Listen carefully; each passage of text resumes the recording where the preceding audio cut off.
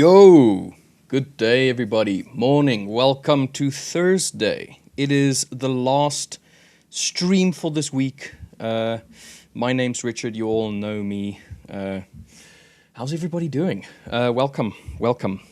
Bit of an interesting turn of events today. I'm starting the stream. LJ will be in momentarily. He is just sorting out a little bit of stuff in the background, so just wait for him. So you guys have me until then. So yeah, let's do that. Let's say hello to everybody that is in chat already. I see that we've got Henry in first and foremost. Dude, 13 minutes ago, you were waiting a while. Good morning, Henry. In your case, good evening. We've got Padwanth saying emoji face. Cool. Glad to have you here. We've got Louis in Good Morning Team. Good morning, team. Good morning, Louis. How are we this morning, my friend? We've got the good, the bad, and the Bitcoin. And this is Dirk, everybody. You know him so very well. Morning, Richard. Morning, Dirk. Hoping you have a great day so far. We've got Neko in. Hello, Richard. Good morning, Neko. Neko Nexus. Nexus, man, I love that name. Nexus is such a cool name. I don't know why. I just really like it. We've got Unbiased Trader. Hi, Richard. Nice. Time travel. Yeah, very much. As you can see, I am in a different country. Don't worry about the blur. That's a normal thing. That's how it is in this country where I am right now. Blurring everything in the background. Martin, good. Wow. Good morning, Richard. Surprised to see you here so early. Yeah, I am full of surprises. You should... I'm going to keep you all on your toes today, I think. You're going to expect the unexpected, and then if you expect the unexpected, does that mean that you're always expecting the unexpected? So you're already, everything is thus just expected? Anyway, conundrum. Martin, good morning, my friend. How are you? We've got Edgar Voss. Hi, good morning, Edgar. We've got Raoul saying hi, everyone. Morning, Raoul. We've got Victor Collins. Oi. Oi. Afternoon from Kenya. African brother, mate. What's up? We've got Panwant saying good night. Oh, so you're closer to... You're in Asia then. I'm assuming probably also Australia. Maybe. Please correct me if I'm wrong, and just kind of like let us know where you're from, Panwant. We've got Derek Tumbo saying, good morning, one-man army. Yep, very much. I am soloing today, and I'm going to be taking you through everything until I have a partner, in which case they will be a two-man army, or a one-man, one-woman army. You never know. We've got Michael in. Hi, Rich. Good morning, Michael. How are you, my friend? Vasim Mohammed saying, hello sir, I have purchased the 2.5k high stakes account. How long do you think it will take me to pass this account? As I will be doing swing trading in cryptocurrencies, how should I manage my risk? Very interesting. So I am going to ask you this question. Based on your back-tested data that you performed prior to purchasing a 2.5k account, along with your strategy, what does that tell you? Based on that back-tested data, how long should it have taken you to pass a 2.5k account? So remember this, 2.5k, high stakes. It means that you have two phases. The first phase, you need to make 8% in profit. So 8%, it's not that bad, but you have a whole 10% available to you in drawdown. So go and have a look at what your back-tested data for the strategy that you're going to be using is, and then calculate based on that in terms of percentages that you're risking and how long did it take you to make 8%. And then you'll know how long it, in theory, should take you to pass the first account or the first phase of that account. And then your second phase of that account is only 5%. So that's a total of 13% that you have to make. So go and have a look and see how long did it take you to make 13% of gains on your strategy. I think that is the best way to kind of like see ballpark figure how long it's going to take you to do or to pass it. In terms of how should you manage your risk? So I will always advocate for less than 1% in risk, even if it is a small account, because you always want to give yourself a little bit of time. You always want to give yourself a little bit of space. Right now, with all of this geopolitical risks that we've been having with the dollar, with the US specifically, there's a lot of unexpected movements at unexpected times. How crypto is impacted by that is just as volatile as it's always been, but the movements itself can be way more volumetric, even when it's volatile. So I would always recommend go less than what you think you should be doing on risk. So if you're going 1%, go to 0.5%. Give yourself some time. Build a little bit of a buffer. You've got 10% of drawdown. Do you want to trade 10 trades and then potentially lose all 10 of those trades? Or do you want to have a little bit of space, let's say give yourself 20 trades to kind of like build up a buffer? Remember that this is a marathon, it's not a sprint. So the idea is you want to be in, you want to have this account for as long as you can. There's a lot of different ways to approach it, but I honestly think that consistency is always going to be the best thing. So be as consistent in the evaluation phase as you are in the funded phase. So if you're going to be risking 0.25%, 0.5%, or 1%, stick to that 1% and get comfortable trading that. So that's what I would say. We've got Real7, Russ7 saying, hi, morning. Good morning, Real7. Panwaf, give us a gold trade, sir. I will go and have a look at gold for you in a moment. Martin saying, Tan jump in directly NQ, or can jump directly into NQ doing unexpected moves. I was waiting to take out 24.66 level, but yesterday it just jumped up, missed the move. DZT is asking, is Anastasiia joining live today? Yes, she is. She is scheduled for Tuesdays and Thursdays. So you'll be seeing her very shortly. So do stick around if you want to see the very lovely and very talented and very knowledgeable Anastasiia on stream. She is going to be around very soon. Keegan Hartog saying, morning, afternoon, evening, Richard. Well, for me, it is 11:45 in the for the afternoon. So still morning, but good. All right. So Panwant wanted us to have a look at gold. So we'll go and have a little gander at gold right now. First of all, let's start on the daily time frame, and then we'll work our way down from there. I did not take any trades yesterday. Unfortunately, I still have electrical issues, which hopefully will be sorted out today. As they say, fingers crossed. I hope it's going to be sorted out today, and then I can actually trade again. So along with electrical issues, we have Wi-Fi issues as well. And I'm not somebody that trades on my phone. I trade from my computer, my home setup. So yeah, I would really love to get back into the market. So I'm a little bit annoyed about the fact that we still don't have electricity, but it is what it is. All right, let's have a look at gold. All right, everybody can see my screen. Great. All right, on the daily. So this is yesterday's candle. Yesterday's candle closed very bullishly. We have no change whatsoever on the price action leading up to it. Gold is still very much bullish. We had this high point over here on the 26th of December and on the 29th, obviously after a few days of holiday as well as a weekend as well. That Monday we had quite the sell-off on gold, but it never really continued lower. So we just had this nice little pullback, and then price just continued pushing higher as it normally does. Now, the markings of yesterday, I think, is still in play because the movements of yesterday was still in the same direction as we would expect gold. So this was a previous breakpoint where we had some consolidation on the 4-hourly, where price had a very slowed momentum. We still have the gap that could theoretically still be tested.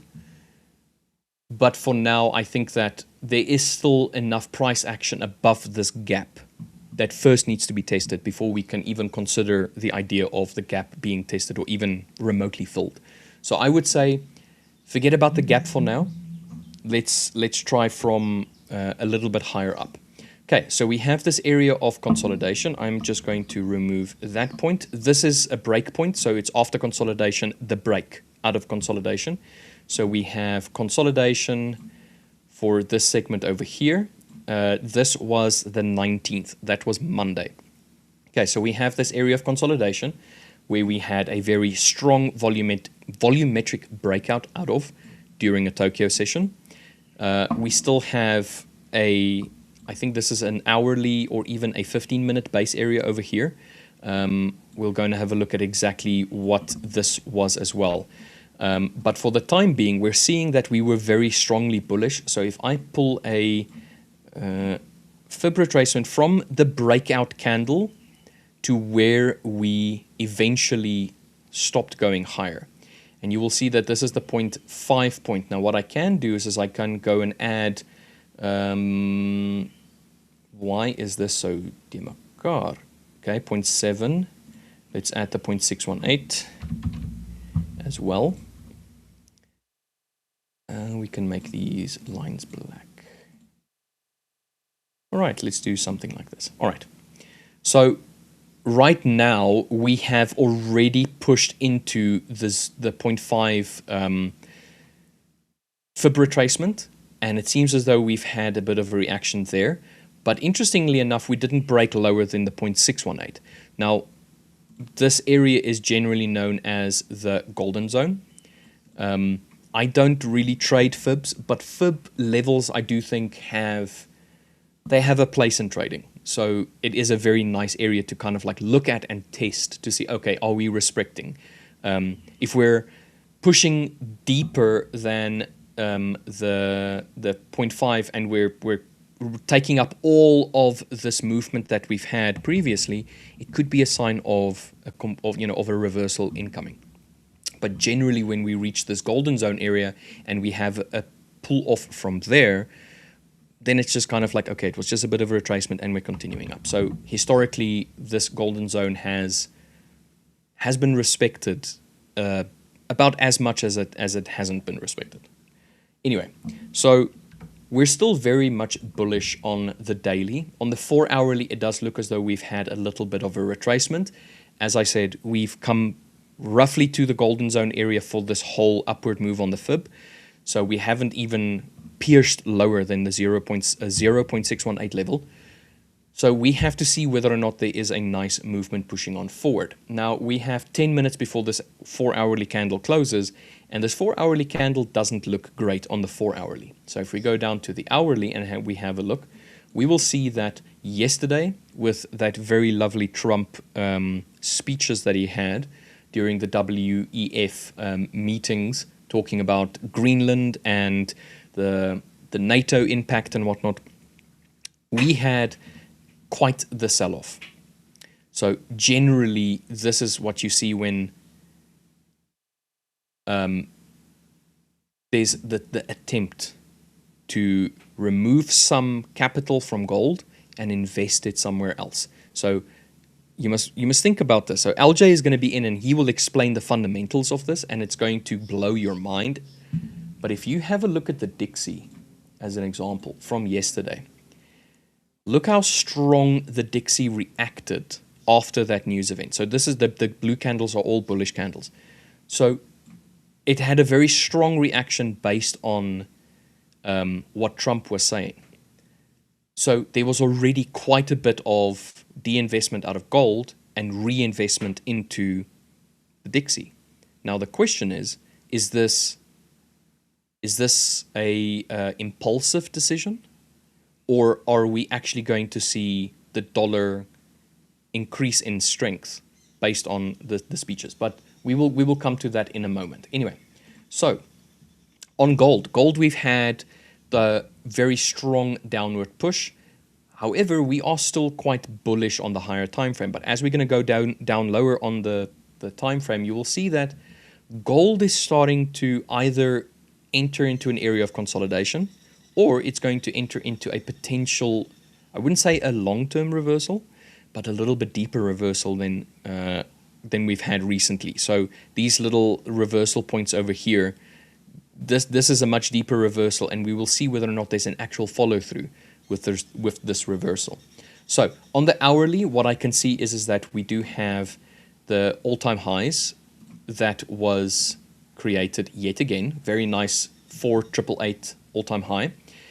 When we had an attempt to try and push higher into it, now, once again, this is based on news. News caused this downward push. Gold tried to make a new high and failed. It started to push a little bit bearishly. We did break the most recent low swing, which was this attempt over here to push price lower. So this was a low, and up here we had a high of the day. So this one, the high and the low. So we started to break that low over here. We wicked lower. The very next candle basically closed on that low. Very next candle closed lower. This is on the hourly. So we're starting to show a little bit deeper pullback already. When we had the opportunity to try and bring price higher again on this candle, we failed. So what we have now created is a lower high, as well as down here we have a lower low. So you can see that it didn't pierce the previous low. So we already have a lower low as well as a lower high. So this signifies, if you just look at price action, this signifies the potential for a bearish structure to take over. So right now we have a new low all the way down here, which happened to be the low of yesterday. So this is the previous day low. Oopsie. This is the previous day low, and this high point that we have up over here, this is the previous day high.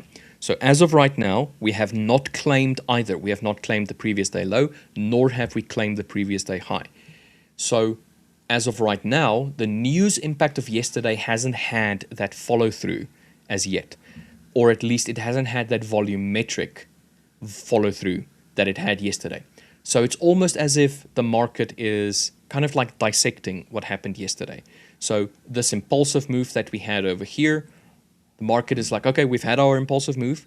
Let's step back and let's have a look at whether or not this was the right decision. So price is going to push up a little bit, and then maybe you'll get a little bit more sellers jumping in. Sellers are going to start pushing it a little bit lower. People want to get in on a premium. They want to get the best price to try and push it lower. Those that were very heavily invested in gold, they obviously want to sell at the best price. So when it goes a little bit higher, they might take off a little bit more of their risk that they had invested in gold. So the price will start pushing down a little bit more. They will try and push it up back again to try and reach this all-time high so that they can get the absolute best price that they can. Now, this is all assuming that we want to de-invest from gold a little bit and invest more in, for argument's sake, the S&P as an example. You know, putting more into stocks and remove more from gold. That's like forward projection on gold and, you know, the potential strength gain that the dollar might have. This is all fundamental things, and that is what LJ is the absolute best at. So I would not take what I have to say about fundamental things as the law, and I would rather say wait for LJ, and LJ is going to give you the absolute rundown on the fundamentals of it. But from a technical standpoint, right now, we are stuck between these 2 points, between the high of yesterday and the low of yesterday as well. We've had a little bit of a low area down here, which was respected. And if we look back over here, we will see this was on Tuesday. On Tuesday, after a little bit of consolidation during the London session, when we got into the later section of the New York session, we also had a bit of consolidation. If I were to pull that back, you will see that it aligns with that little bit of consolidation. So what I can do is I can take the consolidation along with the lowest point of that consolidation on the hourly, and I can use that as a reference point. Now, the interesting thing is also that this is a base. My definition of a base is an area where during a trend, the opposite participants, so if it's a bullish trend, the bears try and sell or try and break this upward trajectory of the trend. They're trying to break this trend and push price lower. So you have a bit of an arm wrestle, and I also like talking about arm wrestling. I'm not an arm wrestler, but it's the explanation works in my mind for me. You look at an arm wrestle, on the one side you have the bulls and on the other side you have the bears. And these two are trying to constantly overwhelm one another. So in this point over here with the bullish structure that we have, the bulls are firmly in control. They are the ones continuously pushing the bears lower and lower and lower and lower. And this area now, where you have this little base area on the hourly, is when the bears are trying to push the bulls back. Ultimately, they fail. It's that last-ditch effort to try and break this upward trend, and then the bulls just slam their hands down onto the table, winning that round. And that's where you have this follow-through. Now, because in the past you've had this back and forth between between the bulls and the bears, logically, it makes sense to me that because this is now a contention area, that if price were to come back to it, we should see some sort of contention back in that area again. So price is coming back down to it. So all of these movements are very strong. They're nice, bullish, very, very volumetrically pushing up higher. We're getting a bit of resistance at the top, which makes sense because it's all-time highs. Then it's followed up by high impact news. So investors are starting to rethink potentially their investment. So price starts pushing a little bit lower, and it comes back to an area where previously we've had some sort of contention. We've had some sort of back and forth. So when price comes back down to this base area, what happens?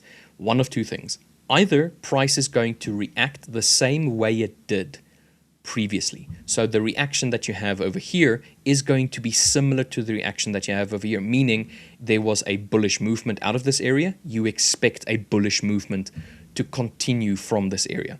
Or the contention is now in play, so the back and forth is now stronger. So now we can have a lot more either consolidation in that area again, or we can have a complete drop out throughout that area. As of right now, we've seen that we've had a wick reaction. So the price came into it, reacted, and then pushed out on the hourly. If you go down to the 5 minutes, you should probably see there was a bit of a slowing and then a continued pushing higher. So as of right now, we still have a little bit on the lower time frame, a little bit of a bearish structure. It's very short-lived, I think. We have this area down here of interest where price previously had a reaction. We have the previous day highs, which we've already seen a strong reaction out of. So now during Tokyo session, price is trying to push higher. And when it had an opportunity to try and push lower over here on the earlier sections, the rollover into the new day and the earlier sections of the Tokyo session, we really struggled to really push price lower. And it seems as though there is this potential of a little bit of bullish momentum coming in. But that did not make a new high yet. It's not to say it's not going to, it might. If I go down to the 15-minute, so on the 15-minute, very volumetric, strong downward candles over here. We had a little bit of retracement going out of the last section of the New York session. We had rollover gapped. Very small little gap over here. It has since been filled. So the bears trying to push price lower failed.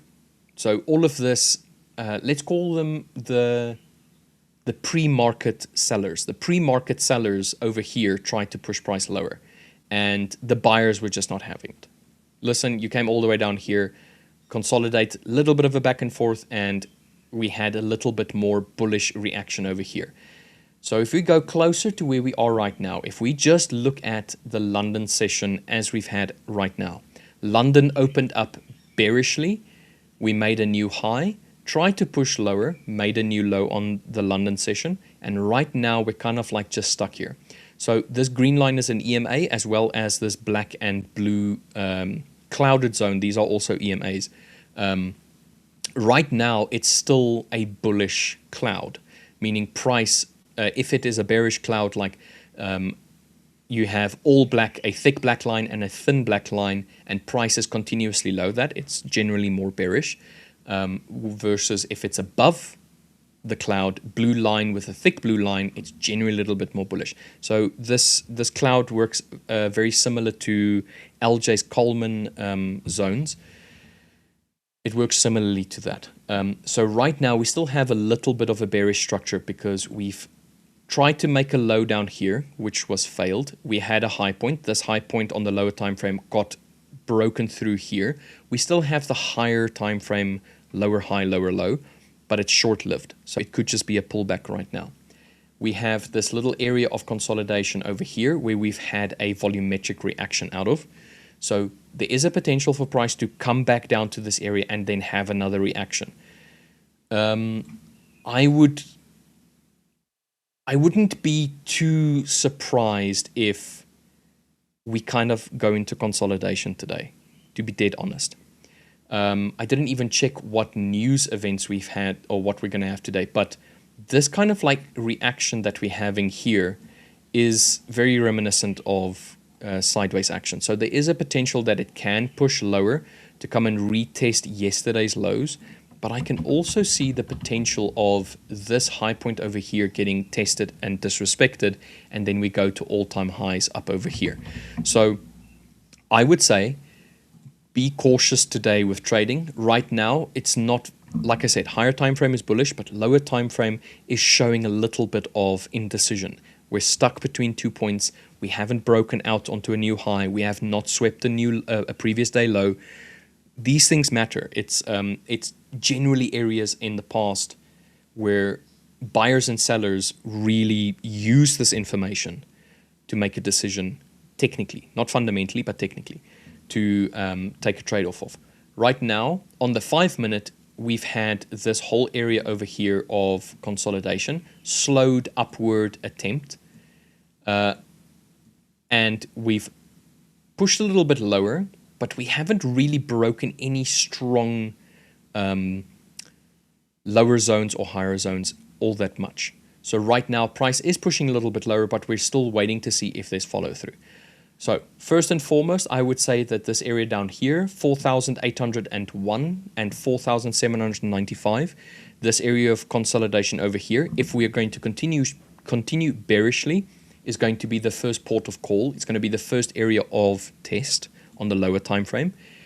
After that, we have the lows of Tokyo, which we've already had a low and then a singular reaction on it, and then price started pushing off of that. So this is then the secondary area of test, and this is 4,776 to 4,772. So only $4 per fine ounce little range, but you've already had a singular reaction off of it on the lower time frame. So take that one in mind as well. And then past that, if this gets disrespected, we have the low of yesterday along with this base area to be tested. The low is sitting at 4,755-ish, and then this whole base area is 4,766 to 4,747. So that's if we are going to potentially continue with this bearish structure from last night. Now, bullish structure. If we fail to break past this 4,801 zone, then, and we start showing some sort of bullish price action. So we start making a little bit higher highs, higher lows, higher highs, a little bit more volumetrically.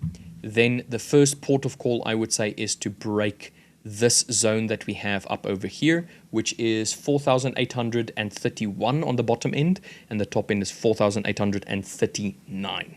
So if this gets disrespected, and by disrespect I mean price breaks through, reacts off of it, and then starts pushing higher, then we have this local lower high that needs to be tested, and after that we have the all-time highs to be tested after that. So that is all going to depend on the reaction off of the area where we are right now, as well as this area down here. So I would say trade what your strategy dictates that you should be trading on gold, but I would always preface caution during the London session, because London session is between Tokyo and New York session is your lowest volume gold trading. in my opinion. You get a lot of sideways action, you get a lot of consolidation. If you do trend in one of the two directions, it's usually long, it takes hours for it to move, and then you start getting these like really strong volumetric movements during New York, and then after that in Tokyo session. So you can see it clearly here yesterday. We had a very bullish Tokyo session yesterday, and then coming out of Tokyo session going into London, London was very flat up until we had news, and then the news started driving the market. And then we just started pushing lower from there. So always preface caution around the time where we are right now with gold. All right, let me have a little gander at what is going on in chat.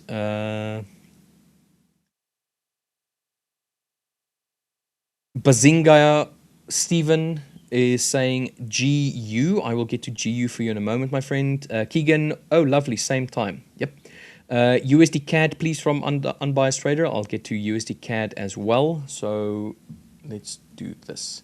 So we want GU and CAD. So we want major pairs. All right, cool.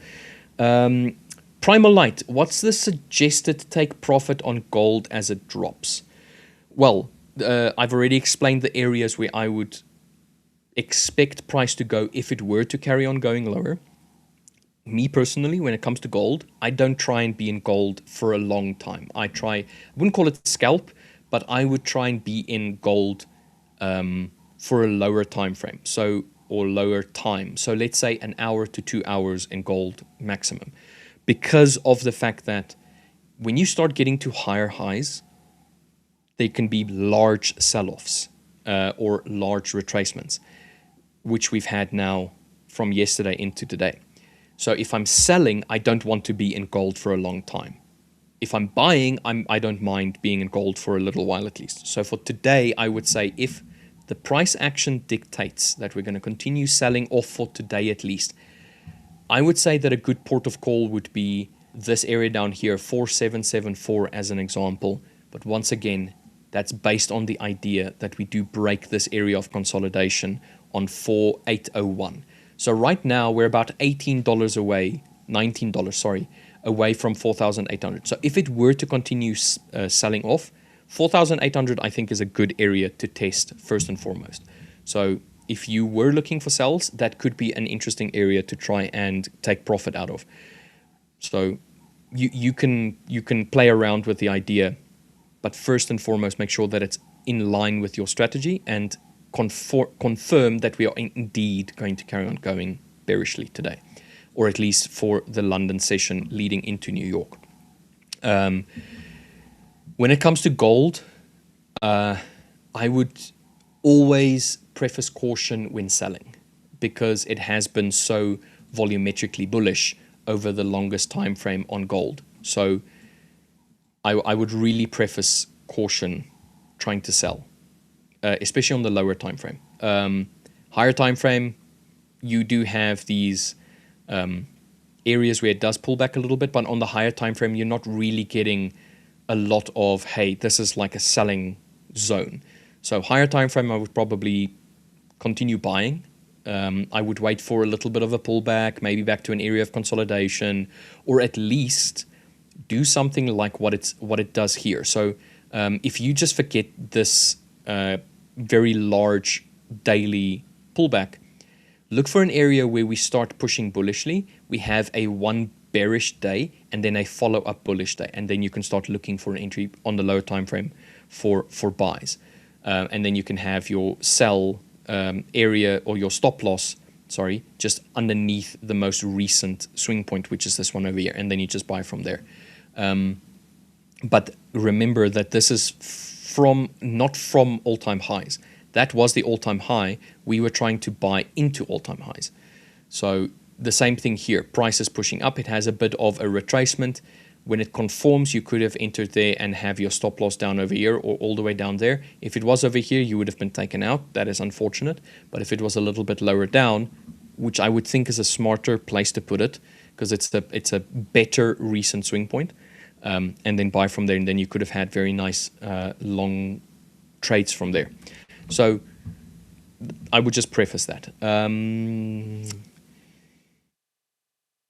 EUR or EU on radar. I will put EU up as well. Justin Jam saying, morning guys, good morning. Z4 Ethiopia saying, I am short on gold from 4,835 to 5 of 4,835.58. Should I close now or wait? Well, what does your strategy tell you? What is your exit criteria on gold? If you enter on gold with a specific reason, you should have an exit reason as well. Yo, Doc Lock, LJ, mate. Yo, yo, yo. How we doing, guys? How we going? Not too How are shabby, we hey, Nige. today? Good Thursday. Um, Yeah, had a few things going on. Sorry for that, everyone. But we're here now. So all good. press on. What have we covered so far? What have I So missed? Because far, we've spoken a little bit about gold as it is right now. We have the previous day high, previous day low that has been respected so far. Neither one of them have been tested. Previous day or coming into today, we've had a little bit of a gap with the rollover. Price has tried to push lower to the previous day low, kind of got stuck in this area, started to push a little bit more bullishly. However, we've had a singular reaction on the very last port of call yesterday as we came out of, as we closed the day just before rollover. We've already had a singular reaction. I am looking for the potential for gold to push higher if we were to break through this area right now, to come and test either the previous day highs or to test the all-time highs.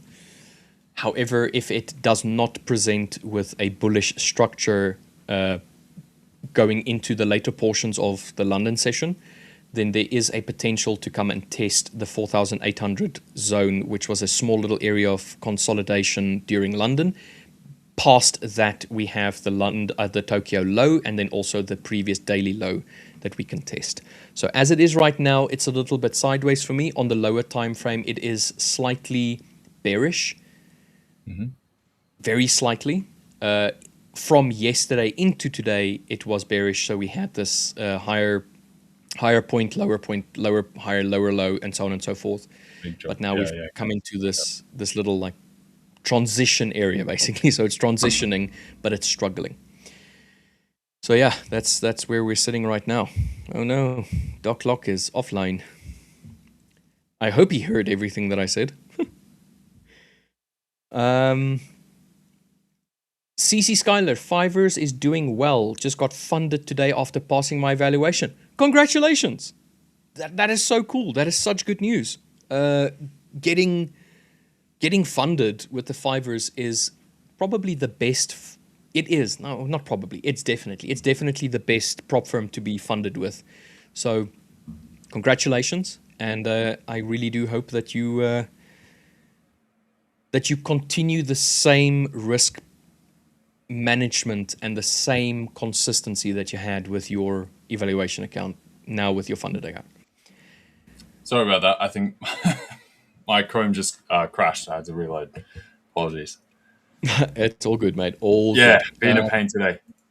Akram, good to see you, mate. How are we doing? LJ How are we evenings. doing? Indeed. So, what did you Yeah. want? What did you want to say, mate? What did you want to say? Tell me. Yeah, so I was going to say some of these trades from yesterday definitely came through. So, like I was talking about with Dirk, basically in terms of fading the Trump speech per se. Mm. So, like we were talking about before, NASDAQ had come up to some nice confluence. We were talking about this on the higher time frames. Down into here with the two standard div. Let's hide the pivots because that's a bit messy.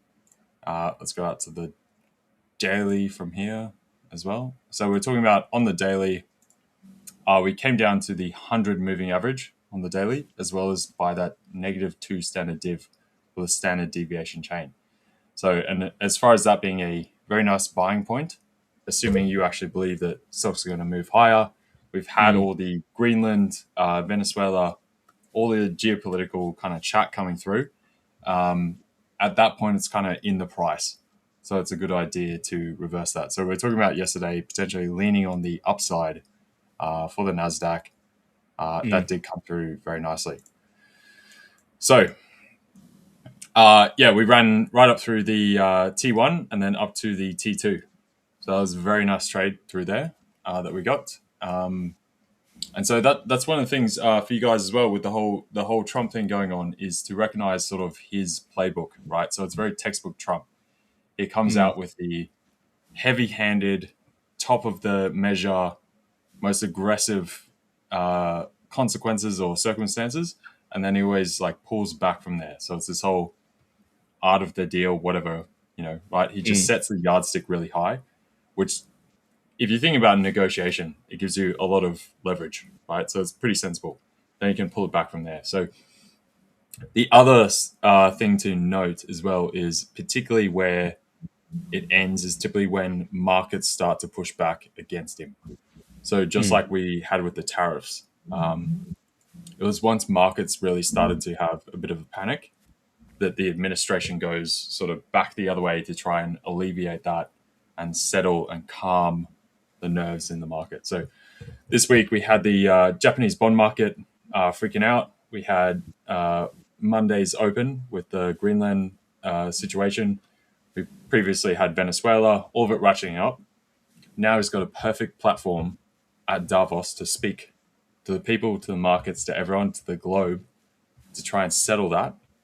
And obviously, you saw, if you watch the speech, his second half was, he did babble a bit. It was a bit like, all right, Grandpa, get it done. All right. You're going on for too long. But it was very much a speaking to the people of the US as well. There was a lot of very US-centric stuff, which goes to the midterms. So he tends to repeat the same playbook. So that is what came through last night. So good measure to basically reverse that trade. It's kind of priced in.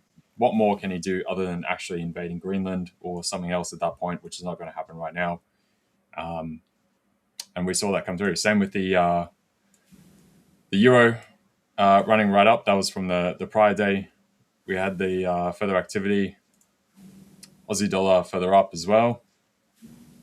It's been nice. So those were the couple of trades that we had from yesterday. That's I think that was about all I had to directly present. Give me a moment, mate. I just quickly need to send a message.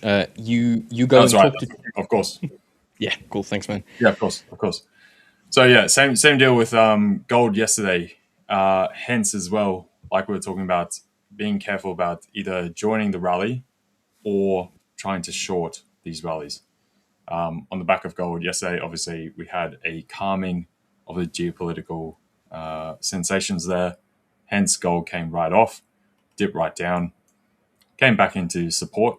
And this is that type of confluence that we were talking about yesterday with Dirk, right? So come back into a 200 moving average. This is on the 15, which is also that sort of peak, small consolidation point before a large run.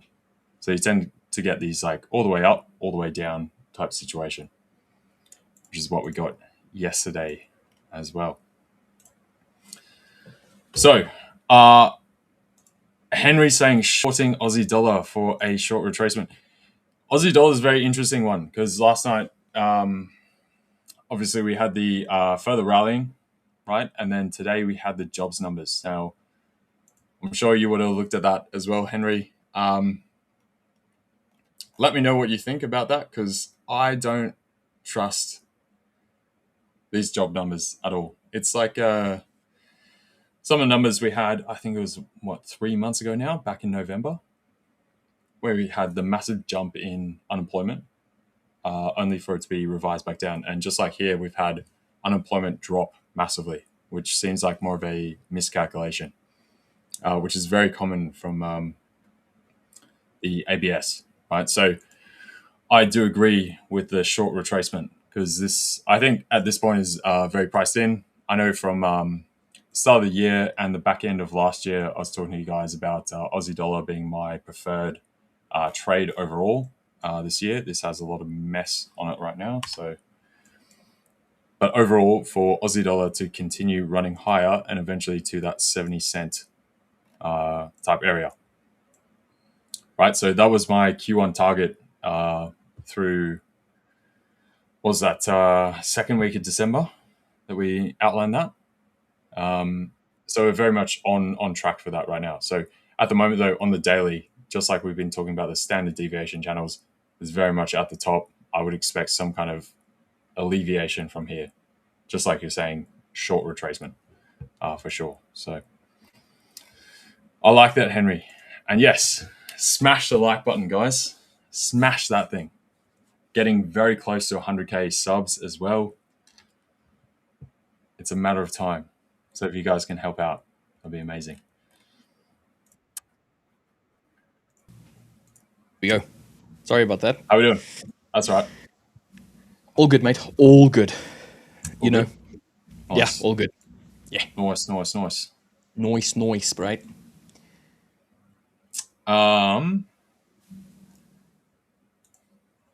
Akram is saying, I can say that I learned from last year that Trump moves have a V-shaped recovery.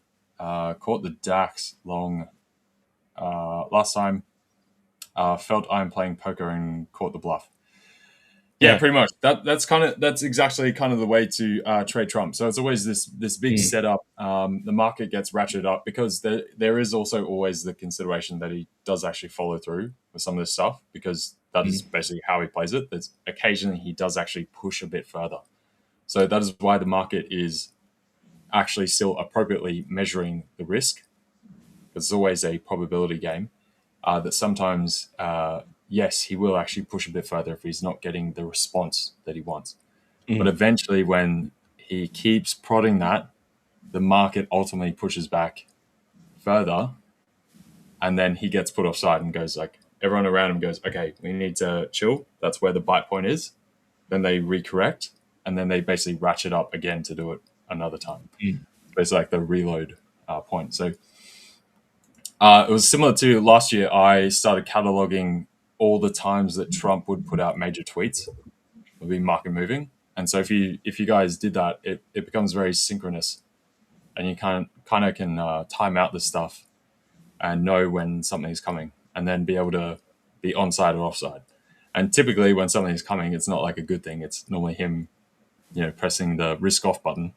So hence, if you can catalog those kind of times, interpret that, position for it beforehand, you've got a good chance of cleaning up on the back of that. So that's one of those like very thematic type trades in a certain market regime, because of something like geopolitics, where you can actually still, even though it seems random because it's just tweeting, if you actually start to put some data behind this, you can actually create trade ideas and structure something around it for sure. So sorry, my broken English. Am in such good mood. Reached the payout and scaling yesterday. Dude, What broken English? what broken English?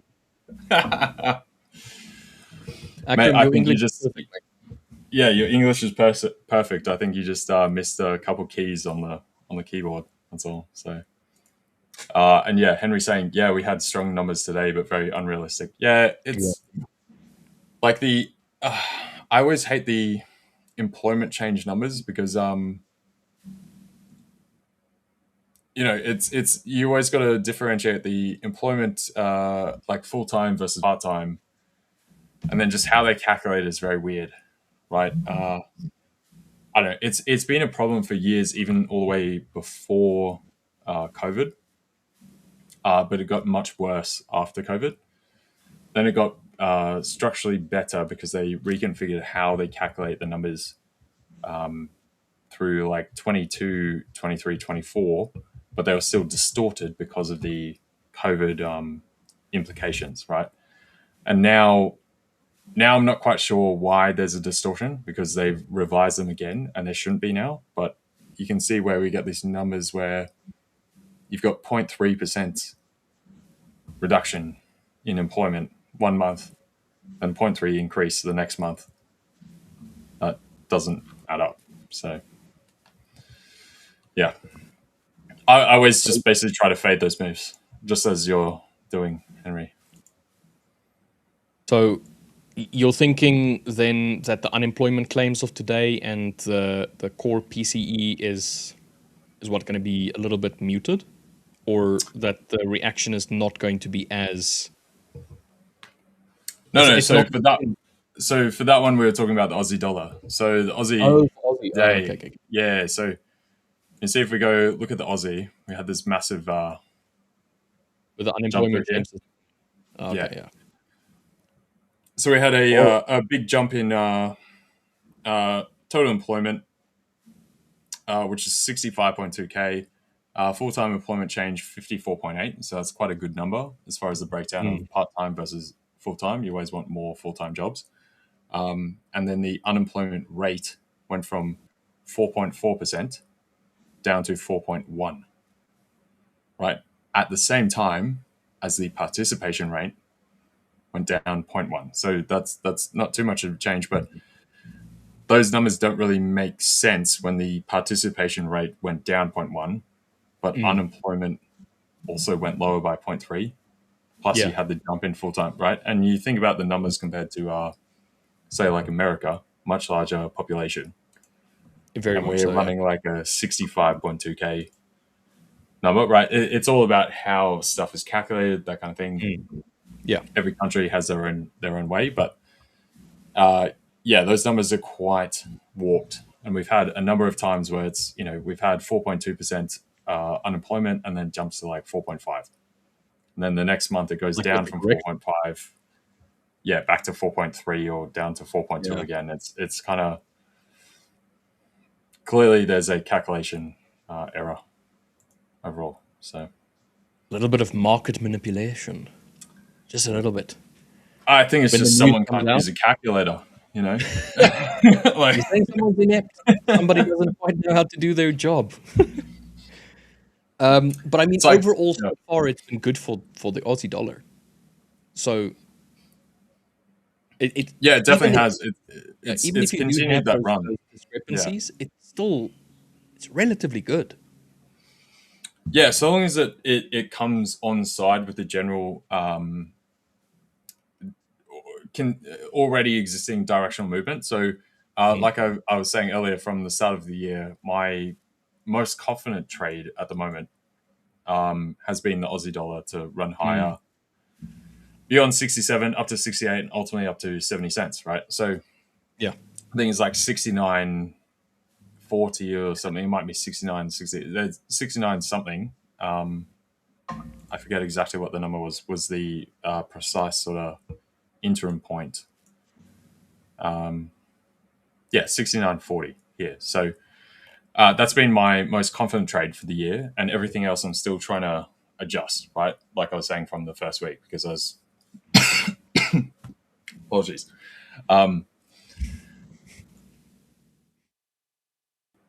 Guys, I'm dying. Sorry.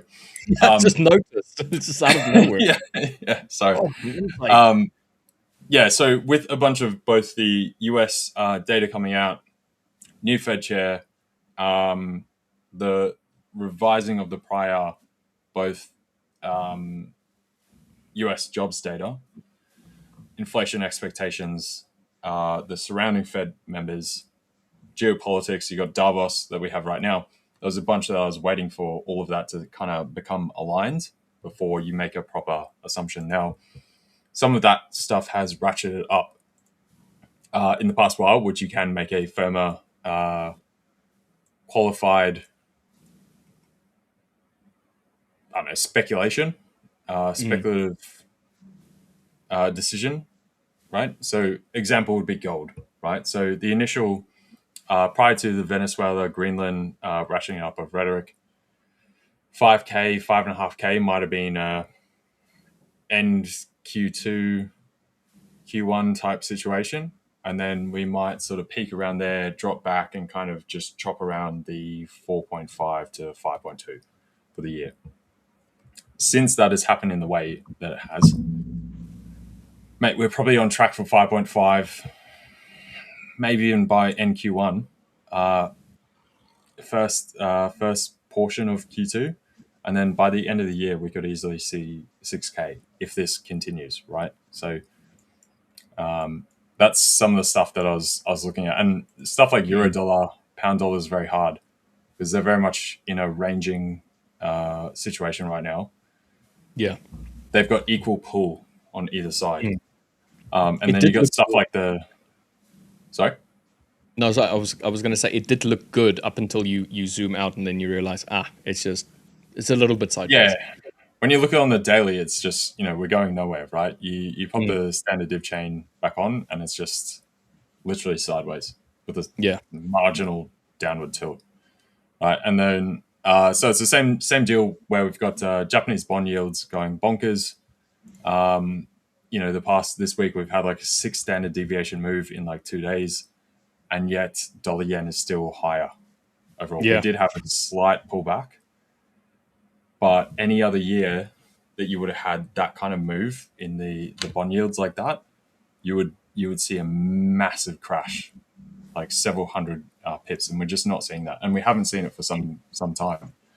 But eventually, that is now inflating global bond markets and global interest rates. And the question is, at what point does it become a specific buy point that starts to, basically infect and migrate Mm. over to other markets and cause Yeah. kind of a cascade? Right now, it seems very much that there's maybe some backhandling trying to manage the situation, just like we had Scott Bessent come out and talk about it. Trump tweeted about it himself. Everyone knows the whole Japan in the middle of US and China is very much a thing. So I'm sure there's some back end handling of this to keep it stable. But these are the kind of things that ultimately we've had a very good economy, a lot of good returns for the stock market, all this kind of stuff for some time, despite all the chaos.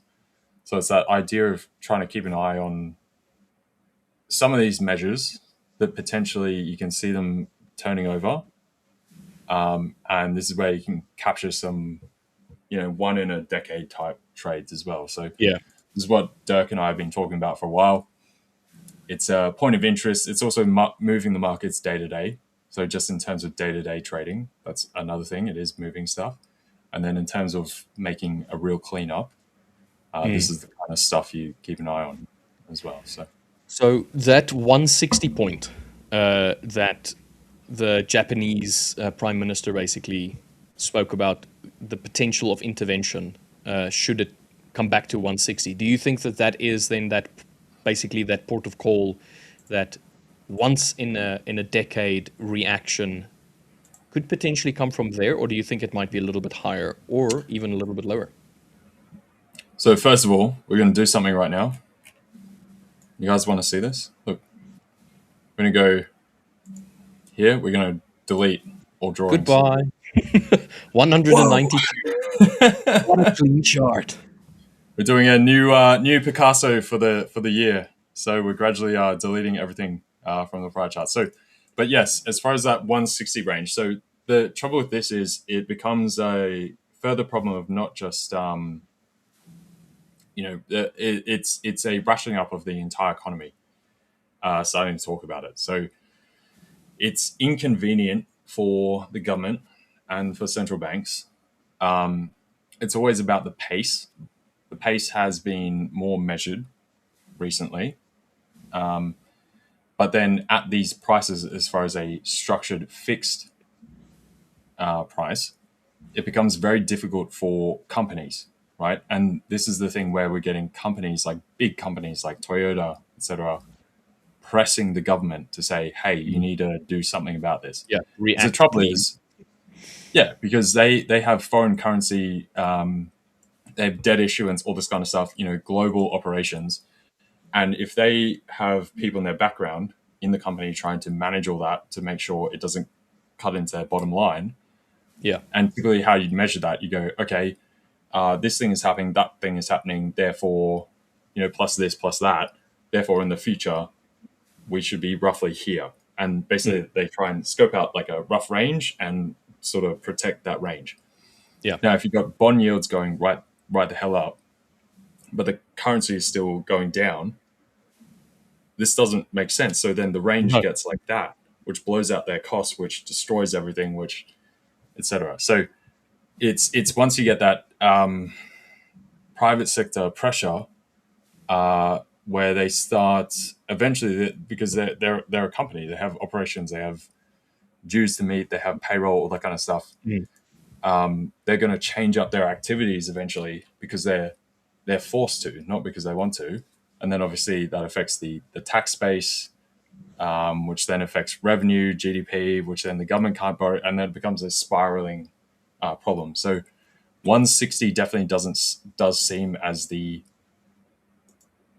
extreme hot plate pressure coming through there. Now, that doesn't mean we couldn't see like 170, 175 for a time period, which allows the further push to unwind that, right? Yeah. Because if it's up at 160, they'll still be like, oh, it's okay. You guys can still deal. You can manage. As it starts pressing, it gets too much. Yeah, it's kind of like that. Okay, once we get to 160, let's see how we feel at 160. Even though everybody's talking about, okay, listen, we want intervention, we want reaction, sooner rather than later, because stuff is getting a little out of control for us.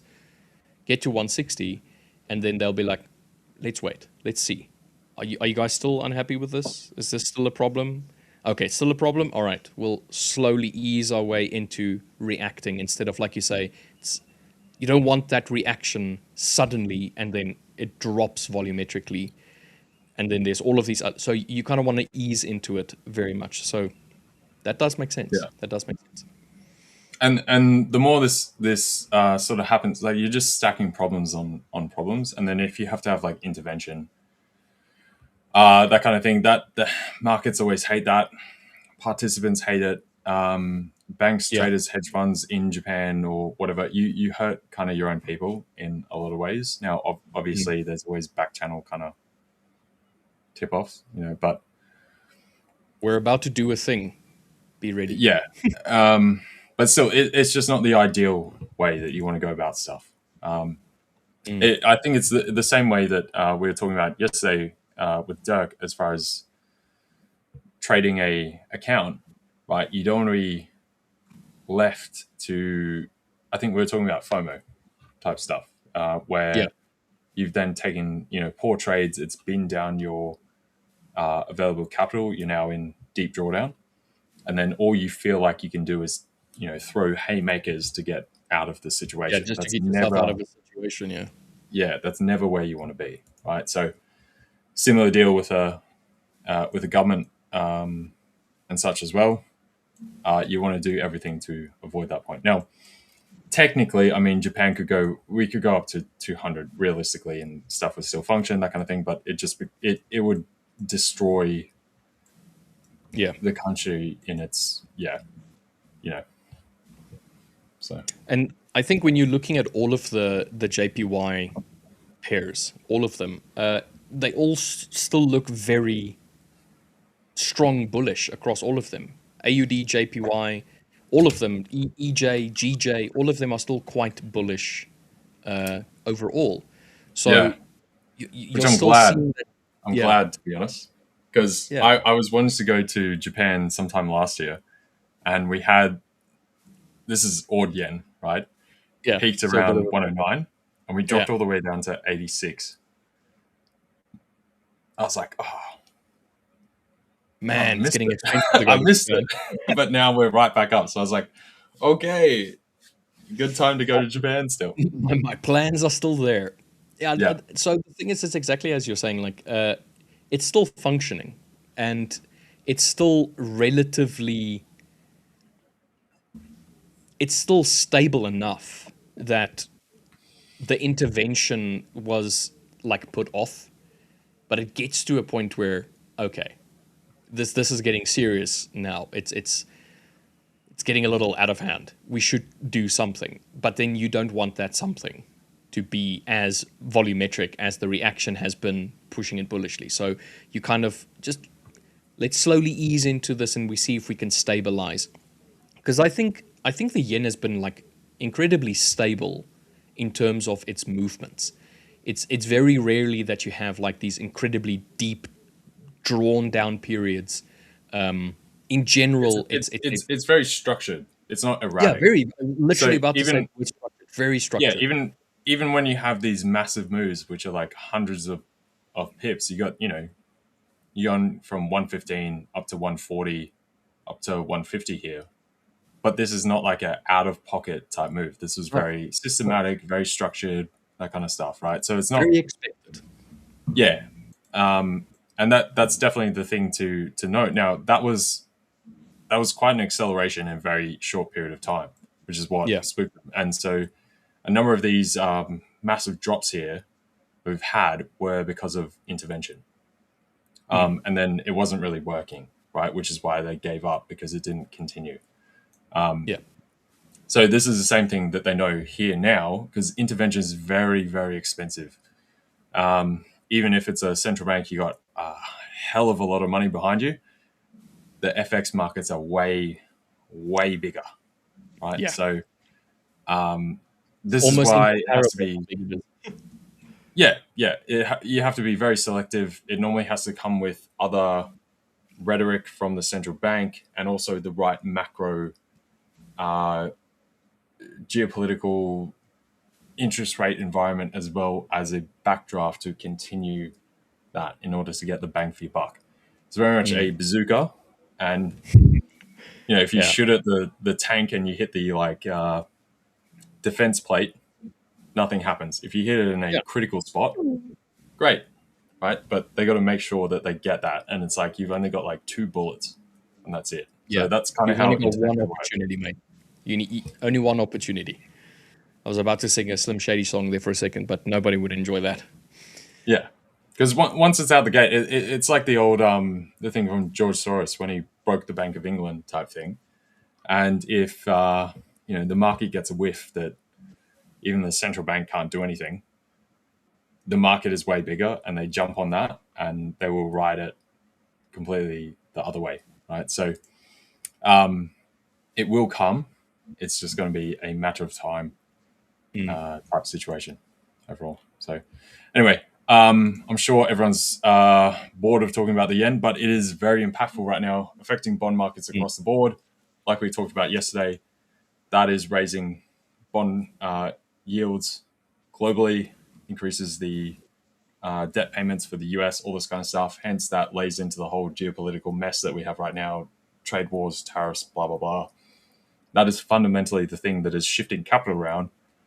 Those central banks, they're diverting from that, and hence we're seeing gold run. So if you guys are wondering why gold is still running so hard, because if you look at the percentage of this as,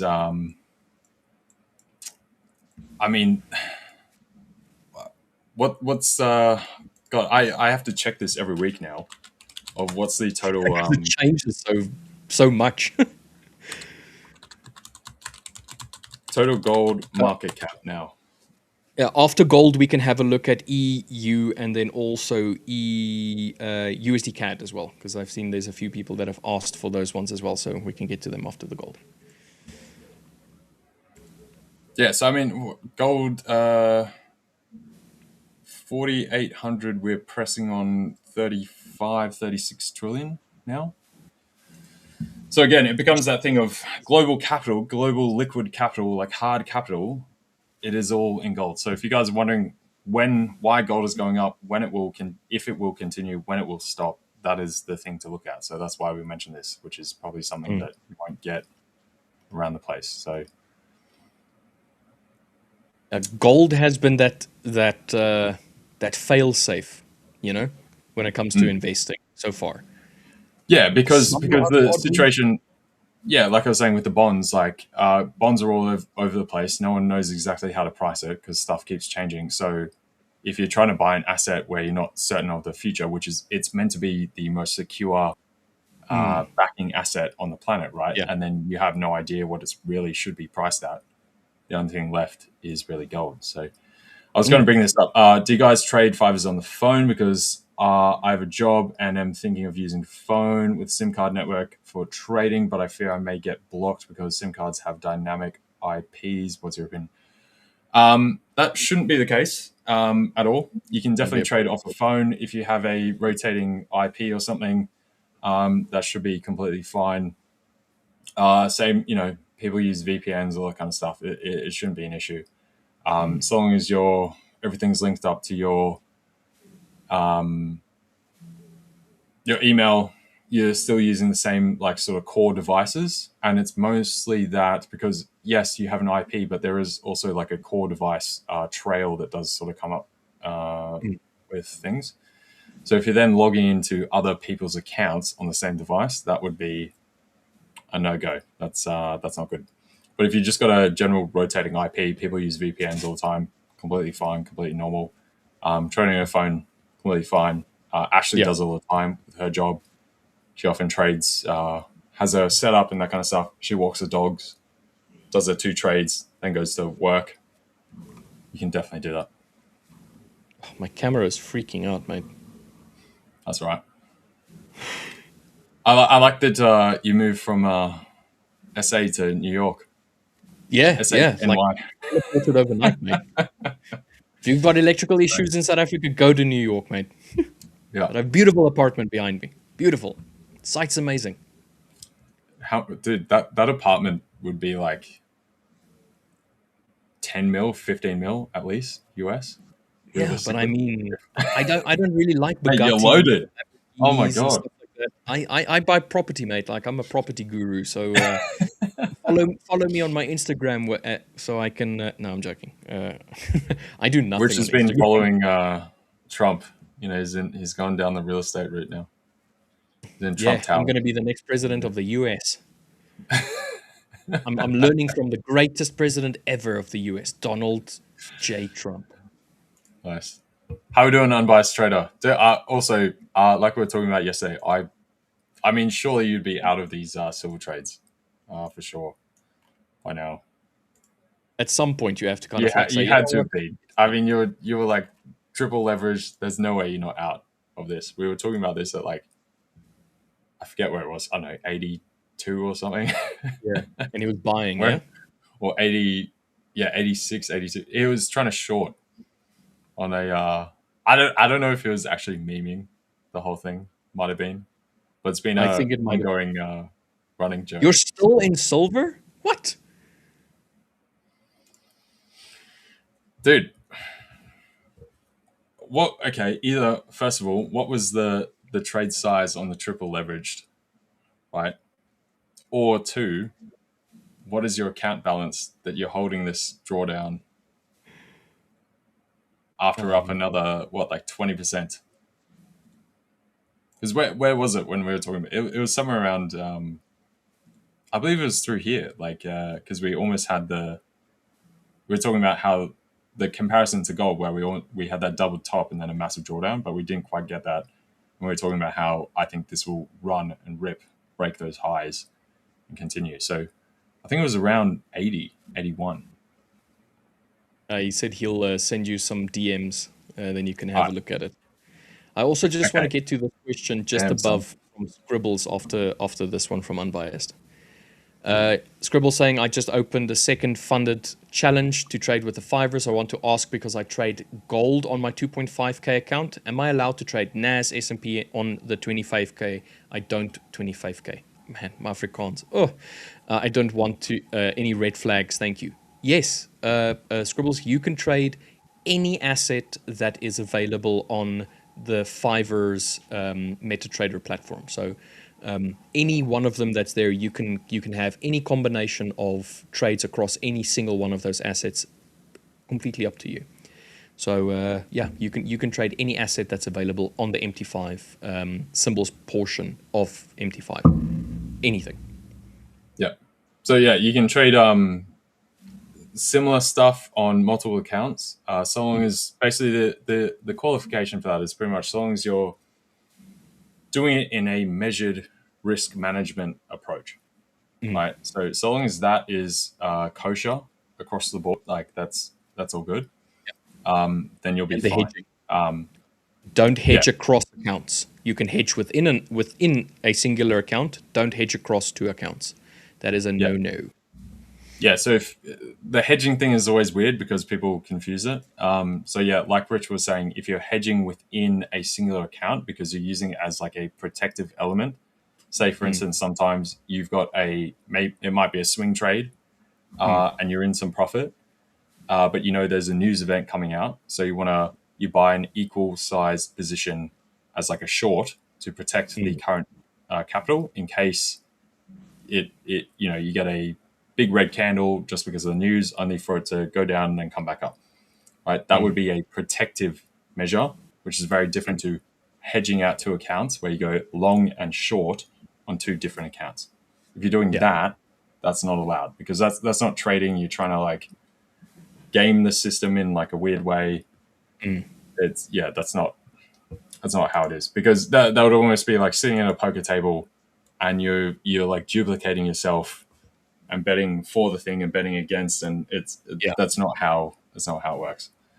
Yeah, So, because a singular account, its risk is caught up within that account. So that account has a specific defined. risk. It has, all of it is confined within that specific account. So if you have a buy on your 2.5k, you on Euro USD EU as an example, you are allowed to sell as well within that 2.5k while that buy is active.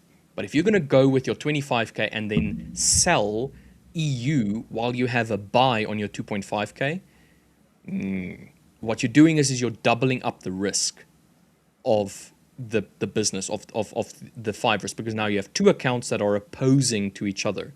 So only one of them will make money in that regard. Whereas if you have a buy and then a sell in one account, your buy can still play out as well as the sell potentially, and then you're bringing down your risk and containing it only in that one account. Yeah. So exactly that, because Fivers is looking for real traders in real markets, that kind of thing. So not trying to gamify the thing. If you're trying to do that, they're all over that. They'll figure it out very quickly. They have all sorts of systems, and you'll be gone. You get banned. So don't do that at all. Yeah, that's the nice thing about the Fivers, in my opinion. There's so many things about the Fivers that I love. It's the fact that it is the rules that they have in place is not just to safeguard the company. It's to safeguard the trader as well. It's to basically split who is trying to gamify and who is actually legitimately in it with the intention of being a proper risk manager, proper trader. So the Fivers, when it does an evaluation account, or if you buy an evaluation account, more often than not, if you do pass that account, you will receive a refund on that account, because to them, it's about finding the best traders, not just getting income from people doing evaluations, like many other firms would be. It's one of the things that's the entire name, right? It's trying to find the top 5% of traders that can do it, nail down. Yeah. Why? Because 95% of people that try retail trading are going to fail. And in general, it's the 5% that's the cream of the crop. And then, and within that 5%, you also have 100% scaling as well, like from the, the bottom of the 5% to the 1%ers, that kind of like thing. So, So definitely the idea is to treat it as like a career, any kind of job, be disciplined, put that kind of stuff in. If you're trying to take advantage of certain things, that's not going to fly. Just like if you're trying to exploit a business or a job where you work out and you're trying to take money from the till, you'll get fired right away. Right? It's the same deal. So, exactly like that. And I mean, it's the same reason why we say if somebody was either denied a payout, which does not happen at all, like it's rarely that this happens. If someone does get denied a payout, it's usually with very good reason. The Fivers is not going to put its reputation on the plate for one person, just to screw one person. That will never happen. Yeah, and that's very, very, very clear, very transparent, all that kind of stuff. That's one of the best things. You can message support, have a full conversation. They'll talk in depth with each point. Exactly. If you have some kind of argument, you present that, they'll hear it, they'll respect it. They won't just, wash it off. So that's why they give warnings. You'll have an email. The email will explain exactly what it is. And even if you don't completely understand what is being said or being asked of you, you can always just go and talk to the support agents, and the support agent will explain it to you very, very in-depthly. So very, very fair, way of doing things. So, yeah. So Scribbles, awesome, mate. Glad that we kind of broke that confusion a little bit for you. So anytime you have any questions, if we do not give you satisfaction with an answer, you can always go and ask the technical support team as well. I think we have pretty much the best technical support team in the world when it comes to prop firm, mate. Definitely good. I would say, yeah, from my experience across the board, A1, 100%. You know, Yep. AAA rated, whatever you want to call it. Yeah. I mean, it's the exact reason why I'm here and not somewhere else, right? You know, so it speaks for itself. So there you go. Unbiased Trader was saying it's in your SIP, 1.2% of balance, but I'm 65% of that, so 0.8% down on the account. So no help. Okay, so you've got it positioned well. Okay, good. I see. Because that's what I was wondering. Because yeah, it would be with that leverage, it would be down pretty bad. But so long as you position it, you know, fine, you'll be good. Because yeah, I will say that silver, God, at these levels, where do we stop? Nobody knows. You know, It's a very, very good question. but it will be quite likely one of those situations where you get some kind of especially with silver. Gold is much more intact, and you've got central banks, governments, everything holding it. Silver is very much an outlier. It's not a precious metal at all. It's more of a commodity. That's the primary use. People don't hold it as a precious metal. There has been some pick up as far as like theoretical arbitrage as far as the price catch up for silver to gold. You know, people always look at the silver gold ratio, that kind of stuff. But this has blown that out massively, right? It used to be where silver used to run on the coattails of gold, and it seems as though that silver has been like, you know what? I know what to do now. I'm going to go on my own. So, yeah. And so you might get like 150% of the gold gain, right? So basically an extra half of whatever gold has been. That would be kind of roughly equal because it's kind of like Bitcoin to Ethereum, like we've talked about. Bitcoin is the king, Ethereum is like the secondary, but then when it has these runs, it sort of runs and runs a bit further. But then you sort of cap out. Anytime it goes beyond that, you pull back. Now, this is a thing that has played out over decades. So with this now, this has been pretty extreme. So we probably get some kind of move up into the hundreds or something, and then it's going to be a big crash down, and we sort of settle somewhere around 64, 65, 70 to 60 is kind of my expected range once we get some big draft. The question is when. I think silver might have some crashes in between, and you might see gold then also come off marginally because of that draw, but less so, and hold pretty firm. Whereas, gold might be down 3-4%. You could see silver down 18%. Right. So this is some of the stuff as far as positioning for you guys. When some of this stuff does actually happen, don't try to catch a falling knife because it will eventually come. And don't lose your accounts that you've worked on for months over one position in silver just because right now it looks very hot. Right. Yeah. So that's what I would say overall.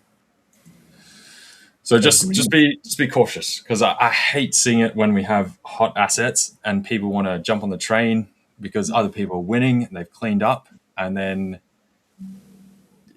it's sort of managed not quite right or something like that, or expectation into the future that it will continue, and then it doesn't, and they lose what they've spent months building from trading regularly by jumping onto the hot topic, right?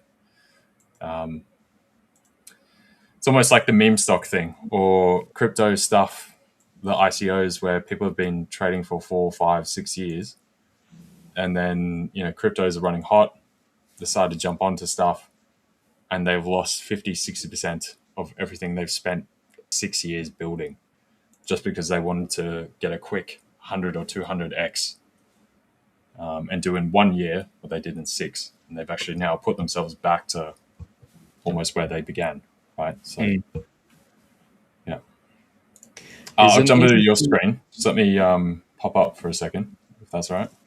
Oh yeah, no problem, mate.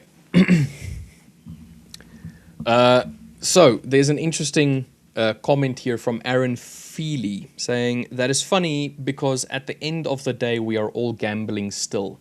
No one knows where the market wants to go. So this is a very interesting comment purely for the sake of what is the definition of gambling first and foremost. Now, a lot of people can argue that trading is a game of probability. It's a game of numbers. It's a game of chance. You can argue that as much as you want.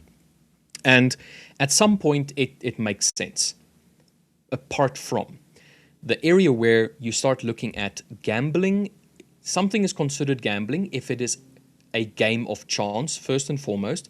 And secondly, you enter into this with the expectation of a roll of chance. So it's a game of chance, meaning that the outcome is random.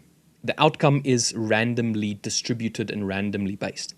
But you can put strategies in place with gambling to try and bring that randomness a little bit closer, which is known as edge. Now, in this case, gambling itself, you going to a casino and you putting a few dollars on a random number that will come up on roulette. Every single time that ball rolls on that ring, it is an individual event. No prior information or no prior rolls dictates what that next roll is going to do. So it's pretty much if the ring is balanced, you have a perfectly random event every single time that ball rolls. So that is the game of chance side. Trading is different in that sense, that even though you don't quite know what is going to happen, it's not based on chance. The movement is not based on chance. So if I enter a trade, it's done with analysis, and that analysis is backed by data as well as confidence of those that participate in the market as well. So it's not a singular person that dictates how the market's going to move. It's a whole collective of people. Whereas if you go and play roulette, the chance of that thing landing on a specific number will always be the same. I love this question because we get this all the time. I was going to say, I love this question because we get this all the time. And some people have it different ways, but I think you and I are a good way to actually put it clear. Yeah. So continue. Sorry, I just had to say that. I like this question. So an individual event within gambling, the odds will always be the same. But your odds are not always the same when entering a trade because there's way many more factors taken into consideration. I don't believe that trading is gambling. I do believe that you can gamble with trading by randomly just deciding I'm going to put a sell in now when there's no data that suggests that it's going to carry on going down. That's where the gambling facet comes in. But if you sit here and you have a strategy, you have analysis, you're removing the idea of that gambling randomness. It's more of a decision based. And then what happens, you have control over how much you lose. You have control over how much you win to a degree. So if I put in a trade right now for a buy, exactly like that, whatever the price is going to do. So remember, you have set outcomes when it comes to gambling. You're either going to win or you're going to lose. And whatever you have placed on the table, what you've bet, that full amount is either going to be lost or you will double or whatever the payout percentage is or the payout multiplier is. So in this case, if I put in a trade right now, I am saying that I'm going to risk 1% to make 1%. And if this is a $1,000 trade, just as an example, $1,000, if price were to start pushing up ever so slightly and it looks like it wants to start going down, I can close my trade right there for $500 and I can win $500. Win, quote unquote. I have profited $500. The same idea for the inverse as well. If price were to start pushing a little bit lower, I can decide to cut my trade short. It's very difficult for you to do this on a roulette table. Go and put $1,000 down on a roulette spin and try and take 500 off before the outcome has happened. The security come in and tell you to get out. Exactly. So you have a margin of control over how much you lose and how much you win. Now, that's got nothing to do with the probability. That's just you controlling risk. But when it comes to gambling, you have very little control over the risk once you've placed your bet. There are some variants where you can double up or you can buy insurance like blackjack where you can, get a half of payback, stuff like that. But generally, in my opinion, gambling, trading, not the same thing. Gambling, playing poker, yes. Gambling, game of chance. Gambling and roulette, yes. Every roll is the same outcome or has the same probability of outcome because it's numbers based. Where this isn't entirely.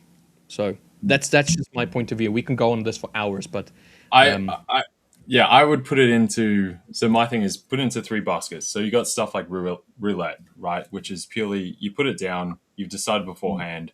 There's a fixed set of options, and then you have no further intuition as to what the actual outcome or influence over what the outcome may be. Yeah. There's zero. It is literally pure randomness. That's the first basket. The second basket comes into stuff like blackjack, poker, where there is a systematic 1, 2, 3, 4 number of iterations before you get to the end, and you have certain decision points along that timeline. Exactly. Within that timeline, you can change your decision, you can pull back, you can press forward, you can stay flat, so you have slightly more control. But you can't, if you see something you don't like, it's not like you can add something extra or pull something away. Once it's done, it's committed. That's it. Exactly. Trading comes into the next band where you don't know the future, but you can analyze certain data. You have a greater control over that. You can enter into something. And once you're in something, any given second, at any given moment, at any given time, you can get out, you can add more, you can hedge, you can do whatever. You have full control. So that's the other aspect. You have control under certain perceived random outcomes. Now, if we view randomness as uncertainty, right, that's essentially what it is, right? So hence you get into the speculation standpoint. So it's just unknowledge per se. So you do have to make a probabilistic estimate. Yeah. But if you make that probabilistic estimate in poker, but you're already committed, you can't pull back. In trading, you can pull back, or you can double down, or you can hedge or protect yourself. So you still have full control, and that's what differentiates gambling to something where, yes, there is a probabilistic element to the future, but you have control. It's almost the same as being in that. It's basically the same as life. If you're in a relationship, in a job, whatever, you have don't know where hopes. Yeah, certain hopes for the future. You can speculate on what your life might be at this new office, this new company, with a new partner, something else. But it's not like once you make that decision, you're locked in. You can pull back, you can leave, you can go to another company, you can break up in a relationship, you can manage the thing, go to, talk with someone, all that kind of stuff. So all of life has some degree of randomness, but it's not gambling. So that's the thing that differentiates randomness and speculation on a judgment position versus you're betting on the outcome. That's what gambling is. You're betting on an outcome. So it all comes down to what level of control you have overall across the timeline of the game you are playing. Yeah, very much so.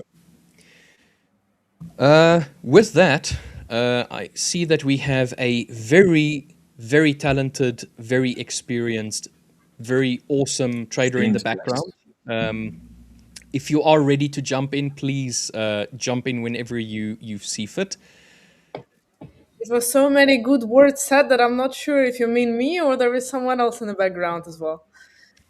I was purely referencing you, Anastasiia. Welcome to the morning session. Welcome to this Thursday gambling session, as a lot of people might think. This trading session. How have you been, Anastasiia? I've been listening in the background. Yeah, I'm good.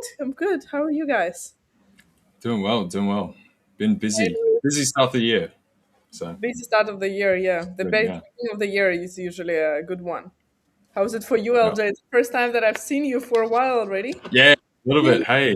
more than a month on the Yeah, stream. definitely. Yeah. Yeah. Yeah. Okay. Have you been well?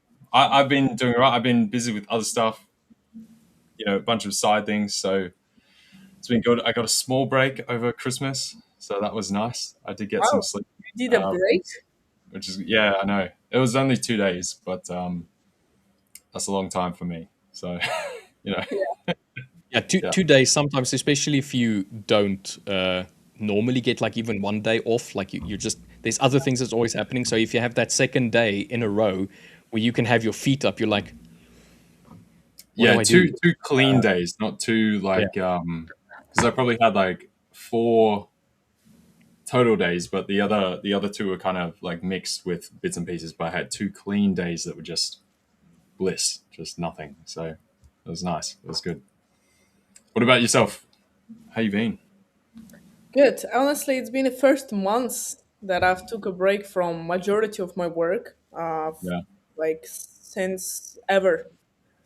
I never, since I started trading, since I started doing any kind of business, I've never taken months of break. So I calculated that it's been 9 years that I didn't take a month of break for anything, and yeah, it was interesting experience.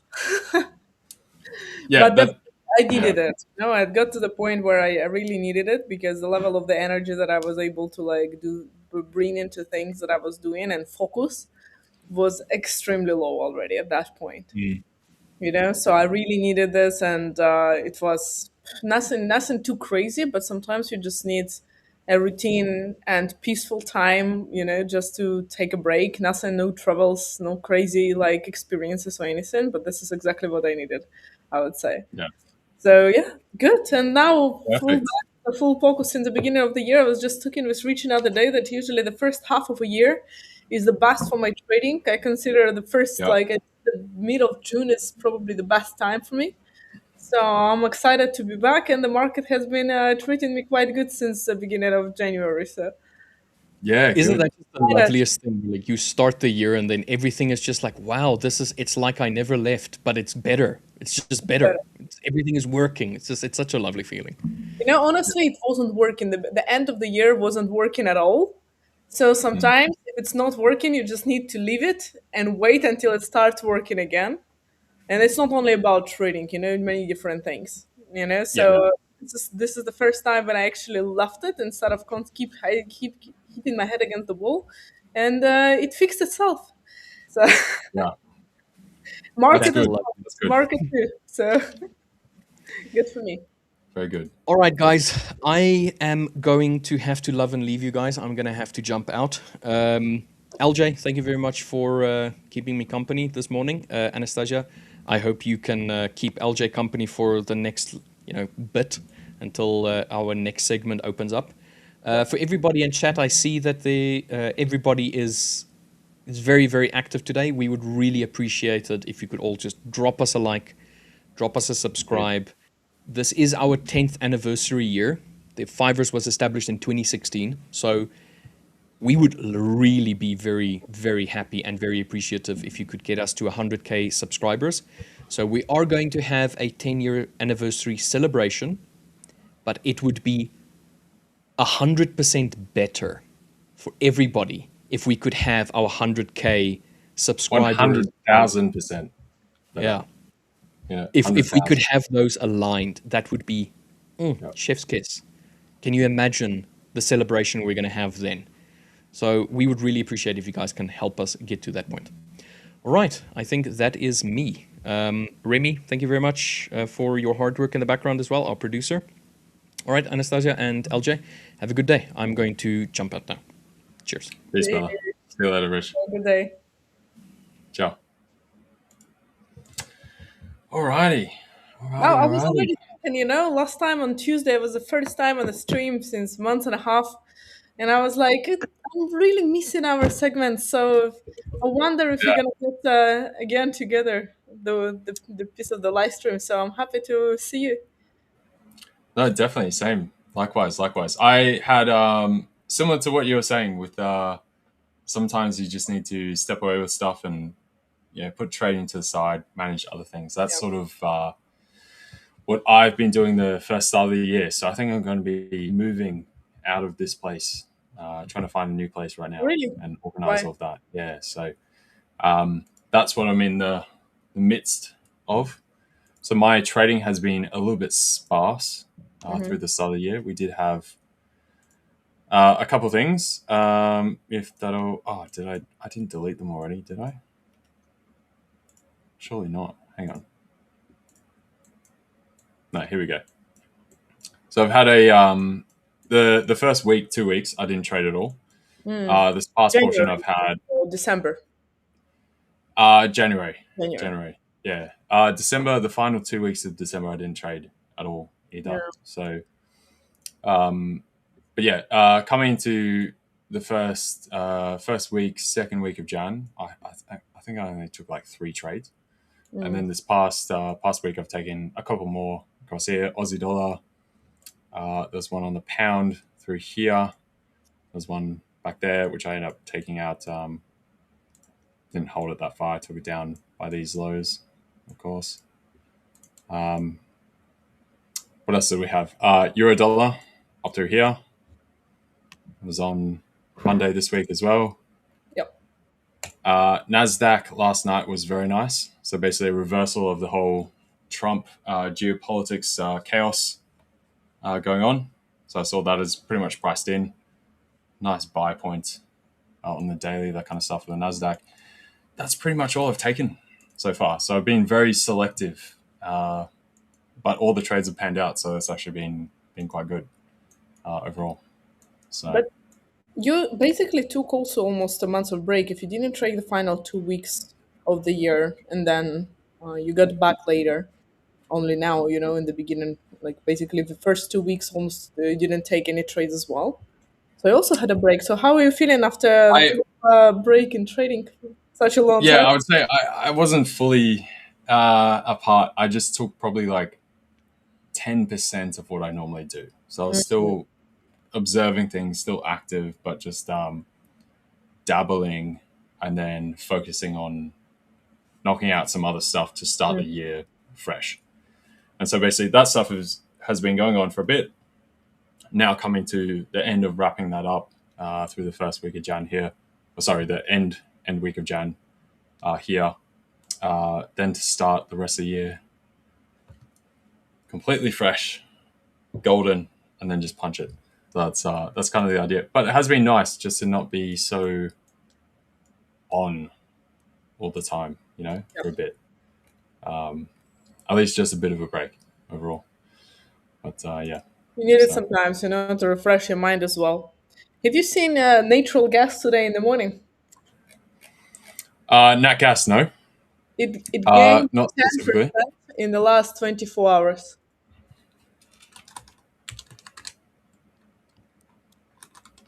Did Trump say something that I haven't seen? It's Venezuelan and the geopolitics stuff with Iran. Well, what's that to do with nat gas primarily? I mean, they don't harvest that much nat gas from the From Iran. offload from oil. Oh, Iran. Iran. Is there a headline I've missed from Iran? I thought we were done with that. No, it still For continues. now. It's not there. Nothing is done there. Didn't he speak last night, literally after the Davos speech, saying I we're not didn't going to see touch exactly Iran? what he was That's all for saying, now. but I was looking at the top performers for the last 24 hours, and nat gas is like 10% up. And literally last week, I was at the meeting for investors, and we've been talking about, like analysts were talking about the projections for this year. And they were saying that nat gas is going to go to like 4, 5, and it literally did it just 3 days later. So people like were expecting it to do this kind of performance throughout 2026, but here we are just 3 days later. Crazy. This can. What happened in Iran then for this? Because I'm trying to search now. I can't. Yeah, I'm trying to too as well, but I can't find exactly what was said.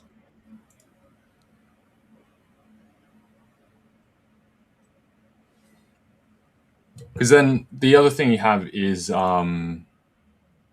exporters versus producers that produce for local consumption versus like exportation, right? So what is the US, Russia, Iran for overall production, but then they self-consume that, so it's not as impactful to market pricing per se as far as exports, etc. Um, that's why I'm very confused because as far as exports, like Australia is the biggest, then Qatar, then the US, then Russia. As far as exports, I'm trying to find it now.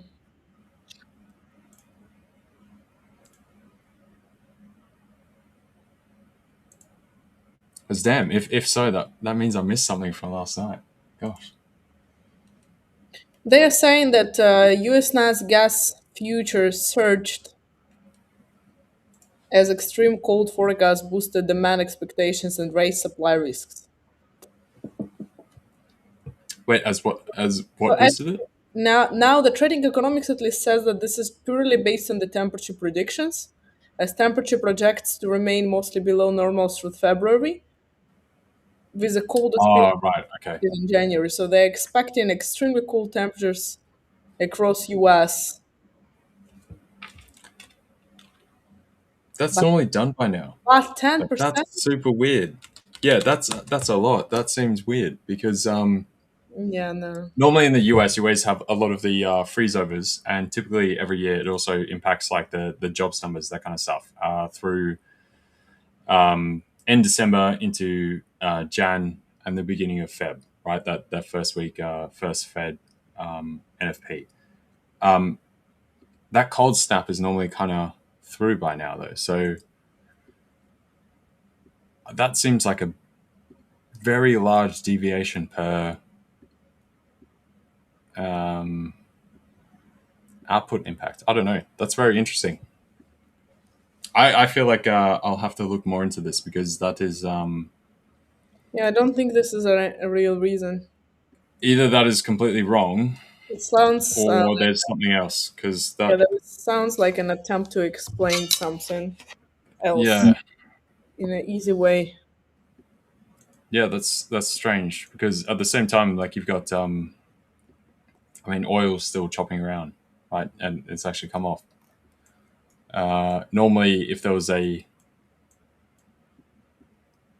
general energy story, it would be something you'd see broader market participation as far as the energy complex overall. So that's very weird. I don't know, but I guess the point is, did you catch any of that? So, Any of those trades? No. and it hurts because literally 3 days ago we've been speaking about that. I just didn't Mm. expect it to surge so fast, back to the upside. So yeah, I was looking at it a couple of days ago and I felt like it wasn't yet ready, but then just with one straight candle, it went Yeah, I mean that's correct. If you look at the higher time frames, it almost went just immediately. yeah, that's crazy. So this is obviously the Ukraine situation when that popped off, right? Yeah. That is massive. Mm. That almost seems something different. Like that is very abnormal in a very knee jerk type impulse. I don't like that, to be honest. Uh, Overall, I mean that is going to be net negative for the euro, for the eurozone. So there's Ajay, that. I have an idea. You have an I idea? have an Yeah, idea. Yeah. For the next Thursday, how yeah, would you feel like if we would prepare like a forecast for the 2026 from the yeah. Sure. macroeconomical perspective? from you and Yeah, we from can do me, that. and we Yeah. can host a session based on that. Yeah, definitely. That'd be fun. Guys, let I us reckon know we in can the do chat that. about something that you would like us to do. We can prepare some forecast for 2026, the overview of the last year, and what we expect to happen, some levels that we expect some main assets to hit, and I think it's going to be quite interesting for the difference. If you guys want us to do this, let us know in the chat. Let us know in the chat. Yeah, put what do we want in the chat? Put some I was gonna say F's, but F is normally like fail. That's normally bad. I was gonna say F for forecast. What do we say? You can say for F, What not do we want in the chat? F for forecast. Yeah, there you go. Put F's in the chat, guys. F's in the chat.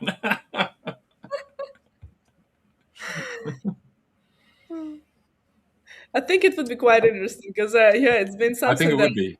yeah, I think because I've been really looking into this since the beginning of the year, but there is so much data, and it's super interesting from all the people that I would really love to hear your opinion as well. But I think it's just such a massive topic that asking this Yeah. question now wouldn't still give the full range of information anyway. So it's rather more interesting if we structure it, present it next Yeah. Thursday, and then throughout the year we can track it and see, if we were right or wrong. Exactly. So yeah, we could do some kind of a big bingo card type thing. And that's exactly comes back to what I was saying with the start of the year, with me taking less trades. So the first couple streams we had in the first and second week, I was saying I'm kind of holding back a little bit. I'm sorting out other stuff, life stuff, or whatever, at the same time. But also, as far as trading itself, I felt like the environment was very peculiar. And also coming into the back end of last year. So just like the Q3, Q4, talking about NASDAQ, S&P, we get the liquidity pump, that kind of stuff, seeing some kind of new highs, expectations for gold, that kind of stuff. Then I was pulling back on some of these aspects. And same with, projections for the euro, the pound, that kind of thing. The only one that I was firm on was Aussie dollar. But the others were all in question, which is, I like this because I was saying 2 weeks ago that I want to take the next 2.5, 3 weeks to formulate that position properly and then give a revised position, which I now think I have on all that. So this is very timely. In fact, Perfect. I like it. Perfect. Let's do this. We have lots of people requesting it in the chat. So next Thursday, we're gonna cook something for you guys. Beautiful. Beautiful, guys. Thank you for that. Righty. We got I'm just catching up on chat prior to that as well, guys. Can we look at EuroCAD? We definitely can. Anika was saying, what strategy do you suggest for day traders? I would say, okay, so first of all, I'll run through that. I would say, how much time do you have to trade as a day trader? So we're talking, you got 2-3 hours as a side portion to a regular job or other commitments. It could be university, anything else. That is going to be a little bit different to, say, you've got maybe a small business or something that floats, some of your overheads, or like a part-time job, and then you've got the rest of your day to commit to trading, etc. So that, or potentially you've made a bunch of money, you want to step away from your job, you've got some cash savings, and you want to spend the time to learn trading and make it like full-time. So as far as a total strat, it's not easy to just give this is a strat, do that, because if that was the case, everyone would do it, and then you wouldn't be able to trade it because it would be gone. But I would say, I think we were talking about this with Dirk the other day. So when we were going over the kind of break-in retest type structure, looking at those key levels to the left of the chart, noticing those breaks and running them to the next level of support or resistance, back and forth, and then teeing that up with a confluence of some other kind of indicator, whether it might be like a moving average, or we were talking about the standard deviation chain, something like that. That would be your best bet on like a day-to-day situation, right? So this right now on the euro is probably not the best example after last night's run, but I know you were here with me with Dirk the other day, so I would say harp back to what we were talking about the other day, and that's probably your best run through right there. I would say that if you haven't traded before and if you don't really have the strategy, or you traded but you still didn't have a system, then start somewhere at least, because the chances are that from the spot on, you're not going to pick the strategy that you're going to keep doing and using for lifetime. So just start somewhere so you understand either this type of approach is something that suits you and then you can explore further, or it's completely something that doesn't click with your psychology, with your way of trading, with your way to see in the market, and then you can like completely shift the direction and pick something else. But if you haven't traded and you don't have a system, it's fine to just start somewhere, because you are not going to be able to choose it immediately and Yeah, stick with it for forever. I've shifted many strategies in the beginning. I believe almost every single one of us did. So that's something how it goes. And then beside the system, I would say that what is important, what you said, LJ, is, do you actually go to the job? Do you do the other things during the day? Because then you need to also specify which hours per day, what hours per day are there for you free, so you can actually focus. And then you can choose hours for your system. Then you can choose assets for your system. And then only after this, you can choose the duration of the trade. And then after this, you can already twist your trading system and pick something that will fit all of these needs. Because using the strategy is one thing, but perhaps it doesn't just fit with your lifestyle. yeah, Maybe it doesn't fit how you feel about the market. Maybe it doesn't fit your mentality. Some of us are more scalpers, some of us are more swing traders, some of us are more day traders. Even if you are choosing the strategy for the day trading is what? Why your trade run is running for like 30 minutes, or is your trade running for 5 hours during the day? It's yeah, all intraday. Both of those are intraday. So what are you looking for? So there are so many details that starting somewhere at least and then twisting these things is usually how it goes. Not writing it down and then you have the system, but only on paper, and you cannot write it down and then try to apply it. It's just like you put the pieces of the puzzle together until it fits, I think. yeah. So exactly, find a low cost way to start experimenting, just like Anastasia was saying. Start playing around, just exploring that kind of thing. It's almost like going, I don't know, you first play soccer or something. You start just by kicking a ball against a wall, or you go play basketball. You start by bouncing the ball, dribbling the ball, throwing it at the hoop, and then you might find that you prefer running like 3 pointers right from the back, like Steph Curry, or you might find you're more the aggressive type. You want to be more in amongst it, and you're just dunking on everyone over and over and over again.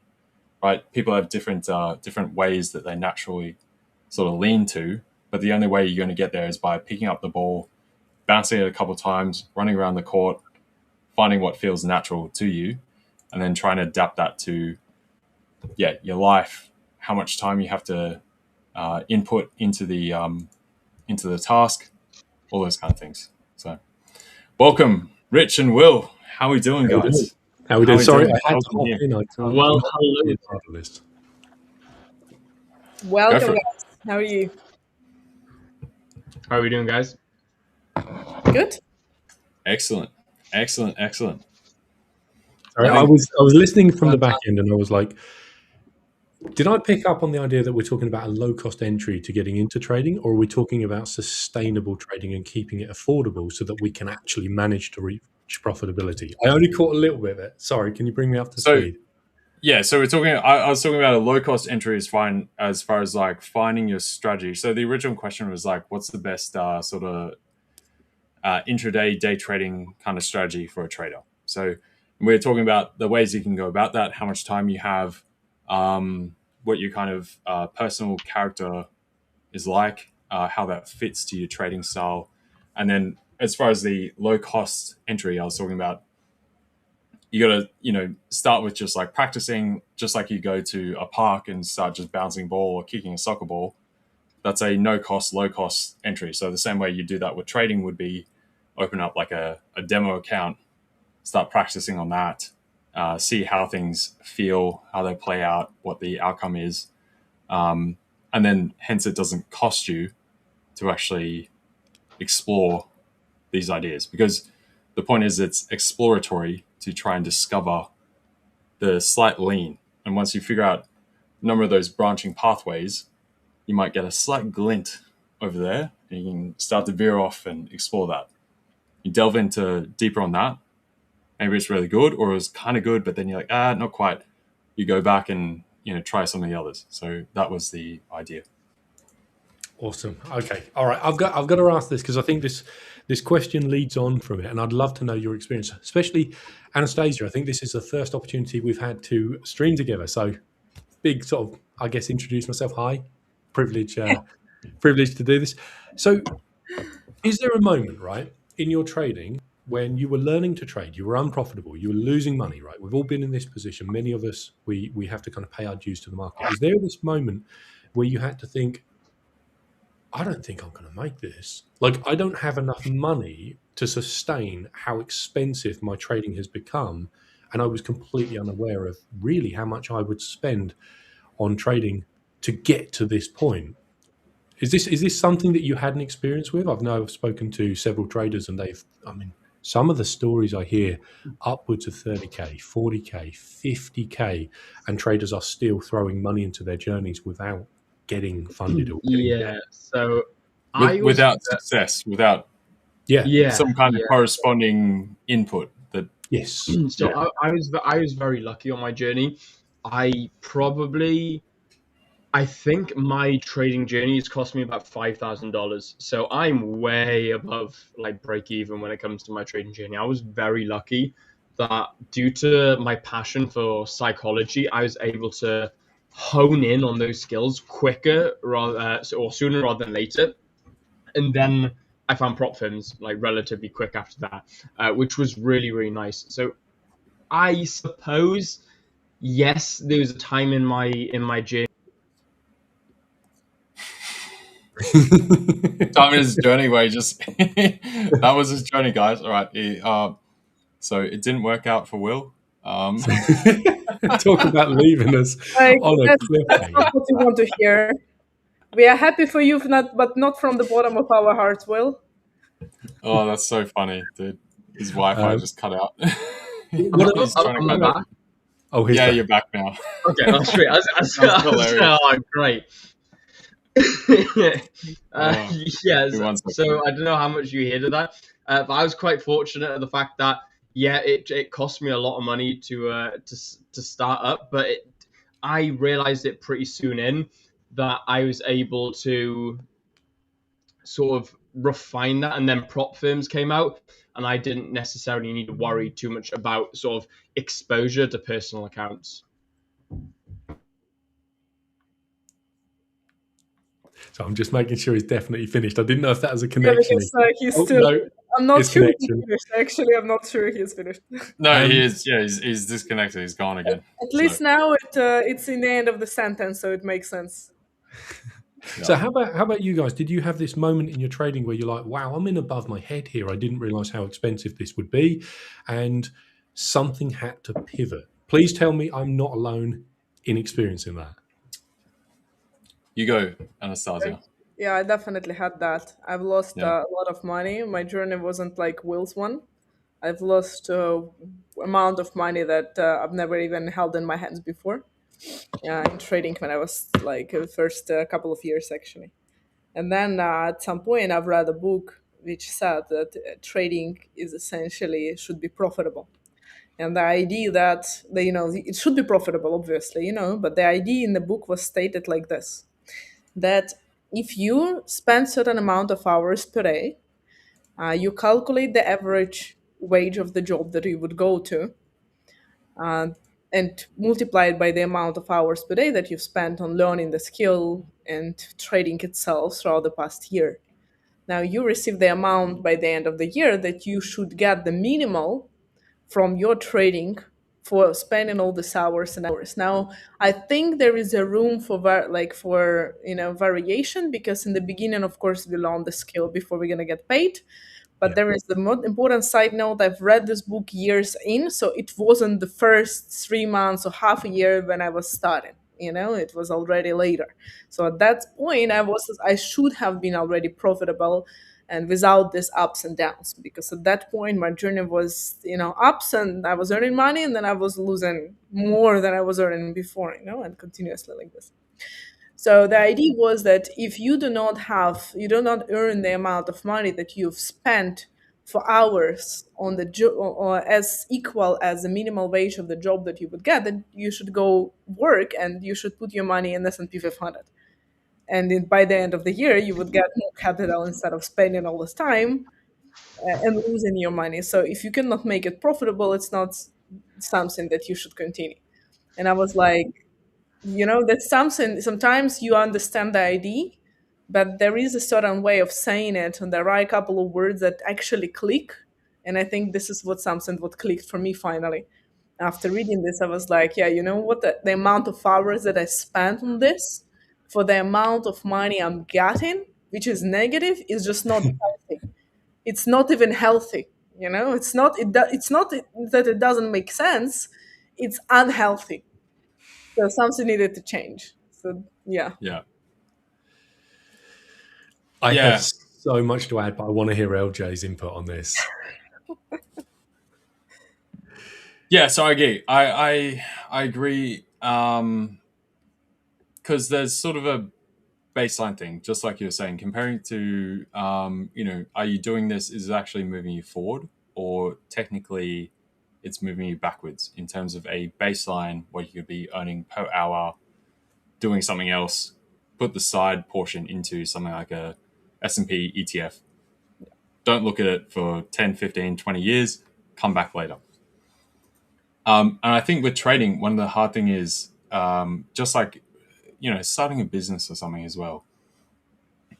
You have this slog period where it often goes into the bin and you're underwater, but you're like, I want to do this. I know I can do it. And it's that bite point between either people give up and go back to that, or they continue, come back above, and then soar higher, right? Now, my situation from when I started, as we've talked about before many times on stream, I had a very good beginning. And that was sort of, I didn't intend for that. I was just exploring things. It sort of just happened.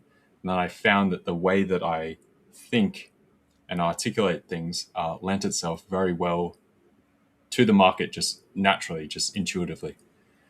But since then, obviously, you start that, and it's not just trading in itself. You have the rest of life, and you start other things or projects because maybe you succeeded here. You got business stuff going on. That has drained massive amount of money from myself, and from trading, that kind of stuff. Or you get involved with friends or doing combined things, that kind of stuff, and it's cost, I don't know, 6-7 figures for me. Right. So I definitely have had that as well. But for me, I guess the difference is that I start from the standpoint that I already built that up in the first place. So hence I know I can just go back and redo things and rebuild. I think it would be very hard if that timing came through in the wrong way, that you didn't have that prior that you could rely on and know that this was the thing beforehand, and you maybe had some small success, ran into that, and then it seems like it's just, maybe I'm just doing this whole thing wrong and it's a terrible idea. So I really like the question. It's a very, very interesting thing, because it's very subjective with a lot of other worldly variables, I think, which often, depending on the situation, some people are just like, okay, I can trade and that's it. Other people have, a family, kids, wife, this, that, other business stuff, whatever coming in. And there's a very broad spectrum of people in each of these pockets, or partitions of these pockets. And it creates a different outcome. So over to you, Rich. But I do like this. I've got some further stuff later, but I want to hear what you say next that I might be able to add. Okay. So I think I know what you're saying. So this is, I got too many ideas. Okay, first thing, LJ, absolutely. Trading suits certain chapters of our lives better than other chapters. This is a very, very triggering conversation. Just to bring you up to speed, anyone who's joined the chat, we're talking about the idea that the moment you realize that trading has become way more expensive than you ever anticipated, would you have still got into it knowing how much the journey actually cost you? Now, after 4 years of trading, I had a number. Now, that number was how much it had cost me to learn how to trade. That was every course I bought. So for the reference here, I bought 2 courses. Every mentorship I brought private mentoring from a person who was a trader. I don't think I was in the right position to get the value from it, because everything he told me, in my head, I was like, nah, bro, I'm going to show you how to do this. Like, I still had this kind of ego. So I had this number, and it was like $1,000. Wow, I bought a course. Then I bought another course, $2,000. Then I bought some mentorship, $3,000. Then I lost some personal money. Okay, I'm down 4,000, 5,000, 6,000. And it got to the point where it was above $10,000. Now, this is what I physically had spent to learn how to trade. Now, I'm not going to tell you where that number climbed to, but let's just say it was over $10,000. Now, if you said, hey, Rich, you want to get into this thing called trading, you're going to spend over $10,000 before you even start to turn that table. That probably would have changed the course of whether I even got into trading. Now, we're having this kind of conversation because we want our audience to be more informed. The more informed you are, the better decisions you make. There's no point hiding yourself under the duvet saying it's going to be okay if you're still repeating behavior patterns that are sinking the boat. And I was doing that. I was doing that for, sadly, the first 2 years of my trading journey, and it cost me a lot of money. Now, there was this second number. So the first number was how much has it cost me that I've spent on trading. And then there was this second number, which Anastasiia mentioned earlier, and it is so triggering. Even when you mentioned it, I'm just reminded of how triggered I was when I worked this number out for myself. The second number is how many hours have you spent to learn this craft? Now, I worked this number out after my 4th year of trading. And then what I did is I worked out how many hours I spent. Bearing in mind, I went down the rabbit hole with this. This is what I did full time. I spent a lot more hours than what I would have done in a full-time job. After 4 years, if I had been paid minimum wage to do the hours that I'd spent refining my craft on trading, I would have been paid a little over $100,000. So not only had I not been paid this $100,000 for doing this work, I'd also lost over $10,000 in the first couple of years. Yeah. And I was so triggered. I was like, I can't believe that this is where I am in my trading journey after 2 years or 3 years or 4 years. Now, there is this moment when the equity curve starts to go flat. And it's no longer a downwards hill, and it starts to go level. And this is the moment where, as traders, we're no longer paying for our lessons. And then all of a sudden, it just starts to creep back up. And finally, our trading journey is starting to produce a little bit of return. Now, for me, that took 3 years to reach that point. I had no idea that it was going to take me 3 years to even start to be able to say, hey, I think I make a little bit more than I lose. So everything I tried prior to that, martingaling, I'm not even going to go into it, but let's just say it didn't work for me. 3 years in, I started to make a little more than I lost. 4 years in, I was now looking at these numbers and getting desperate to make back the amount of money I spent. And that was where I plateaued, because I started trying to push trading way too hard. And just like driving a car, you give it too much gas, you get wheel spin. This is what I was trying to do in my challenge accounts. I needed the biggest account because I needed thousands of dollars of payouts, because the hole that I had dug myself in had become so massively deep. And the reason we mention this is to give everyone an opportunity in the audience to say, do you know what, actually, is this me? And if it is, it's a beautiful day to realize the reality of your situation, because it is in your control to be able to start to choose. Maybe I don't need a 200K account. Maybe I'm just going to learn and refine my lessons on a 2.5K or a 5K, or even go into a demo account. Had I have done that, I can promise you my lessons would have probably stopped at about $3,000. And it would have been so much easier to reach a net profit. But because I didn't do that, I was like, hey, I'm going to chuck a bunch of money in a personal account, and I'm convinced I know how this stuff works. and it didn't work that way. And as a result, I had to make all that back, and that caused so much trauma, so much baggage.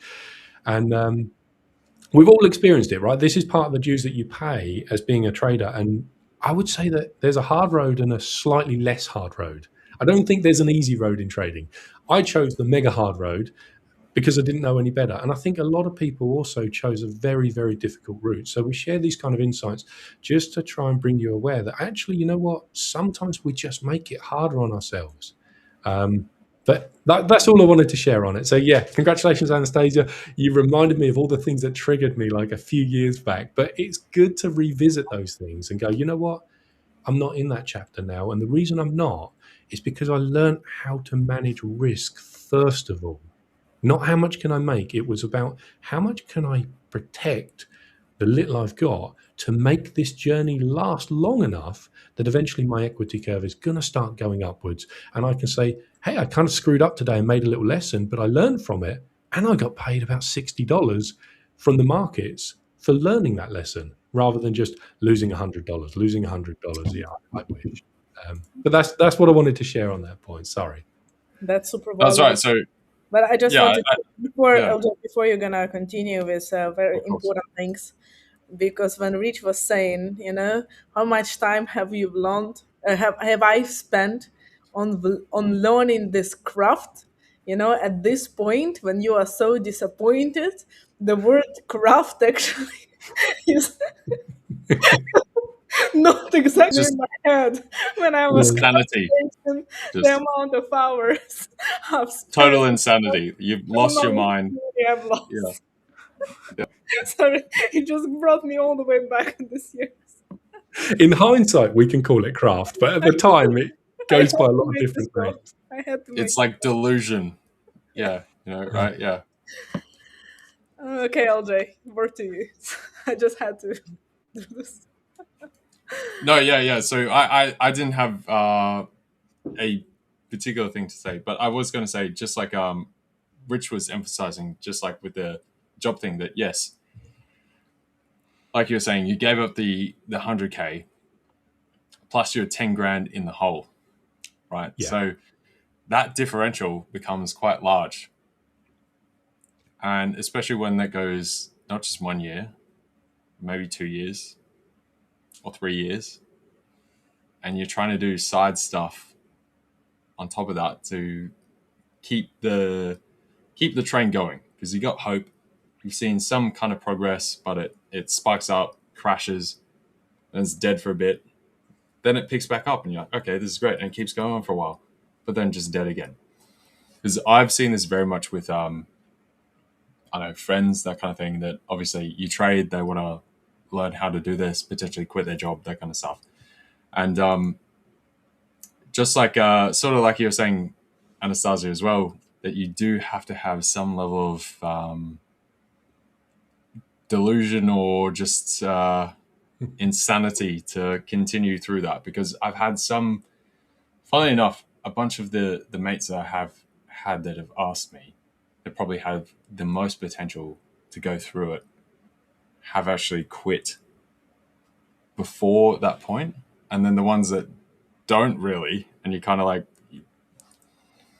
don't really have the work ethic, you don't have the kind of intuitive nature to it, but almost part of them being blind to that, they keep going and then ultimately get the craft and make it there.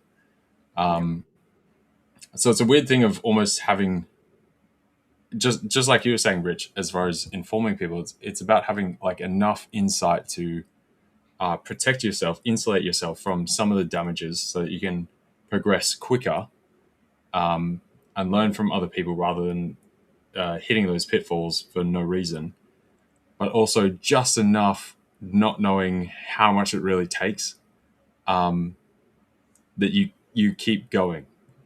Do you know what I mean? If that makes sense. Yeah. And it's a really weird combination of certain personality types that actually goes the distance of what I've seen. Yeah. Like a perfect blend of being massively optimistic and just having a pain threshold of But it's also, if we think of a bouldering analogy, so say you're climbing a wall and there's this rock hold that you're trying to get. If you go for it 50 times and every time you fail in the same way, you probably wouldn't even last 50 attempts. But if every time you go for it, you feel you're just getting a bit more of a grab on it, you're getting closer.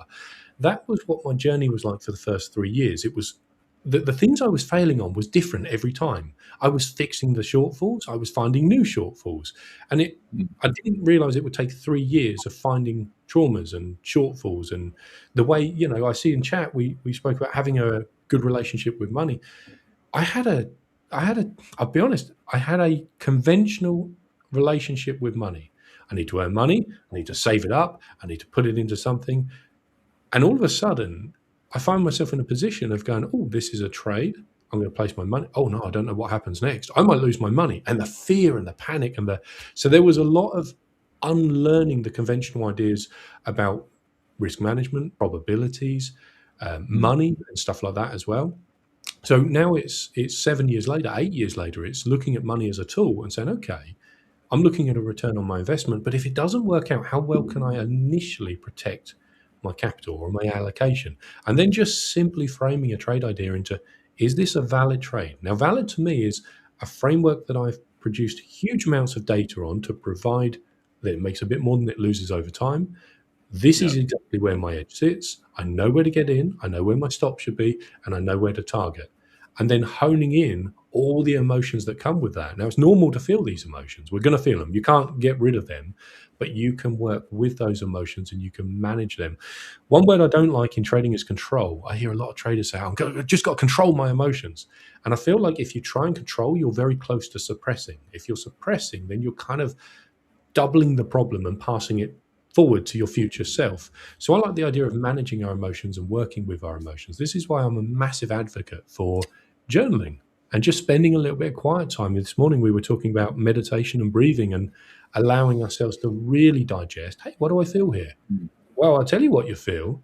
Your chimp brain is freaking out because it's trying to protect you because it doesn't know what happens next.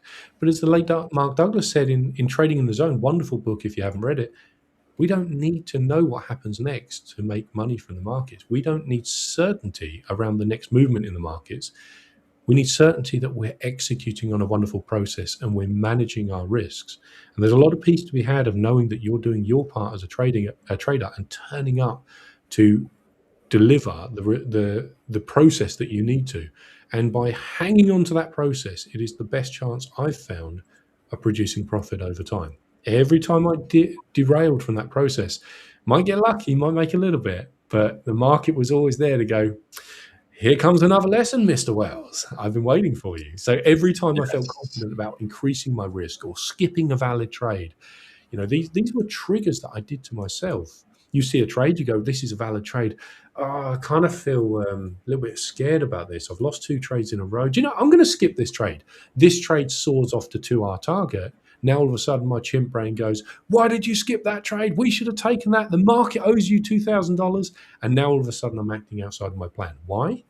Because I triggered myself because I skipped a valid trade and I didn't follow the process. So I'm a massive advocate for having a simple process and just saying my job is to execute on a proven edge, manage risk, and manage myself. That's it.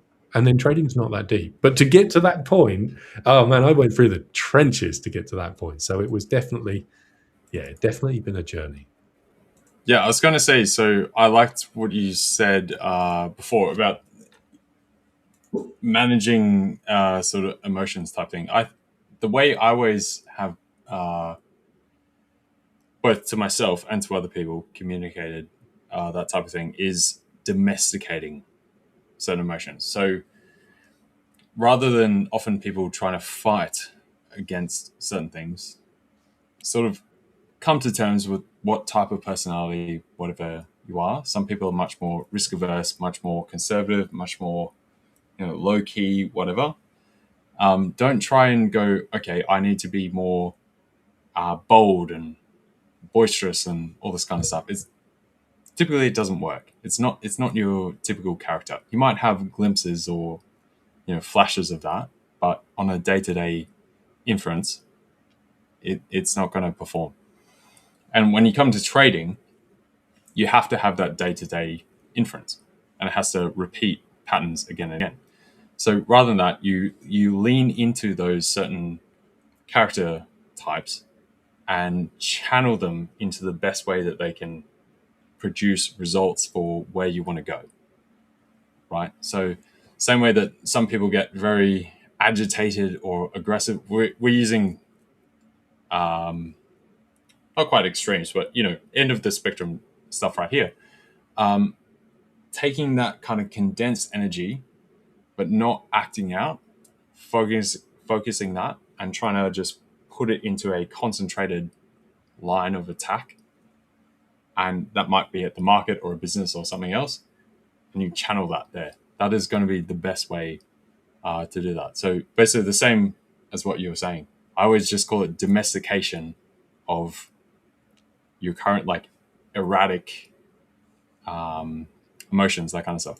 Almost, like having like an animal or a pet, or like almost like you train a sheepdog, and then they get very curated and they can do all sorts of stuff, and it's incredible when you get that, right? So I'm picturing that you're like trying to name your chimp brain. Like, did you genuinely set a name for your chimp brain? I didn't set a name, but I guess I'm Okay. trying to produce like an analogy at least to communicate it verbally. Okay, here's an Chat and interesting stuff, point right? then. Versus in my brain, obviously, I know the kind of conceptualization and the feeling, but communicating that, you have to try and translate it into a analogy, I suppose. Yeah. Yeah.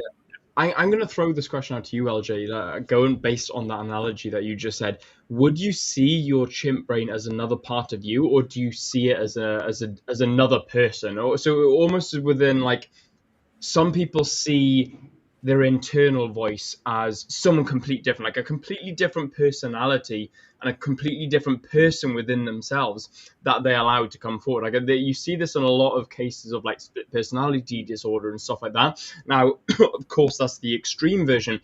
Now, but there a lot of people do hide behind a different personality they let come forward when a certain situation is placed in front of them. Now, would you see the chimp brain, let's call it for now, let's call it that, would you see that as a complete separate person, complete separate personality, or would you look at that as an extended part of yourself? I'd say I know exactly what you're saying. I would see it as the same portion of myself, but it's almost like a self-awareness thing of dissecting yourself into certain components and seeing how you are with certain people, relationships, things to the market, finances, anything, stress, easygoing times, whatever your certain proclivities are that you sort of lean to naturally, then it's like an observation of, is that good or not? And then you choose to either, deflect that and say, okay, that's why I sort of, humans' natural tendency is to just like chill out, right? Like if you don't need to do anything, like the human body is just based on like survival and to reproduce, that kind of thing, right? So that would be like just chill out if there's nothing to be done. Now, there's certain things where you're going to be able to press against that, say, okay, that might have been the time that we evolved from. In the current times, that's not very effective. So that is where the self-awareness choice type aspect comes in, and you press against that. And so long as you then move to the next level that still is streamlined enough that's not too abrasive against your personal character, that still fits, and you punch on with that. So I would not see it as something different. I would just see as sometimes there's some portions that might not be 100% what you want to do. Like no one wants to work all the time, but you have to, right? And then you try and find work that aligns with your own person and what you enjoy, right? So some people like music, they like art, they like engineering, they like math, they like medicine, they like helping people, whatever it is. So you try and combine those factors. So I wouldn't say they're different. It's just aligning those two together and then accelerating that piece, if that makes sense. I don't know. Did that answer the question, Will, or was there another? Yeah, that Level of completely depth. answered the question. I did have to run out. My partner just gave me a bit of dragon fruit. I didn't realize it would stain my fingers that bad. She was like, "Try some dragon fruit." So I like leaned over and tried some dragon fruit, and like my hands just went red, and I was like, "Oh dear!" I was like, "I need to like wash my hands quick." Yeah, no, Are you that made dying? complete sense. Huh? Will's Uh-huh. dying. Are you dying? What do you mean, am I dying? From the dragon fruit, dude. Your hands are red. Are you dying? I don't got it. Hey, yeah, of course he doesn't get it. No, okay. All right. If Butler was here, he'd be having a Okay, gap as well. yes. It's all right. All right. Other Richard will probably watch this and be like, "I get it. Okay." Yeah, That's right. Rich is probably in the Anyway. background being like, "Yeah, that makes sense." He's probably messaging you right now. I want to touch on this episode quickly. Then we're going to do a really hard raw pivot into best ways to get a funding account. I can see that Nico has asked this question a couple of times. So I'm going to be the weird guy, and I'm going to tell you a quick story about taking a shower. Okay, I'm going to be that guy, and I'm going to talk to you about the idea of ignoring that voice in your head and looking at it as an external or Is this PG? exclusively. Rich, It's PG. Don't worry, it'll be PG. Are you sure? Okay. So for a little while, I was trying to go through this routine of taking cold showers. Now, cold water is my kryptonite, okay? And I spent ages in front of this cold shower, turned all the way into cold, to try and convince myself just to take one simple step forward and get underneath that cold water, okay? And you know what? I stood there for 10 minutes and I could not bring myself to get under that cold water. And what happened is I had this massive battle between the emotional side of myself, which was freaking out. I would tell you, it was like trying to put my hand on a hot iron. It was worse. It was like, don't do it. It's going to hurt. This is going to suck. This is awful. And then there was the logical side of myself, which was arguing, going, you want to be a disciplined trader? This is what it takes to be disciplined. You will get under that shower and you will stay under that shower. And I was Get in that ice bath. literally that. I was trying to force myself to ignore what my emotions were telling me. Now, that is treating ourselves as an external, right? I've got this voice in my head. It's not very helpful. You shut up. I'm going to get in this cold water. Okay. Now, I stood there for 10 minutes and it didn't work. Now, then I tried to change my approach and I made that voice inclusive. And I can tell you for me personally, and I don't know about anyone else, this was a superpower. Instead of shouting at that voice and disagreeing with it, I stopped. I said, okay, mate, I hear you. And you're right to freak out.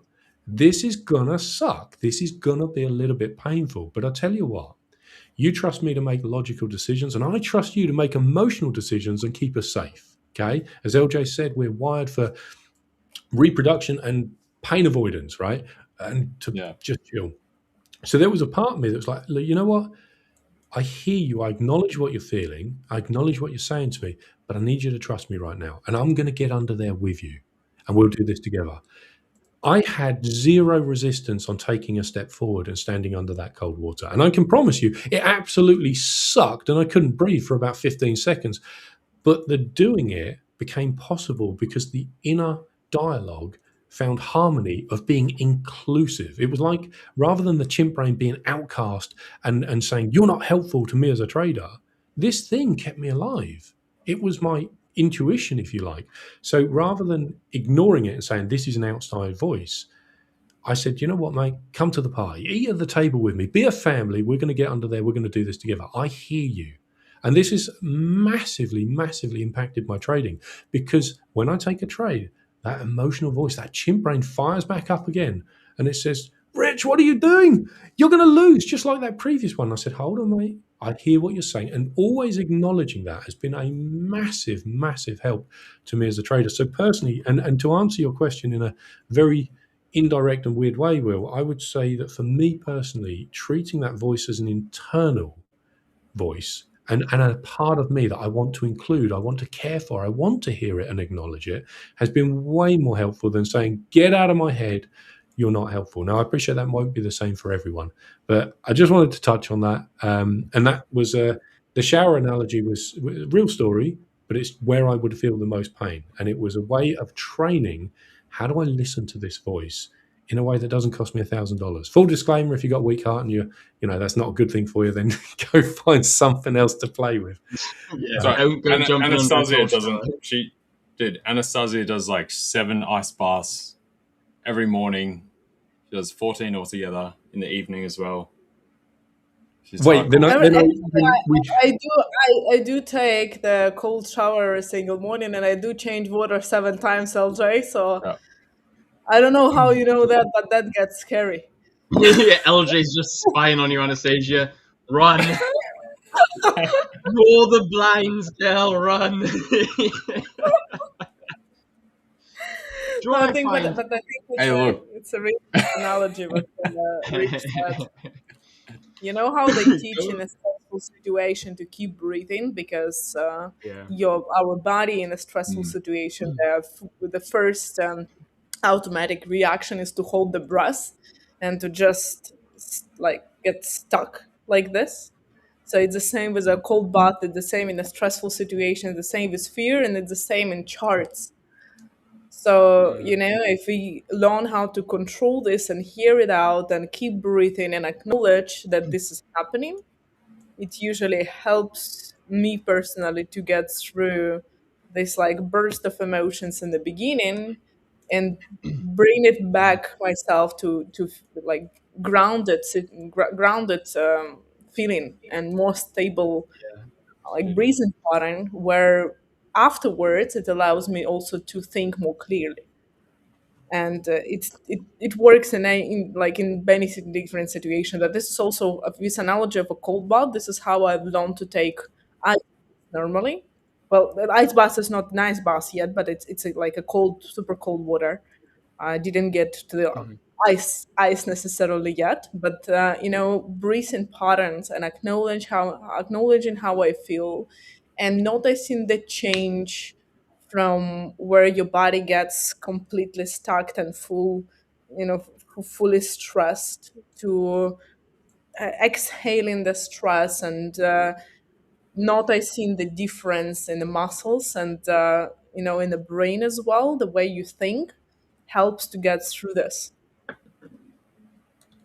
Do you know what I find I love as well? And I adore the analogy that Rich just gave regarding the internal voice being working as one.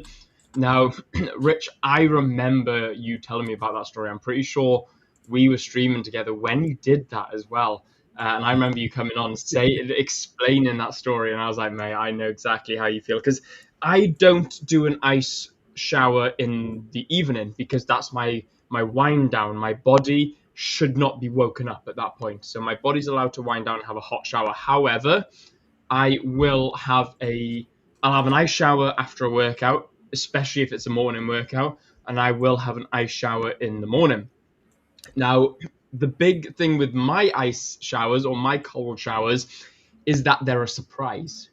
Like, of course, my brain knows they're coming, but I will not do what you do, Rich, because I won't get in that shower either. However, I will have a shower, like a body shower. I'll, soap the lot, like a proper full-on body shower.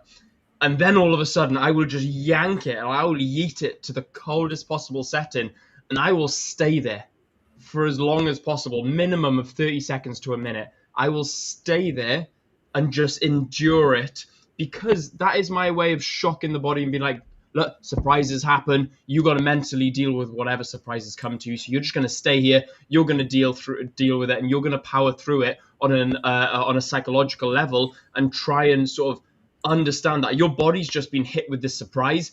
Your body and brain have now got to work together to try and move past this. And like you said, it's that big gasp shock of you can't breathe for a couple of seconds.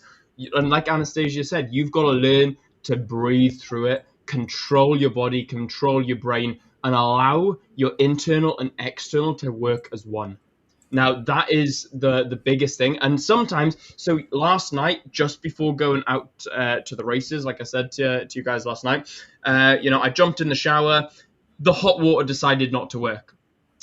And I thought, well, this is an unintended surprise. So you know what cold shower it is? And I had a full-blown cold shower just because I'm not going to stand there and go, I can't shower now, or try and wait for the shower to warm up. I did end up waiting for the shower to warm up and had a proper shower. However, I decided that now is the time that my body's going to go through a cold shower. Just because, I like to surprise the body, and I like it to be alert and awake and deal with a stressful situation at any point in time. And that, I feel like, keeps my internal and external working as one.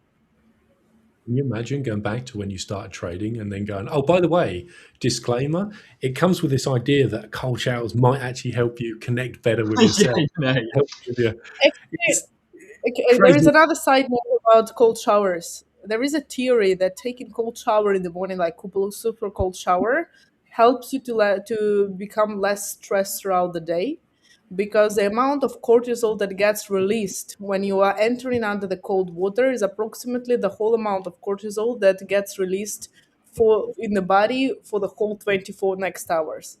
So if you take a super cold shower in the beginning of the day, chances are you're gonna get less stress throughout the day, just because the amount of cortisol will not be produced until hours later, basically, to keep to get you stressed once again.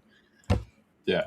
I don't know. I will say I always hate the cold shower thing from a scientific standpoint per se. Oh yeah, fair. With the context of so yes, it does help. And so with cortisol, obviously your cortisol spikes in the morning when you wake up. Cortisol is typically treated as the stress hormone, as though it's bad. It is the single thing that makes you wake up. So if you didn't have it, you would not wake up again in the morning. So you definitely need it at the same time. So it's one of those like double-edged things where it has plus and minus. It's almost like the same as like testosterone or something. Testosterone can, increase vitality, that kind of stuff. It can also increase growth of like negative stuff like cancers, tumors, all that kind of thing. So it has both, like, it's a very much double-edged sword. And this is where that whole aspect of getting into, biological stuff gets very, very mixed. Now, the same thing with weather, because people go through like cold showers, heat saunas, that kind of stuff. We don't have to have a big discussion, but as far as this, the thing is to swap them up. Almost like what Will was saying, as far as having your body being kind of shocked in a way of giving like variance. That's what your body responds to, is a change of environment. So hence all the studies that are always done with whether it's a cold plunge, cold shower, ice bath, whatever.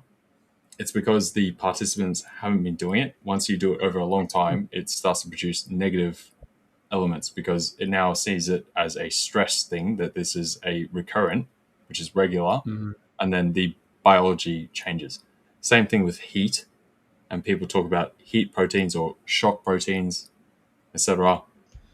In the initial instant, yes, your body does respond, but over time it's bad. So the thing is to swap it up, change your stuff around, almost like you go to the gym. You do the same stuff. Sometimes everyone, if you've been to the gym for a while, you hit a plateau, right? You change up your training regime just a little bit, and all of a sudden you start progressing. Do that for a little bit longer, then you go back to the old stuff you're doing, and then you progress further on that. So your body is it climatizes very easily, right? It's where's Henry? Oh, because I've lost the word. Henry, no. Adaptive. Yeah, it's basically, there's another word. There's a scientific word now. It's just literally lost my brain as I was about to say it. But it's your basically your base response that you end up going to a certain extreme and then baselining to that, right? And that sort of thing. So I think doing all that kind of stuff, but don't do it as far as like a social media trend or something you've seen online or whatever. Regulate, calculate this stuff, see if it's actually helping you, and then go back and forth. And once you've been doing it for a while, change it up again. If you're doing cold plunges, scrap the cold plunges, go to saunas, and then go back and forth. Literally that. So on my family business, we've got like a gym and spa complex. So we've got sauna, steam room, hot tub, infrared sauna, and I think we're looking at getting a cold plunge as well. And we've got like an experienced shower. So basically, you've got hot and cold shower. So it's pretty good. So I'll go to the gym, and unfortunately, the gym in our family business isn't great. So we'll go to an actual proper heavyweight gym, come back, and usually we'll hop in to the cold shower, or we'll hop into a sauna or a steam room or an infrared. Usually.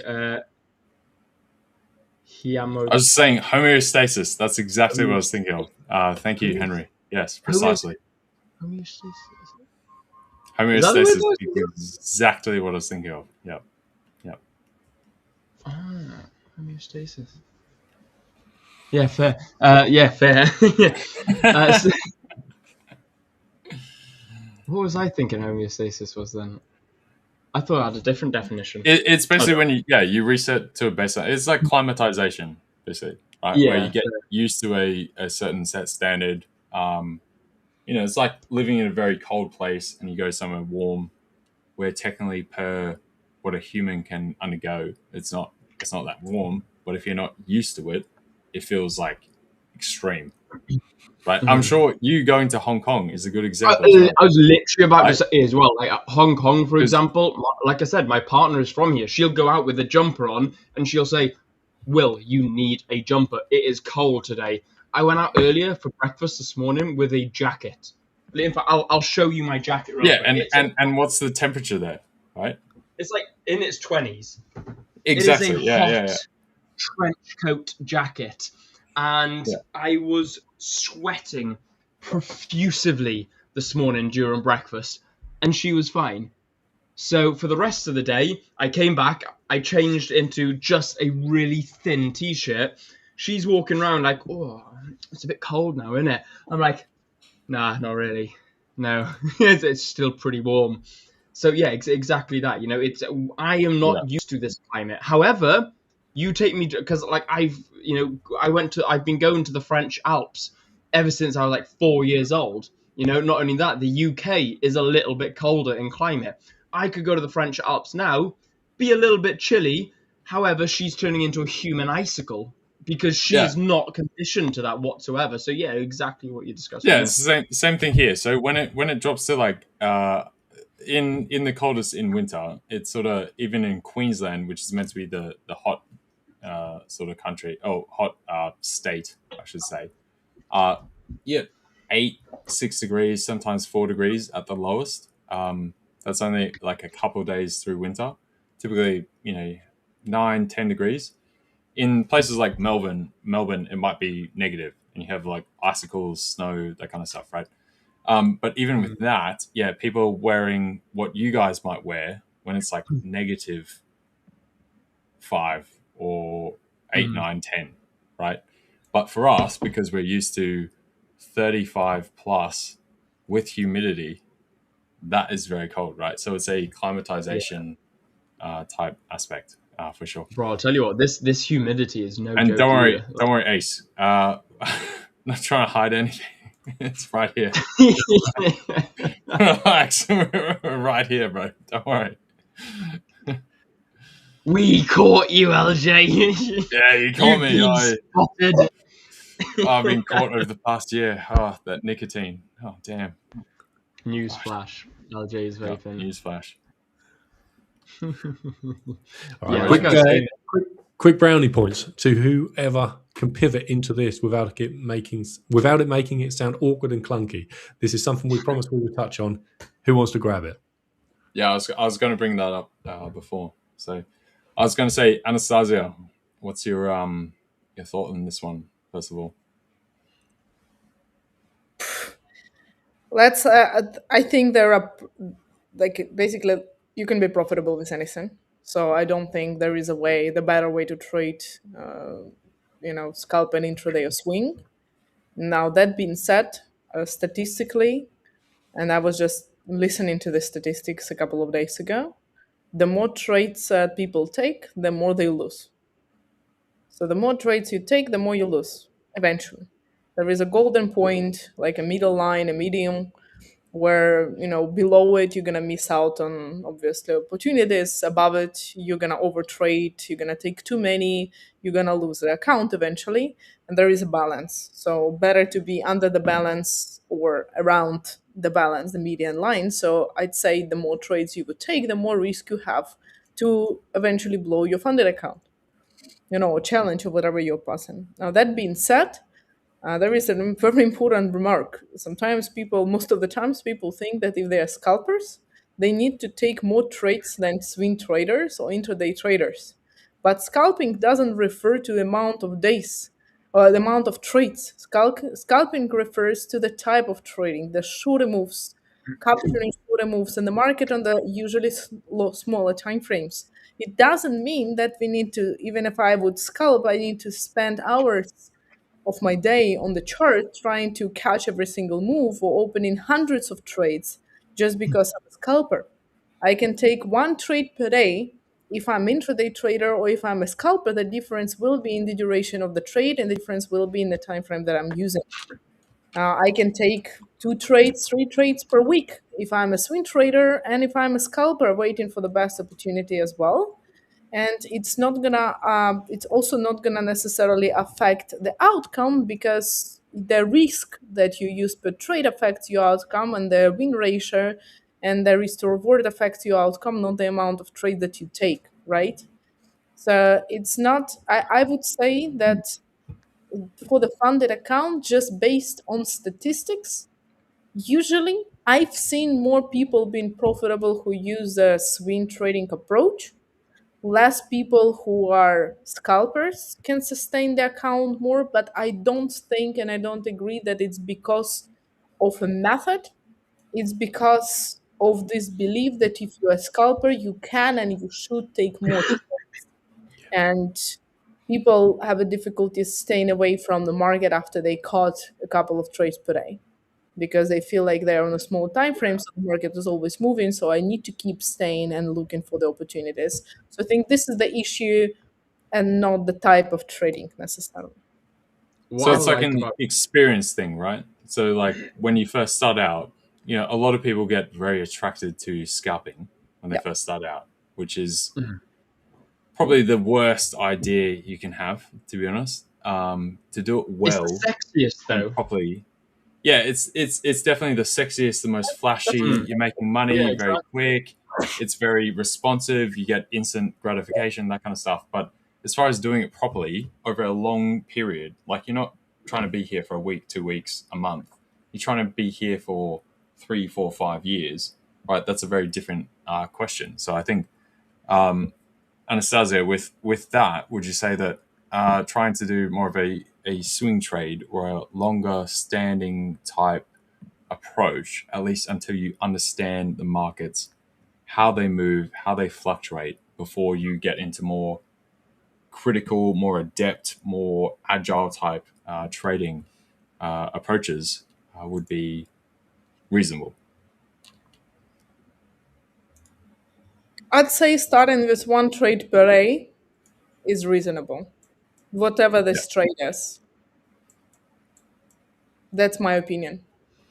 there you go. Because finding I if I'm finding a one trade per day, thinking about if this would be the only trade that you can take in the next 24 hours, if this is a trade, and absolutely completely not being able to take anything else, realizing that if you take a bad decision now and in half an hour, a couple of hours, there is a better one appearing, you might feel bad about the bad decision you are making now based on emotions. This kind of self-control and taking one trade per day is something that is going to be, it would be, I personally think, very beneficial for me if I look backwards, because it trains your discipline, it trains being picky in a very good setups. It allows you to also evaluate your trades easier and better than if you take hundreds of them. Of course, it allows you to understand faster which kind of system you prefer to use, if it's a swing, scalping, or intraday, what you're more comfortable with. It's multiple different benefits. It's almost impossible to blow your account with one trade unless you go full in with risk. So there are many different things. And saying this, I know that chances are no one from the live stream in the chat is going to use this advice. But if I would go back, I would use this advice. There you go. Yeah, I like Definitely I use like it. what Ben. you Definitely use it. said. Go on, Will. Yeah, 100%. Like I like what you said regarding the actual understanding the difference between lower time frame, higher time frame, high frequency, and low frequency. I think that they're four very different trading styles, Yeah. but there's two very different categories here. I think a lot of people who get into scalping are doing it because it's almost I call it dopamine trading. It's usually more times than not high frequency, high risk or high risk, potentially high reward, but they're just doing it for that instant gratification. Whereas if they looked at it and understood that just because you're scalping doesn't mean you can be taking 100 trades a minute, you can actually technically still high frequency trade on an intraday or higher frequency trade on an intraday strategy than you can on a scalping strategy. Just because I trade on the 1 minute time frames doesn't mean I got to take one trade a minute. You can take one trade a week, one trade a month, but you're just executing in and out within 10, 15, 20 minutes. As long as it's the risk to reward that you need and you're gaining the trade P&L, potentially the trade risk to reward, the trade percentage gain that you need for whatever your rules are set in place for, then that is what matters. You don't need to be chasing the quantity of trades, it's the quality of trades. And I think at the very beginning, people struggle to understand that lower time frames, and I'm not going to say the 1 minute again because I threw up in my mouth a little bit the first time I said 1 minute time frame. So let's go with 5 minute because I hate the 1 minute time frame. So the 5 minute time frame, in my opinion, is the lowest time frame that exists in the market, and that is a scalp time frame. That is a very low time frame for me personally. Anyway, there's some people out there that trade 1 minute. You're hooligans, but then you've got the absolute crazy people that do go lower than the 1 minute, which are into the second time frames, and that is absolutely bizarre to me. Now, nonetheless, those people may still be trading on tick chart trades, but only trading 1 or 2 trades a day or 1 or 2 trades a week. That's still scalping. That still qualifies as scalping because it's the style of trading, not necessarily the quantity. When you're looking at the quantity of trades, then you're looking at HFT, which is high frequency trading, which is then a whole different ballgame in itself. Definitely. I do apologize if I'm speaking a little bit quick as well. I am trying to, when I start speaking, reel as much information as possible just in case my Wi-Fi cuts out. So then, you're I'll good. be like, You're good. You're good. You're 100% good, Will. I want to hear from Rich though. Awesome. Rich. That's right. Okay, I'm going to have to fly, so I'll end on this note quickly. Interesting comment. Check this out. Hang on. I'm going to see if I can bring it up. Been scalping over 10 years. I probably find 2 to 4 trades per day on average. Doesn't that challenge the idea of what a lot of us think scalping is? Surely scalping is you're in every minute.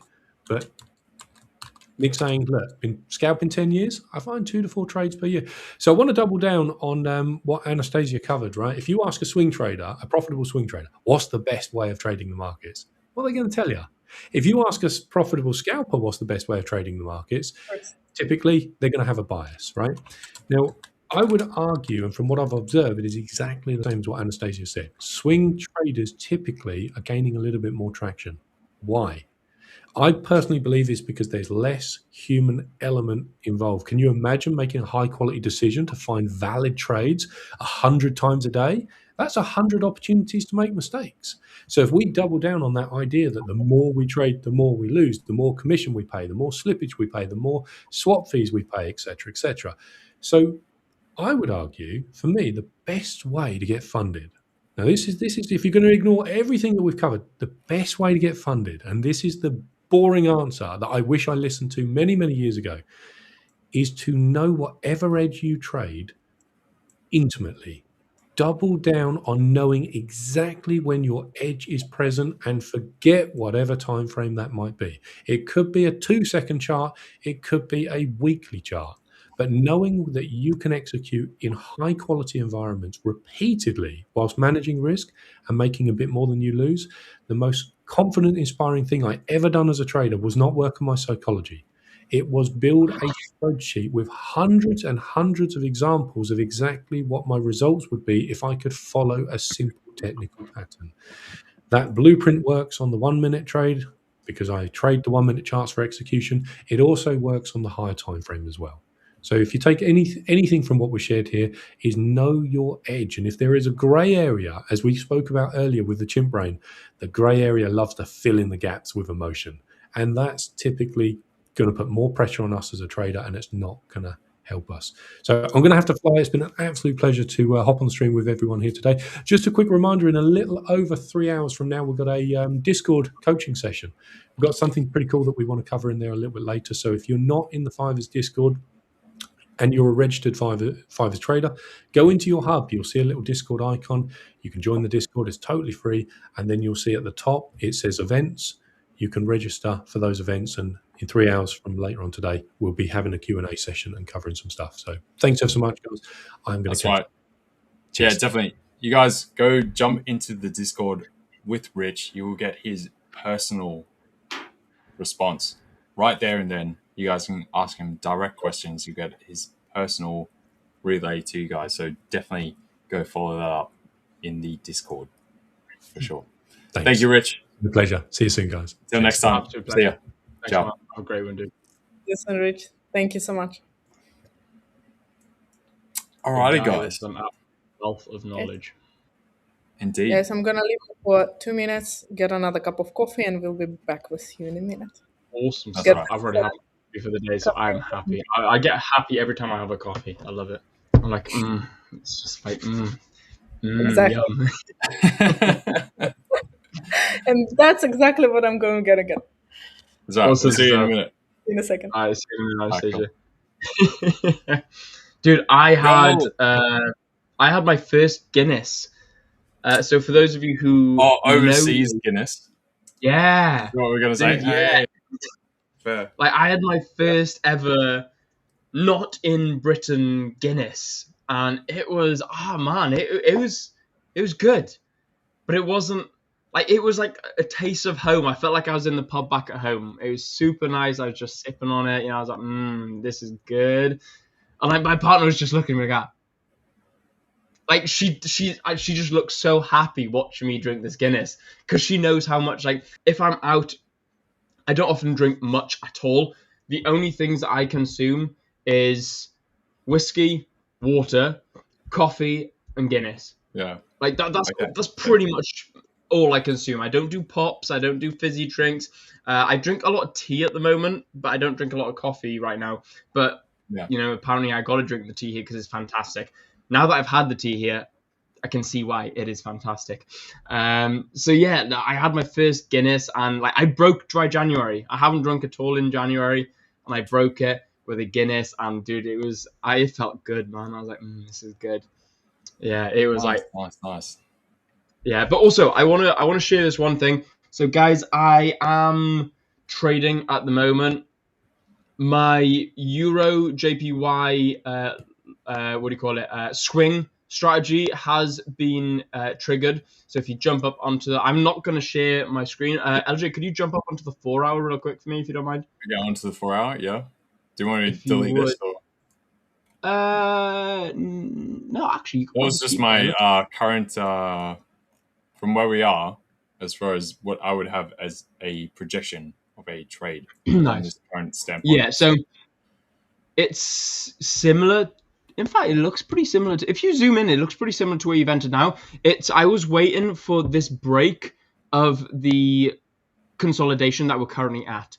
Now, the reason I'm looking for that, as soon as, like, when this 4 hour closes, depending on how it closes, will give me a little bit more confidence.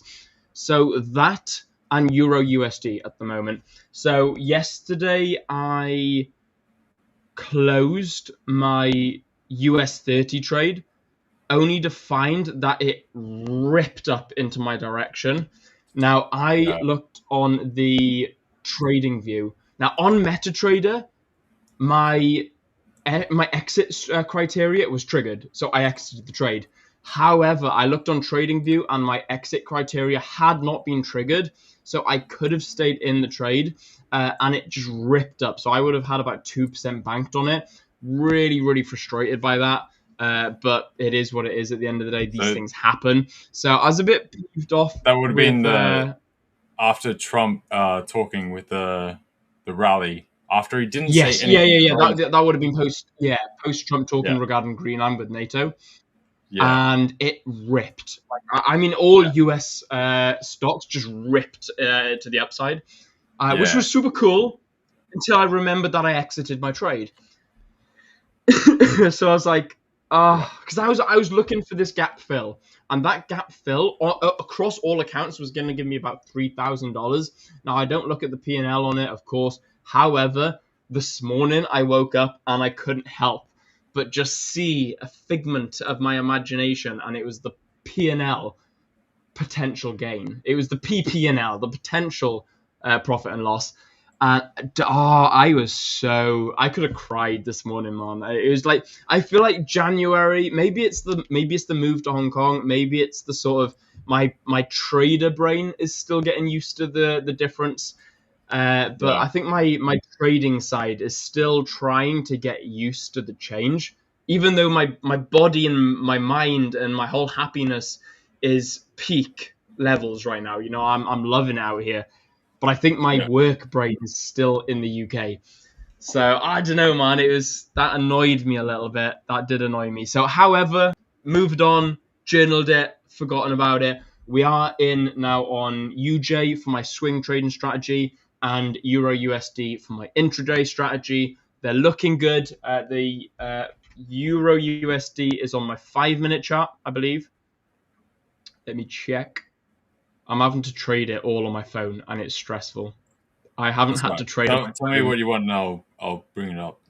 If you go onto Euro USD on the 5-minute, it should be on a break.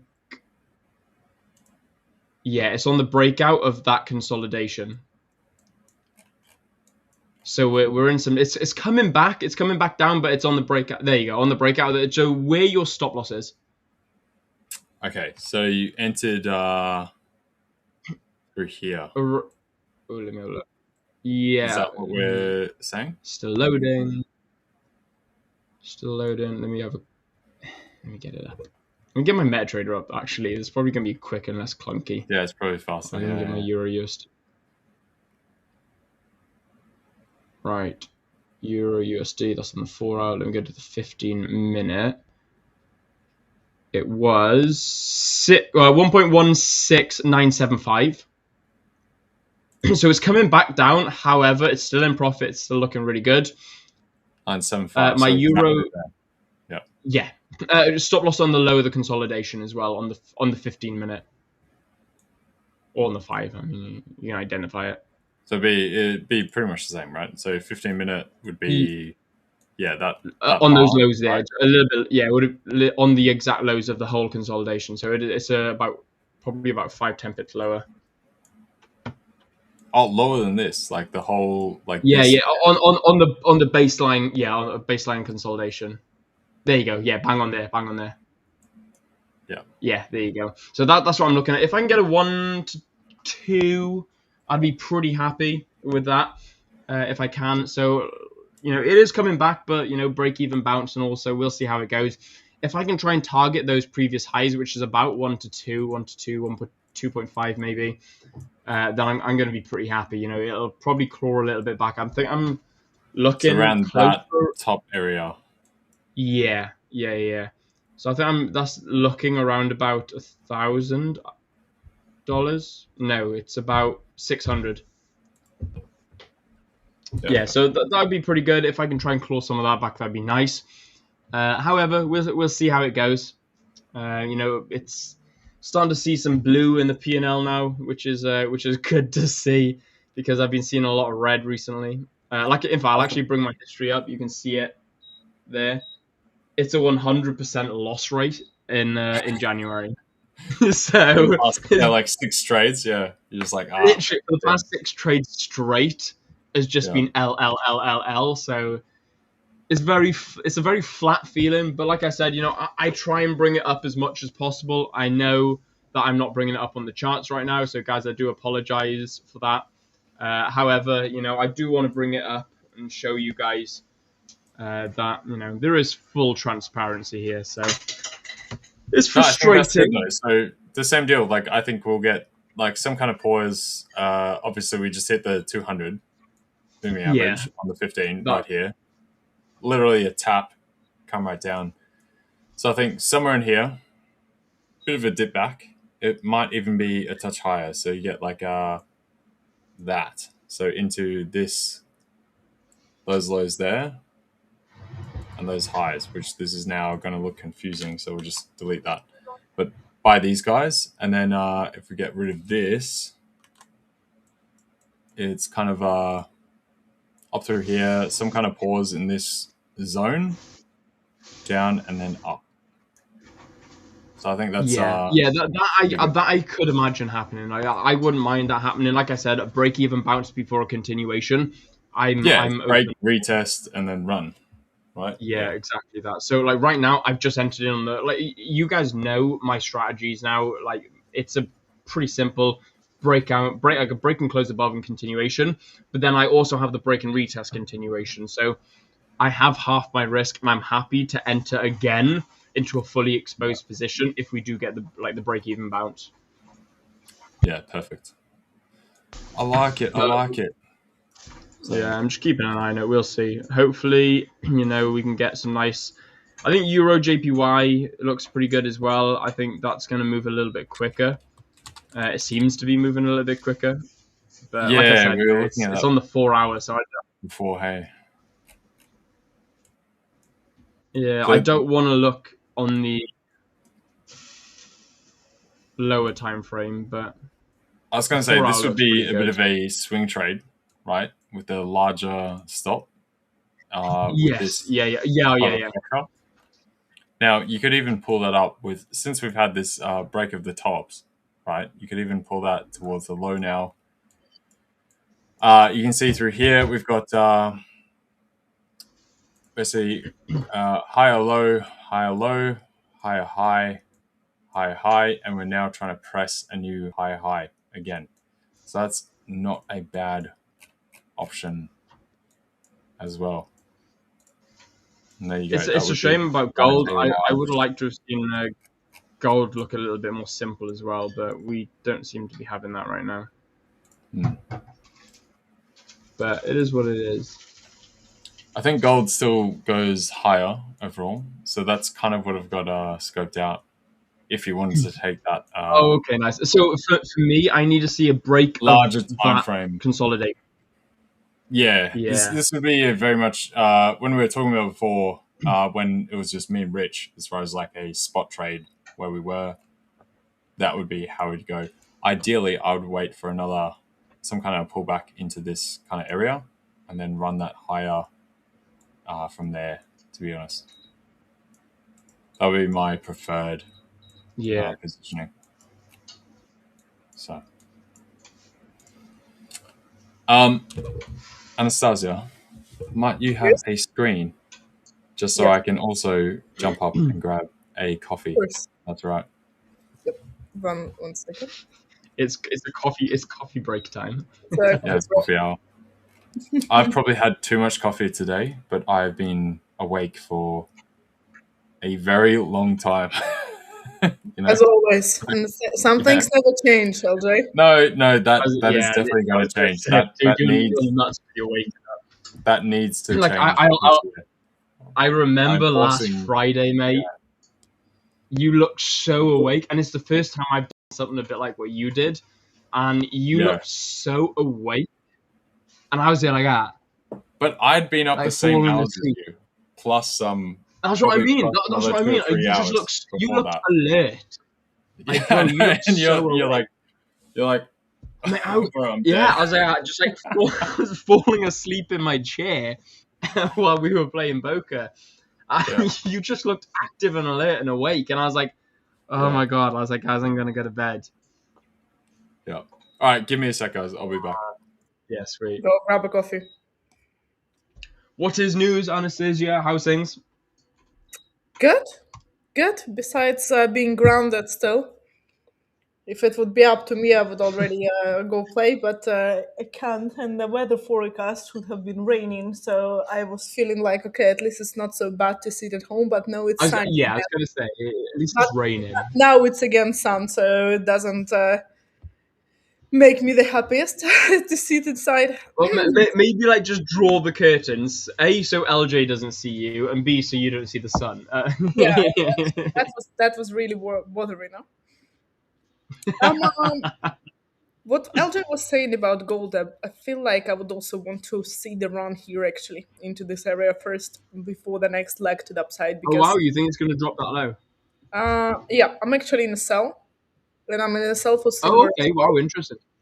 I'm in a sell Okay. for silver as well, which is gold is not my best position to be quite honest with you. So as long as it's here, I'm gonna hold it. But if we go a little higher here, and my idea of Yeah. dropping and we close above this week's, because as we like noticed that we didn't close above this level for for a while already since the morning. So the wicks reached higher and grabbed this volume, but we didn't close above that. So if we would close above this wicks, I'm gonna close the position.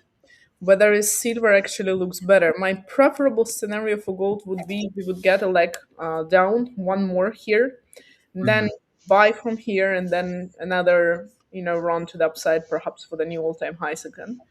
With this area being quite one that I would be watching for eventual pullback as well. So preferably I Yeah. would So this. Hmm? yeah. So for me, I'm looking on the 50-minute time frame for a break of 48.39. If we can get a break and close above 48.39, then that's when I'm going to be considering looking at buys.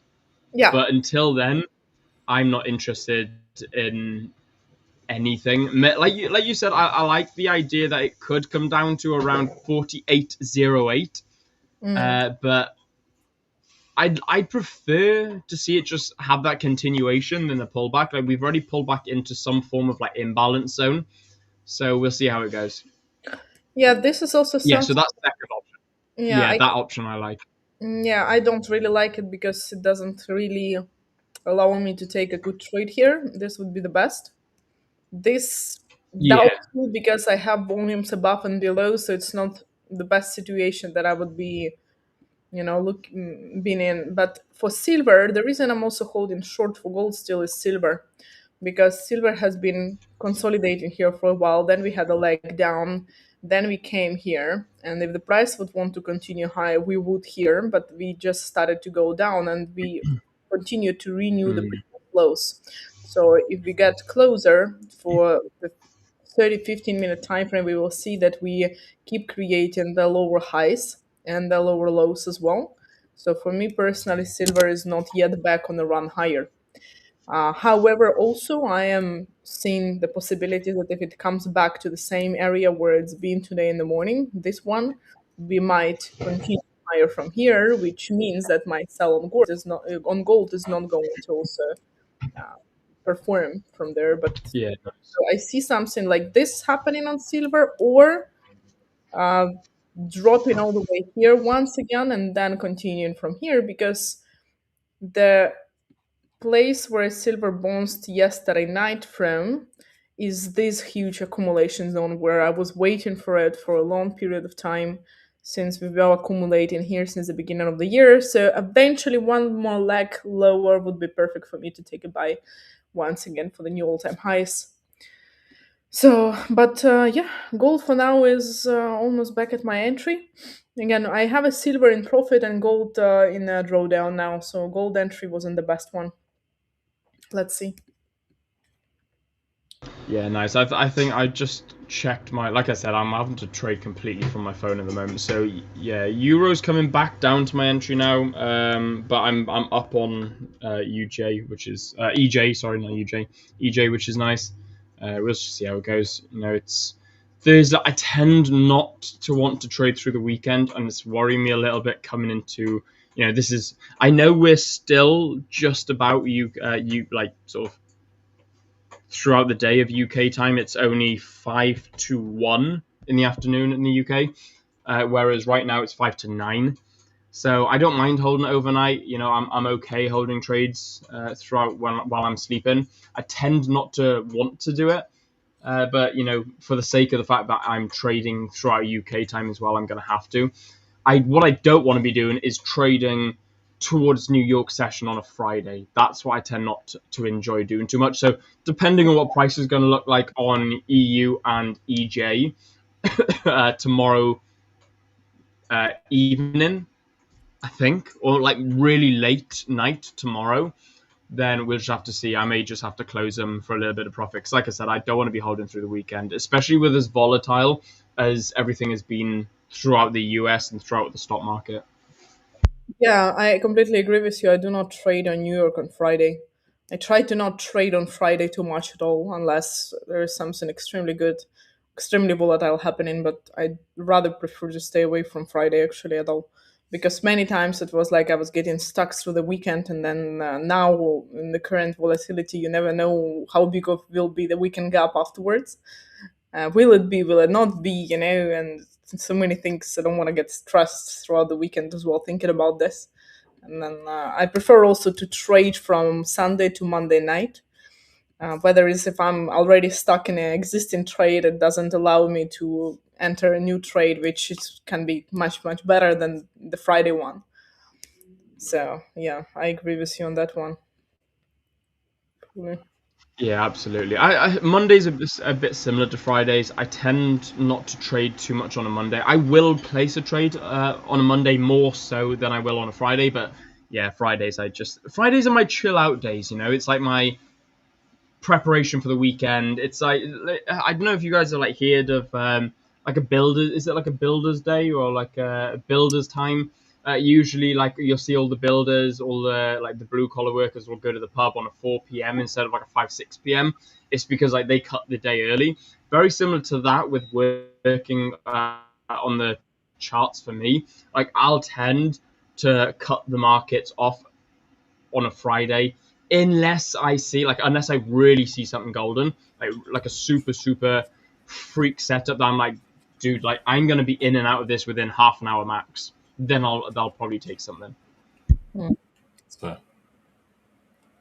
Yeah, I actually really like Mondays. So I stay awake on Sunday for the market opening, and then sometimes a couple of hours later. So it's usually a late night for me, because Monday is usually my best day. This week not, because we had a Martin Luther King Day, but normally it's my best trading day of the week. So, that is one good Yeah, thing nice. with markets. Yeah, And you'll know this as well, Will, that Monday markets are on Monday. It's in the morning. So for me, it's 8 a.m. right, Monday morning, right? If you're overseas, right, oh right, yeah, it bleeds over fair. to Sunday, right? It's technically like Sunday it starts, right? But for us, it's like it's Yeah. actually no, it's Monday now.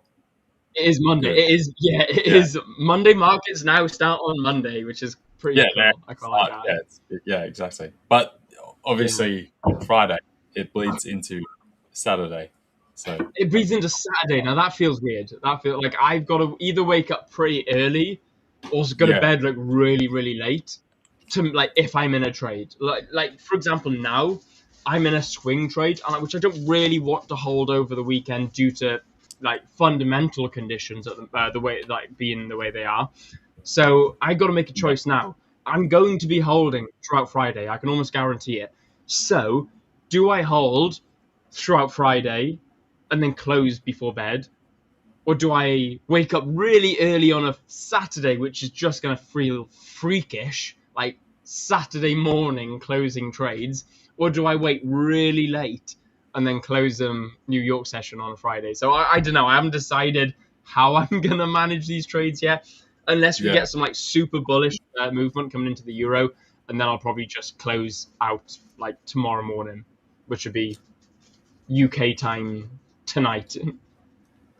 Yeah, it's weird because you got to reconfigure the time frames. Yeah, that's what I mean. Like I said, like I don't think my trader brain has fully understood that I'm peak Asia session. Yeah, exactly. Yeah. So, I saw this comment, but just before I jump to grab coffee. So, please explain what and who is generating the price momentum we see on the charts. So, price movement on the charts is obviously made up by all participants. Those participants are, okay, we'll start with us, retail, small fish, right? LJ, I know it's gonna be super interesting, but before we're gonna get into this, I know it's You got gonna a take a dip? while. I have to go. I'm sorry. Yeah. No, it's Today right. was I got a dip in a minute as well, unfortunately. so that's fair. Yeah, Yeah, but this is going next to be week, my final answer. yeah, Yes, next yes, week definitely. we promised to all of you, for those of you who jumped in late, me and LJ are gonna prepare our overview and the forecast for 2026 with potential levels on the main assets. So it's gonna be super interesting. Make sure that you are here next Thursday too. And LJ, I'm gonna listen in the background, but I'm gonna jump off right now about the That's right. price information. So thank you so much, guys. All Thank right. you, LJ. Thank you, Will. Good to see you, boss, again. And see you next week. Absolutely, Anastasiia. Look after yourself. Have a good one. Lovely to Thank see you again. you. Ciao. See you later. So we got Victor in the background. If you want to jump in, Vic, Dude, as well. my Wi-Fi's still dropping out a little bit. I tell you what, I'm gonna follow Anastasiia. I'm gonna head out because I can't tell if you can actually see me right now or not. So I'm gonna pop out anyway. I can smell my food is nearly We ready. can hear you at So least, but now oh, Vic's you can gone. hear me. Oh, that's something. You may not That's be able right. to see me, but you can hear me. Yeah, so I'm going to Vic's pop gone. out, guys. Thank you very much. Please make sure that you're going to smash out that like button as well. Make sure you smash that like button, subscribe if you are new here, because we have got some absolute fantastic guys coming through as well. So, guys, I shall see you all next week. I won't see you all tomorrow. I'll see you all next week on Monday. So, thank you very much. Smash that like, and I shall update you guys as soon as I can regarding the trades I'm currently in. And yeah, I'll update you on Monday. Victor, was Beautiful. good, my man. How you doing? Hasta mañana, or should I say, Hasta luego, mi amigo. hasta luego, yes. Hasta la vista.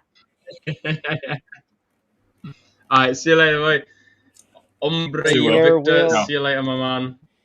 I assume All right, ciao for because now. of the reaction, I brother. assume you guys can hear me well. Yeah, we can. Yeah. Okay. How Yeah, have you been, LJ? Busy, very busy, but doing good. Doing good overall. Okay, I assume Yeah. extra busy with our dear Uncle Trump being so active. Yeah, definitely. So, I mean, last night we got a bit of the.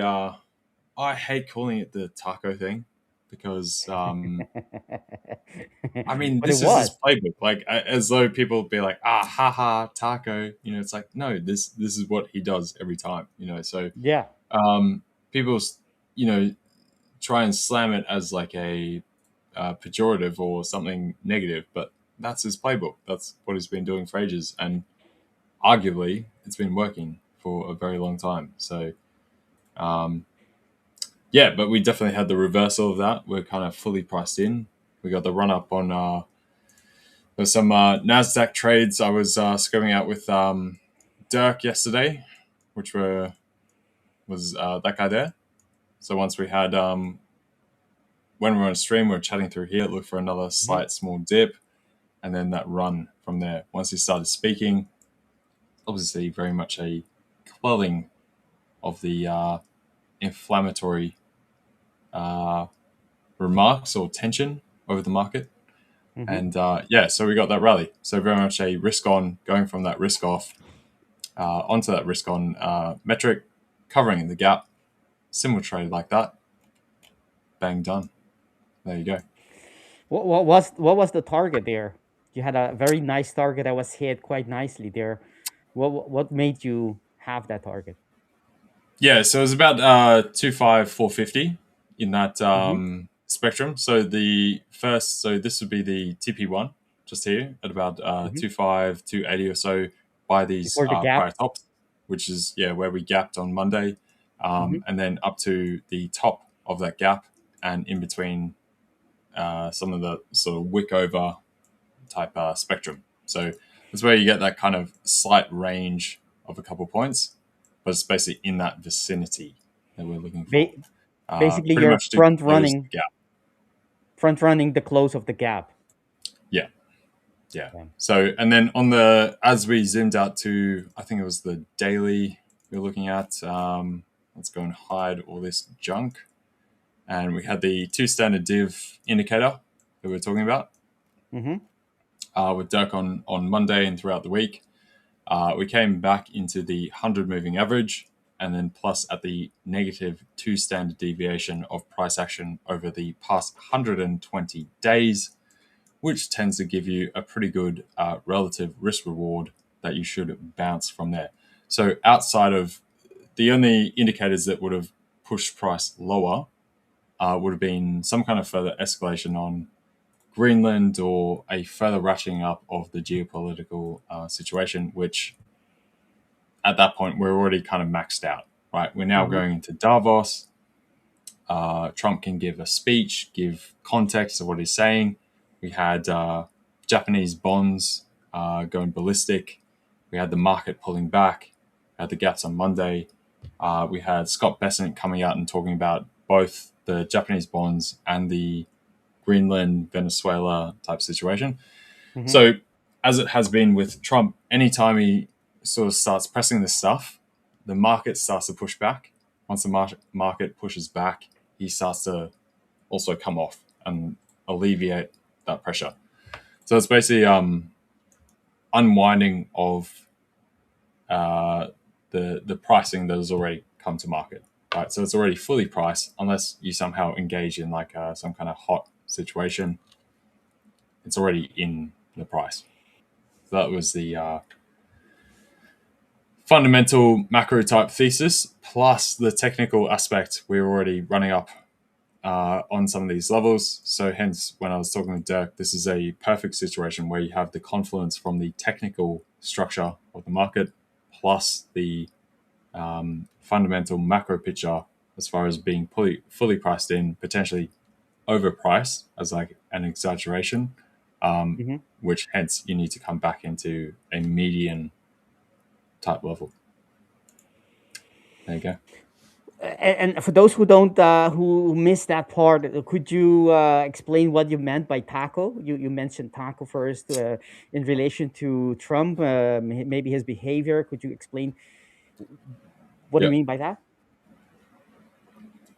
So the taco thing always comes from Trump always chickens out type situation. So he presses these very heavy type situations, very aggressive, very bloviated, very hyperbolic, and then always, so he puts the most extreme circumstance or situation and then comes back from that.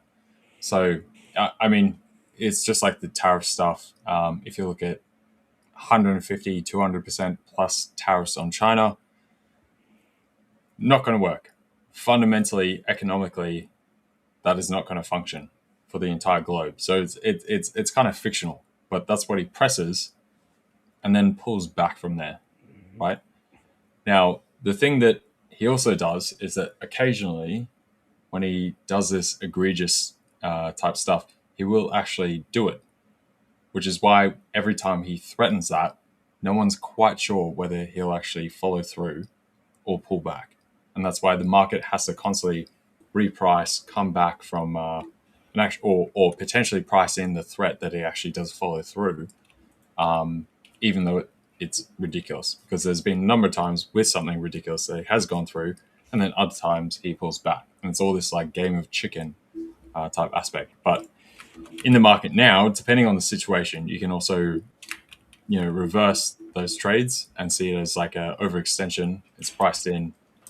Unless they go to the next nth level of escalation, you can reverse some of these moves. Basically, that's his way of deal making, right? He reframes the whole situation in a way that his to the other party the bad deal seems suddenly not so bad because it's better than the whatever extreme scenario he's painting to you in case you don't agree. So it's reframing. He's reframing the situation so that you accept whatever deal he has to offer. Yeah. Hello, guys. How are you doing? Sorry, I didn't want How to we doing, interrupt. Aaron? How we doing, Good. Pedro? Good to see you guys. Great to see you guys, man. Are we? Everyone? We How are we you guys have doing? we went from full house to full house again. This is the Yeah. Fiver, guys. This is the Fivers bringing you value, and a lot of traders here sharing a lot of good stuff with you. Aaron, Pedro, how are you guys doing today? Great, man. Great. Just waiting for the markets to give me an opportunity. That's it. Yeah, same way. Yeah, nice. I think there's volatility, so we will see what's going to happen today. There's still news as well, so Indeed. yeah, the week is far from over. Indeed. With that, this I is will coming have to back- say, I will have to peace out. I've been around for half a 4 day. hours or so now. So yeah, I gotta get some dinner for myself. So I will see you guys next Monday or tomorrow in the Discord stream with myself and Akram. See you guys there. We'll wrap up the week. If not, I'll see you guys on Monday. Perfect. Thank Take you, care, LJ. bro. Thank you very Thank much. See you you. guys. Thank you, LJ. Thank you very much for your all of your insight, but especially I like LJ because he has this, overarching view, combining macro with technicals that you don't find in most traders. They're usually technicals. Some of them are macro, but they mix them both nicely as LJ does. Awesome. He's such an asset for the Fivers for sure. We're happy to have LJ with us. Let's take a look at coming back. I'm sure Pedro Yeah. has some ideas. What do you think of these threats that Trump always, well, not always, but a lot of the times makes? And everyone, thinks, is he really meaning this? Is he actually sane for saying things that he says? Everyone is questioning his mental well-being. But what is it to you? Is it just noise? Or is he manipulating the markets? What do you say? Um, first of all, I don't think it's just. I think it's intentional. Everything he does is definitely intentional. That's how he plays the game. He's playing chess, while some others may be thinking that he's just playing in the moment. But of course, for us traders, the most important part that we can try to take from all this situation that has been going on since Trump came back 1 year ago into this his second regime is the way the market, or the type of pattern that we have seen with this type of behavior. Last year it was with the tariffs, as LJ just mentioned, threatening going way above the initial tariffs that eventually would end up going, just as a way of negotiation. But you continue to see exactly that type of behavior even now with this situation, maybe even Venezuela now, and now the Greenlandia. Which is, and you can actually take advantage of it. And the market actually, and the price action that you can see on the chart sometimes actually can reflect that, especially for us that like to trade maybe some specific levels on the higher time frame. And then just looking at US indies, for example, there was maybe that opportunity that we can maybe actually anticipate if by any chance starts to have some kind of rumors that can lead into some uncertainty, and maybe a situation where Trump may start to act a little bit odd, or going after one of his goals, and by that he then needs to kind of go a little bit beyond the marks of what is reasonable, which is threatening with tariffs or eventually invading a country.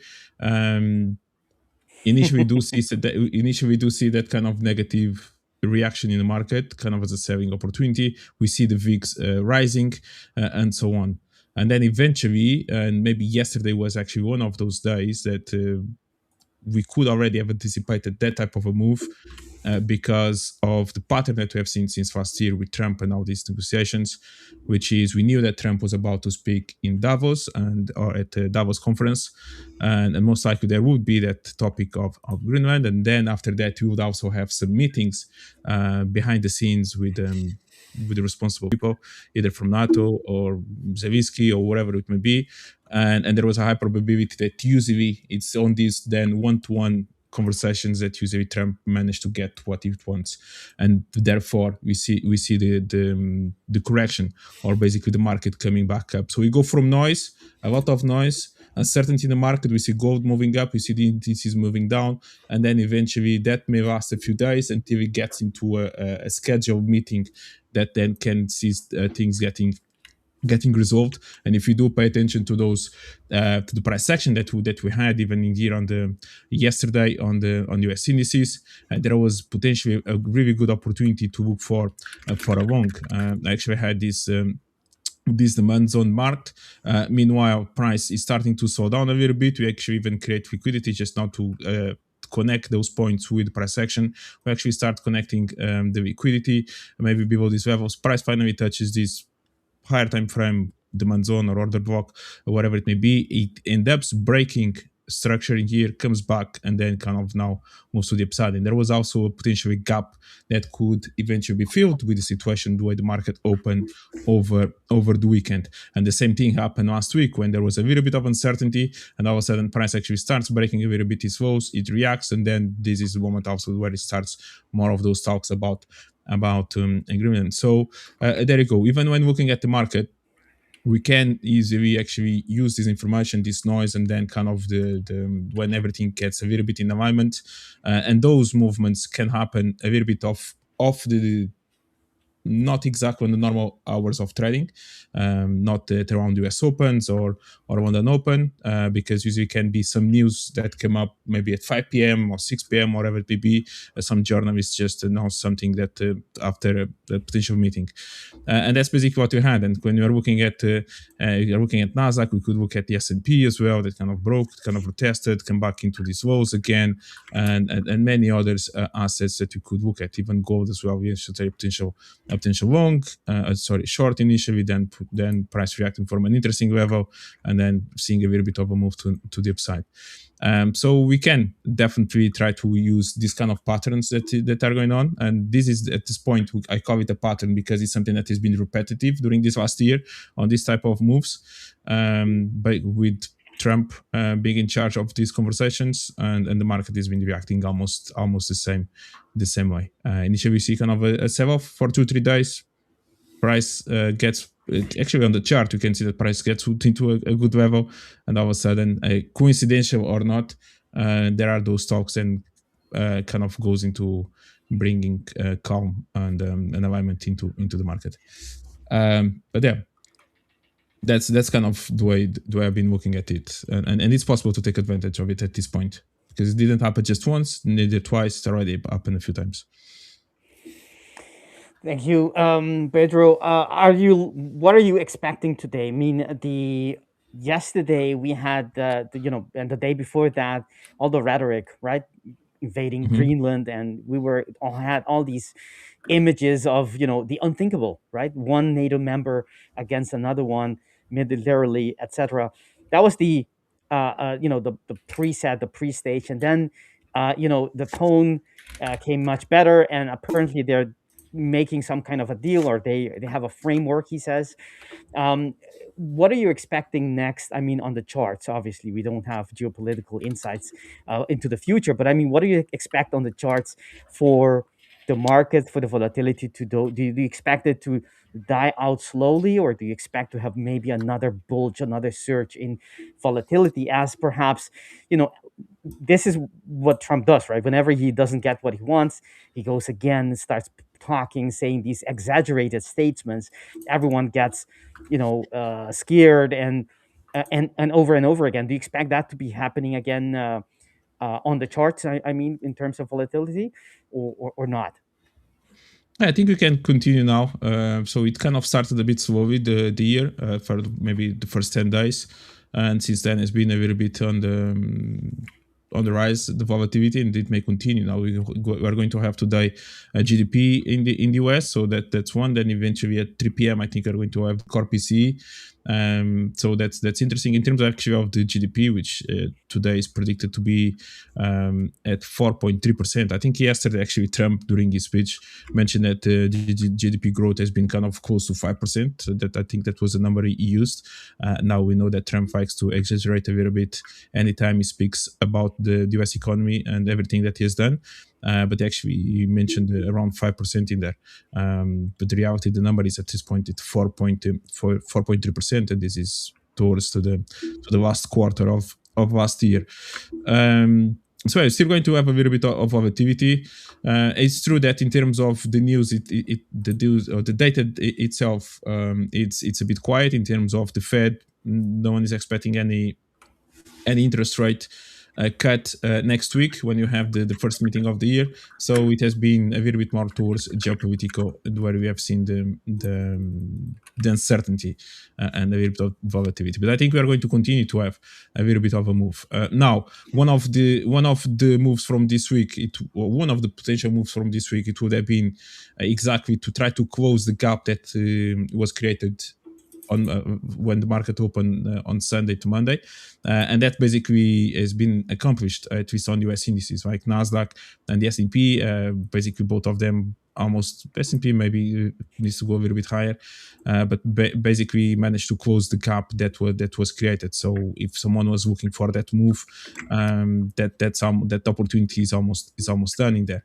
So with cautious, we'll see if we're going to eventually get to new all-time highs or not. I could still see a little bit more of selling pressure on NASDAQ if price goes a little bit higher. So, why for is example, that? Sorry? Why is that? Why do you see some selling pressure coming up? I think there are still a few levels now. Just talking about technically the technical analysis, I think maybe still have, for example, this supply or even slightly higher. I think maybe price can still at around the 26,000 still have some kind of reaction. We did manage to break some kind of lows. Reacted, in my opinion, from a good level. Maybe what you can have is just volatility in a range. Maybe instead of price at this point deciding to just explode and maybe go to the upside, or even maybe just completely selling off, you may continue to have a little bit of this type of a move that you had in here on the right, on the left side. Maybe you're going to repeat a little bit maybe on the right. So a bit more of volatility without properly gaining momentum to just break all-time highs or just go all the way. Maybe finding a little bit selling pressure and then buying pressure until it gets into more alignment into the next phase of the move. So if that happens, there's going to be opportunity for both buyers and sellers within, for example, today's trading session. And I think that could happen, to be honest. So at this point, when I mentioned that, I try to look as well where are those fresh levels. Maybe for example, this supply is still fresh. Maybe do a little bit above it. Then of course we do have today's even demand zone, and even if price does want to go a little bit lower, maybe still have also some other levels in here at the bottom that price can hold as well. So when I do see levels being left behind, either up or down, maybe price then can bounce from them before breaking them. I see. What about you, Arid? What are you looking at the charts? I'm gonna show your chart if that's okay with you. Go ahead. Yeah. What are you looking for? Are you waiting for the open? We have news in about 7 minutes and some seconds. It's gonna be I believe, GDP, right? Was it? Yeah. So for me, I was looking for EU buys off the zone today. And as you can see, it just didn't tag me in by like 6 to 8 pips. And it ended up playing. So yeah, that was kind of it for the day on Forex. Around for like a 1.7, or I would have already closed by now probably. But my target is this high for EU. But we'll see what news does, obviously. And then for futures, I might look for a gold buy later off this zone here. I'm obviously going to wait for news. If news pushes down very fast, I won't look for an entry, because if it just dumps, then it's likely going to just ignore this. And if it holds, I'll probably look for a trade later during the New York Open on gold. If we don't get that, I'll look for NQ. My bias on NQ is likely bullish, but I could see a push down as well. I did expect a push up here this day, but yeah, I didn't really find a trade either there. So it's just today I'm just kind of forced to wait now since the setup went without me. So yeah, that's kind of what I'm doing. Just waiting to see if I can find a trade on futures. I think Forex is kind of already done for me today. I see. We see a kind of an indicator on the upper right corner. Would you mind explaining how to get it? What is it good for? This is it helpful for you? Yeah, well, I don't use the box on the right. I don't really look at it. It's just like it marks out my sweeps on the higher time frame. So if there's one that's very far, it'll mark it out for me. And you can't really get it. It's a private one. Um, but I don't look at the box. It's just it kind of annoys me. It's just in the way. But I keep it on, so it marks out my my sweeps, and it also gives me like the fractals, which show me swing highs and swing lows. So the box is irrelevant to me. Like this doesn't mean I'm bullish every time. If it says longs, that doesn't mean I'm bullish. But it kind of makes sense to my strategy. I just ignore the box. I don't ever look at it. And what does it paint on the chart that helps you? The sweeps. So it'll mark the sweeps out for me, and it'll also give me these triangles here. Okay. So if there's a sweep far, it'll mark it out for me. It also does it for me on the 1 hour. As you can see, I have an indicator for that as well. Not because I don't see it. I just it's helpful, right? It does it for you.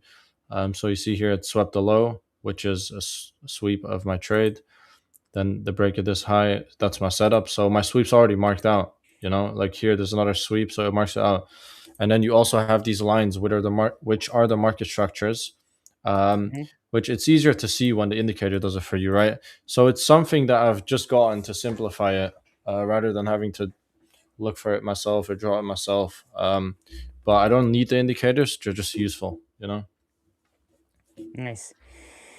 Nice indeed. So you're waiting for news basically for the gold trade to hold to Yeah, see if it's going to yeah, hold or not that demand zone. And if it does hold, if it does show you some appetite on the long side, you're going to be going long on that, of course. yeah, And EU, you mentioned, I think, what was the other one? yeah. EU, there's a EU buy that already played now, Mm-hmm. unfortunately. So this would be my setup, but I obviously had to wait for this candle to break above the high, which after it did, it never came back down, as you can see. So I never Mm-hmm. got an entry. Now I also had some DAX cells marked out, and I didn't take them unfortunately because I was still waiting for my payout to land, and I received my payout, so I can trade now. But it's a bit too late. The entry's gone, so I can't trade anymore. I would have looked for an entry off my Fibonacci for this big zone of around like 0.5 or 0.62, probably around this area in between these two lines. I didn't want to get too greedy with the entry either, and it held nicely and played. So it's unfortunate, but yeah, I can't really control it. So yeah. And you had a payout. How often do you get these? Do you get your payouts? Is it on a monthly basis or? Yeah, I've been very consistent. You know, for the last like 13 months, I've managed to get at least one payout a month. Um, so I'm very consistent with it. I don't target like huge payouts. I'll just look for 1 to 3%, and only take a very A plus setup. And on the Mhm. DAX, I'm very bearish still because of the fundamentals, and because of the technicals altogether. So that's why this sell would have made a lot of sense as well. But it is what it is. It is what it is. I mean, taking payouts and even missing trades because of payouts. I mean, it's not ideal, but in there in that sentence, it says payout. That's a Yeah. positive thing Yeah. all the time. There's no way that can be a negative, right? Exactly. Yeah. We have news coming up in a couple of minutes, actually a Yeah. minute and a half. So let's switch to the lower time frames on your errand, if that's okay with you. On What pair do you want me to open? EU is fine. the one you have is just fine, at Okay. least to me. On the 5 or the 1 minute, so we can see, the Yeah. first, Let's do the very 1 minute first. so it looks crazy. Let's do the 1 Exactly. You can minute. see all the details of the Yeah. the aggression, the wicks, Yes. the manipulations, and the everything else that comes with these high impact news. Remember, guys, if you are on the high stick account, 2 minutes before, 2 minutes after, you're not supposed to be taking trades. So make sure that is the you know about that. You should know, but I'm just a friendly reminder here. If you're in the boot camp and if you're in the hyper growth, it is of no consequence. You can still trade them. The other thing is, just general common sense. You want to be careful. In about 30 seconds or less, the market may make some wild moves, and you want to be out of your position if you're not too sure to hold or not, and or if you're too close to your stop loss or even to your TP. I mean, it's better to just take what the market gives and leave it for another day instead of just holding on and being slapped on your face for holding too long. So here we are, 3 Guys, seconds. up or down? Up or down? Up, up. Up. I'm saying Yes, up it's too. got. I'm sticking I to my think it's bias. gonna have a big Oh, move. Up what, dollar or oh. EU. you? Yeah, I can go. Okay, it's Can I not go done. think down. there's still a level up, a level ahead. Let me say where it is, around 22. So it's not too high. That I think we will reach in this move. But I mean, that's just a hunch. That's not really based on Yeah. uh, just the next level. It makes sense in my head that it will reach it within around the news. Maybe afterwards, I don't know, but it almost reached it already, but it missed it. Gold dropping, says Ty. It's really not doing much on EU, to be honest. Yeah, it's indeed it's kind Gold of kind of muted. dropping. Yeah. GU, did it do much? And welcome back, Gianluca. Welcome back. We were waiting for you. How was lunch? Yeah, the news was actually 0.1 better than expected, so it came out at 4.4 instead of 4.3 GDP, which is well, good news for the US economy and overall to the world. And then you also had unemployment claims. It came out at 200k. When it was expected around 209k. It has been now a range around 200s, so which is good news as well. Like, so less people asking for unemployment, which is it could be a sign that, well, there's not many people getting fired or kind of leaving their job, but there are some other situations or more details into this, which is maybe the long term people asking for the employment claims and stuff like that. There is the new ones, the old ones, and for anyone that wants to go into more detail, they can go check the report. Yeah. But yeah, not a big move at all, really. Nothing really happened, to be honest. And the gold rate you were talking about, Aaron, Yeah. how hasn't really, at least not yet, Tagged hasn't. it, yeah. So what do you do in a case like this? You just wait for the market to come to your demand zone. To You be start looking honest, for the patterns. because I'm looking for a futures trade on this, I would likely want to wait for market open, especially since we've been chopping about for like 7 hours. Basically, we're stuck in this little range, so it could just explode either way. So the best thing for me is to just wait for New York open and see where it puts gold, and if it does end up giving me a good entry, I'll probably take it. But if it doesn't, then I'll just accept it. I don't want to enter at the top of this zone when price is just making these small moves, right? With a big zone like that in consolidation, I'm not really going to get much. I'll probably be in drawdown for like hours with that price action. So I'm just going to wait and see what happens the next hour, and then I might look for an entry. Indeed, we have. Let's take a look. We still have in about an hour and a half by the end of our stream. We have another high impact news coming up, which is PCE price index. Perhaps the market is waiting for that before we have some clearance in the direction we're going to be heading. Right, when you have two news events, sometimes it moves on the first one, and the second one would be like a second stage rocket.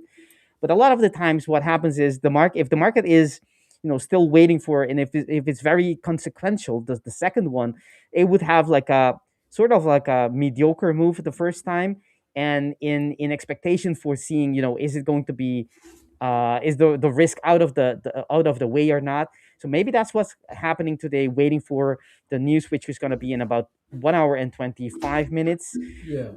We have also someone asking about BTC. Maybe you can take a look at BTC, Yeah, Pedro. have What it do you on my say? list. Or maybe Aaron, go ahead. I think you're enthusiast. Go ahead. Oh, sorry. I thought you were talking to me because my chart was open. Apologies. No, I'll just no go over it problem at real all. quick, and then Pedro can do his thing. Because Go ahead. okay, so honestly, on Bitcoin intraday right now, I am bullish. But on the higher time frame, I expect it to drop more. We got this weekly sweep. We have this nice target here, so I expect us to at least go to this low soon, and then maybe from there we'll continue lower if we break below it. If we end up disrespecting it or sweeping it, we can go back up to this high over here.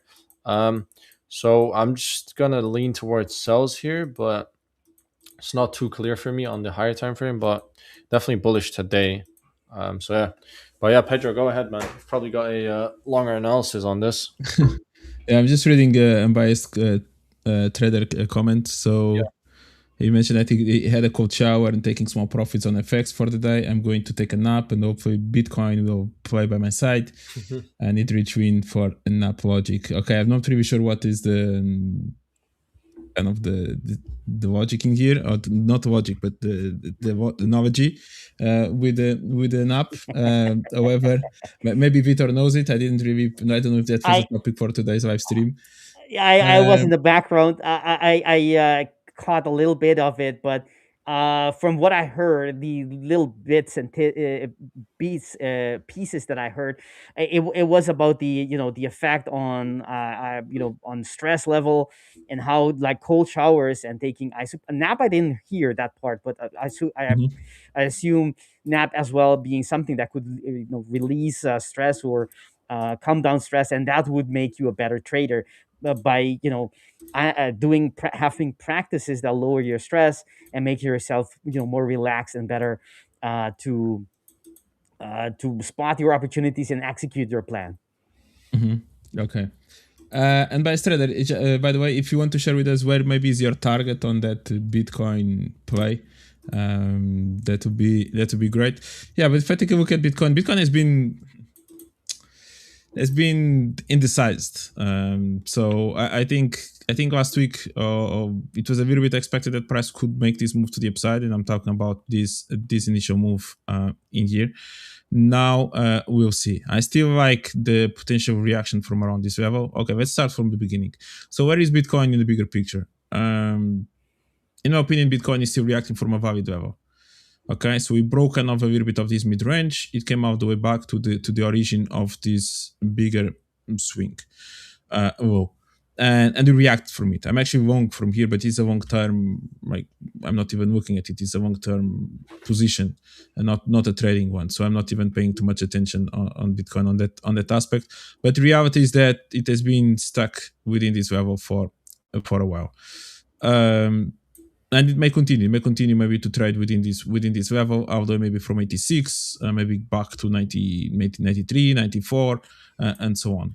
Something that we could see in here is that price did manage to start breaking some highs. Now, this may not be the most relevant highs, because maybe the most important one is maybe the previous one that created this move to downside, and this one's in here looks like more internal highs, let's call it like that.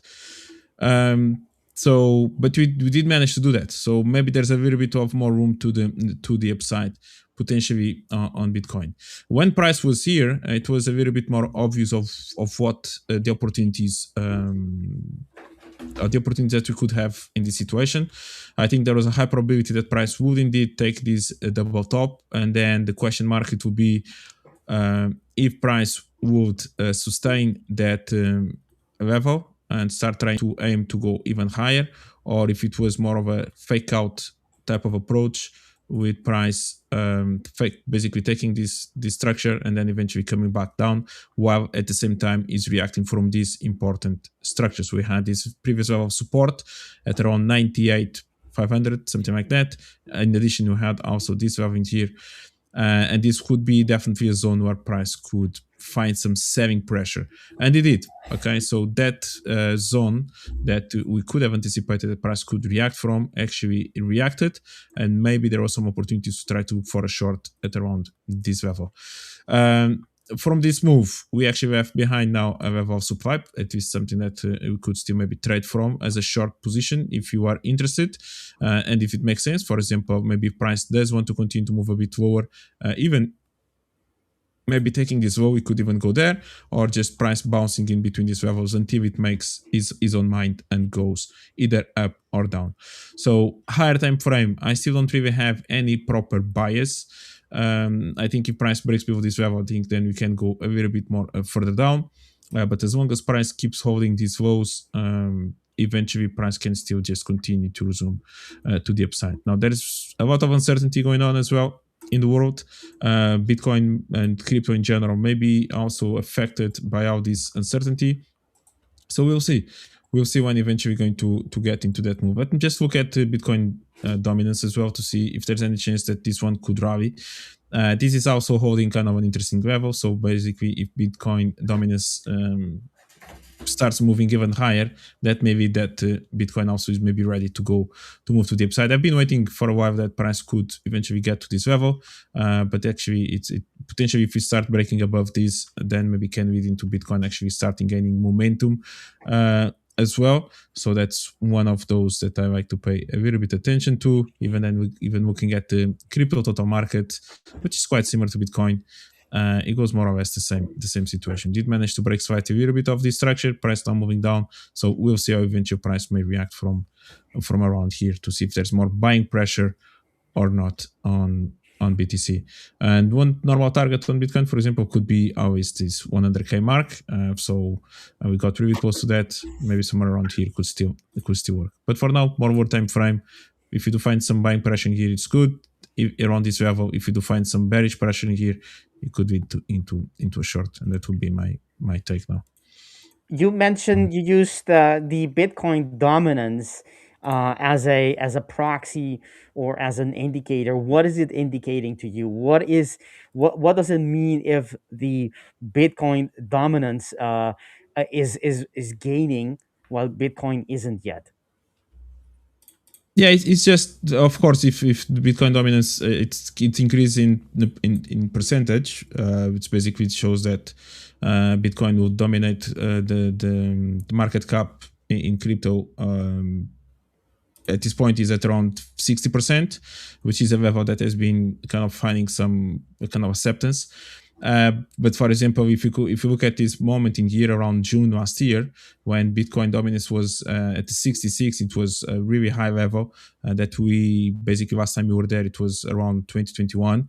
That coincides more or less with actually not so much, but we could see that it was the moment that Bitcoin started to find some resistance at around this level. So it was basically a moment where maybe Bitcoin finds kind of a top and it kind of needs to kind of at least move a bit more to the downside. And maybe this was the moment, for example, where maybe looking for other altcoins or even maybe Ethereum or something like that, maybe could benefit from a move to the upside from around this level. Now, I'm not the most expert on crypto, but that's a little bit how I'm using it. So what means also is when it's the chance now Bitcoin dominance is going to start to decrease, it means that the other altcoins are going to start increasing in value, or at least gaining some market cap overall in this crypto space. So how should we use it? Should we use it as a selector, like an indicator to select whether we trade Bitcoin or altcoins?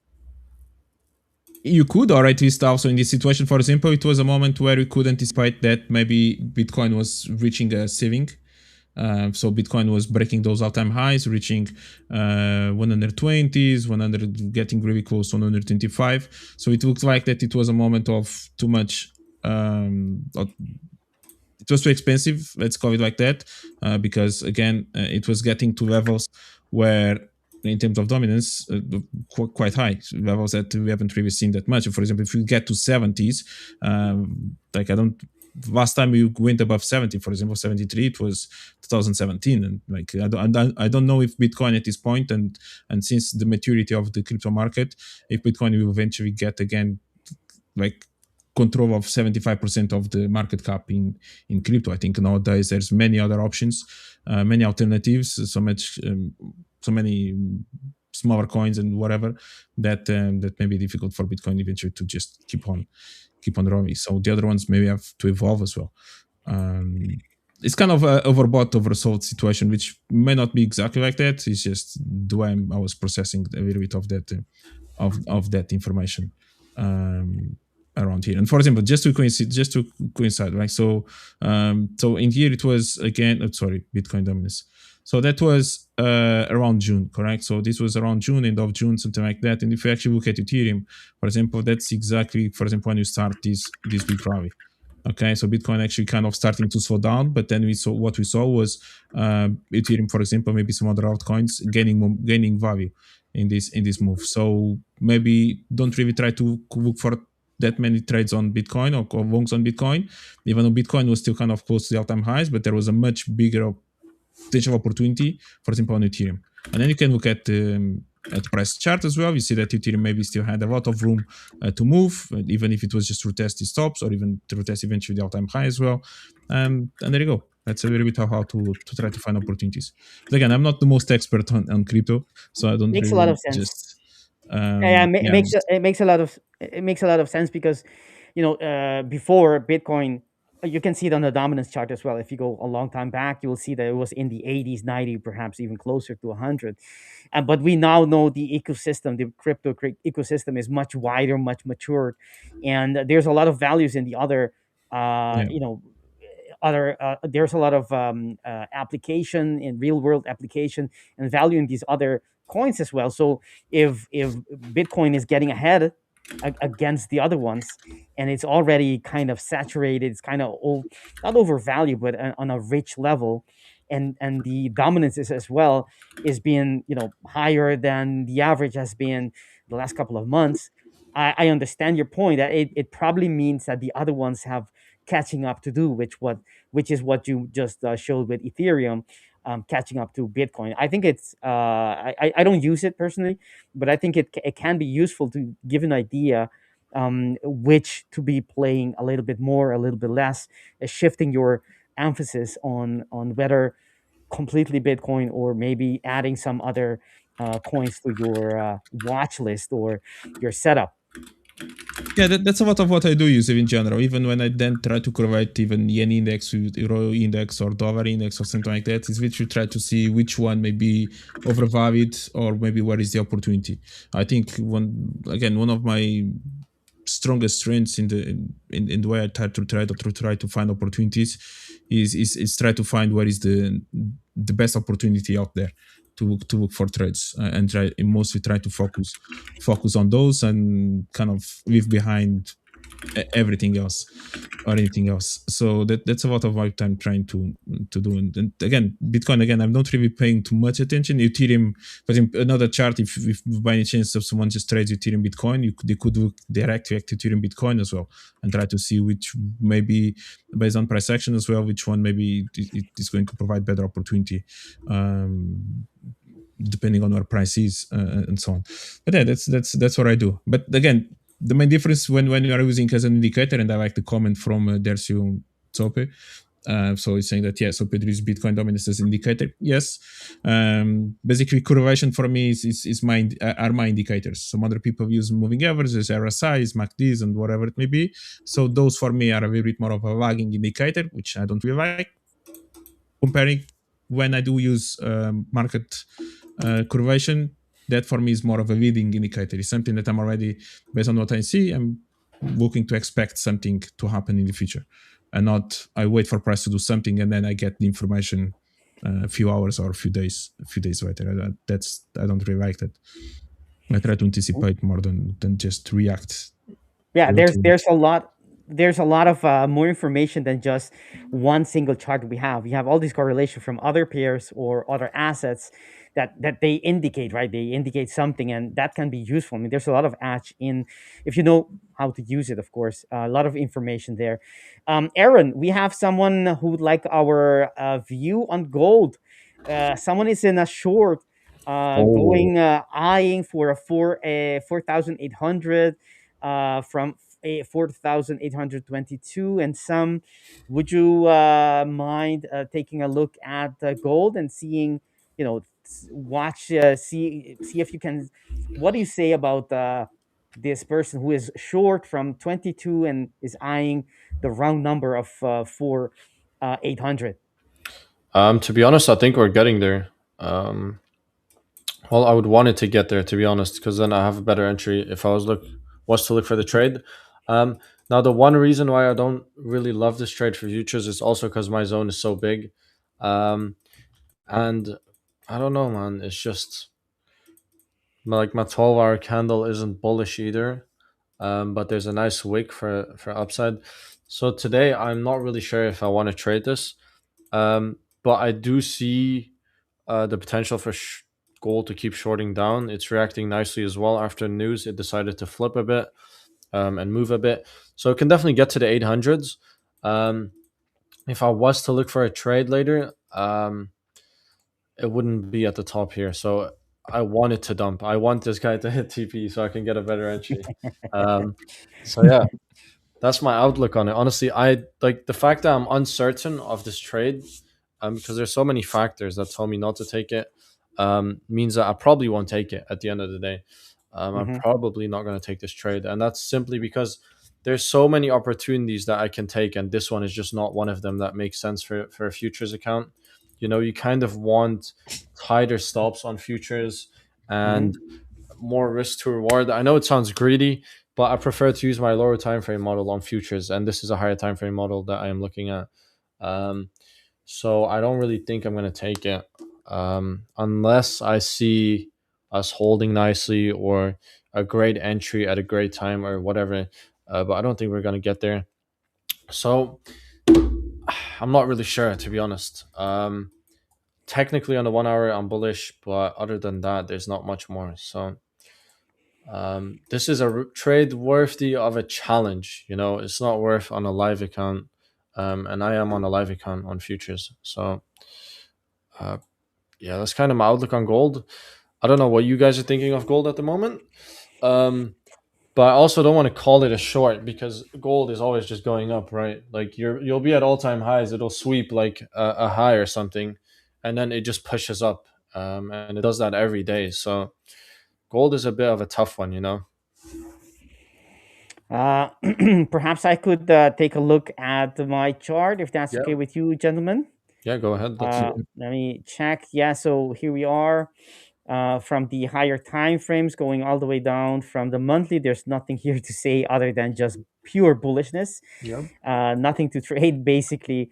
On the weekly time frame, we just broke not long ago a bearish structure, meaning the market, the buyers are completely in control. They have been for a long time, but they are still in that phase.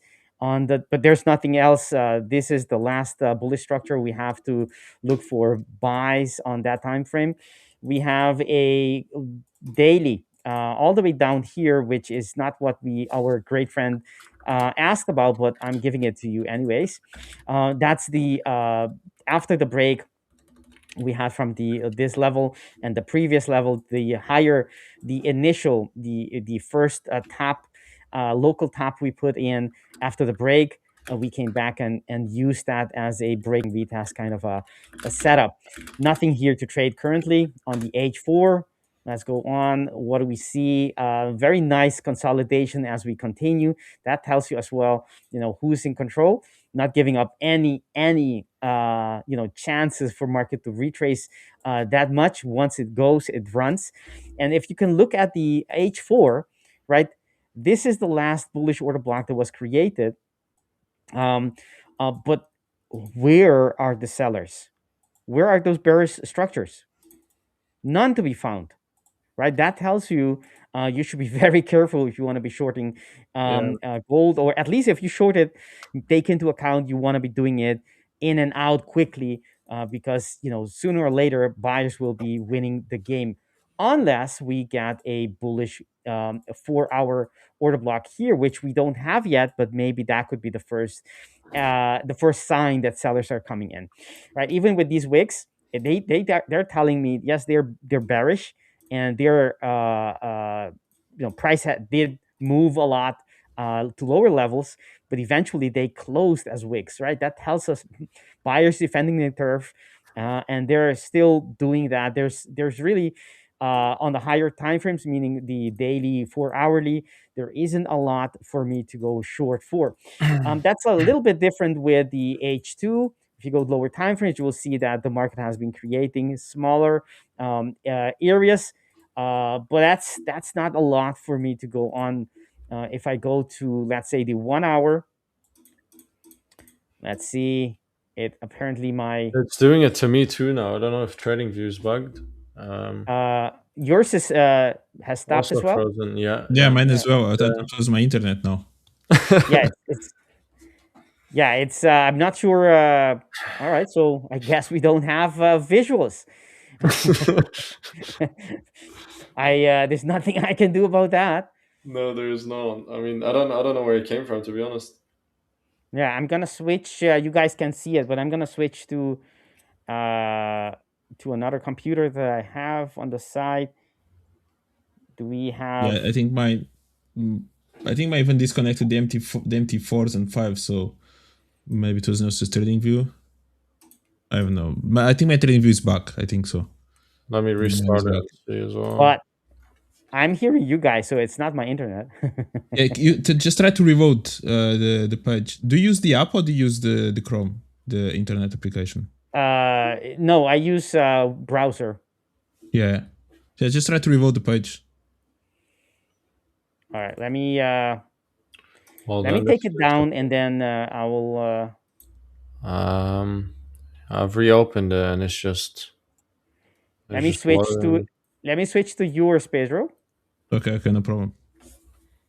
No problem.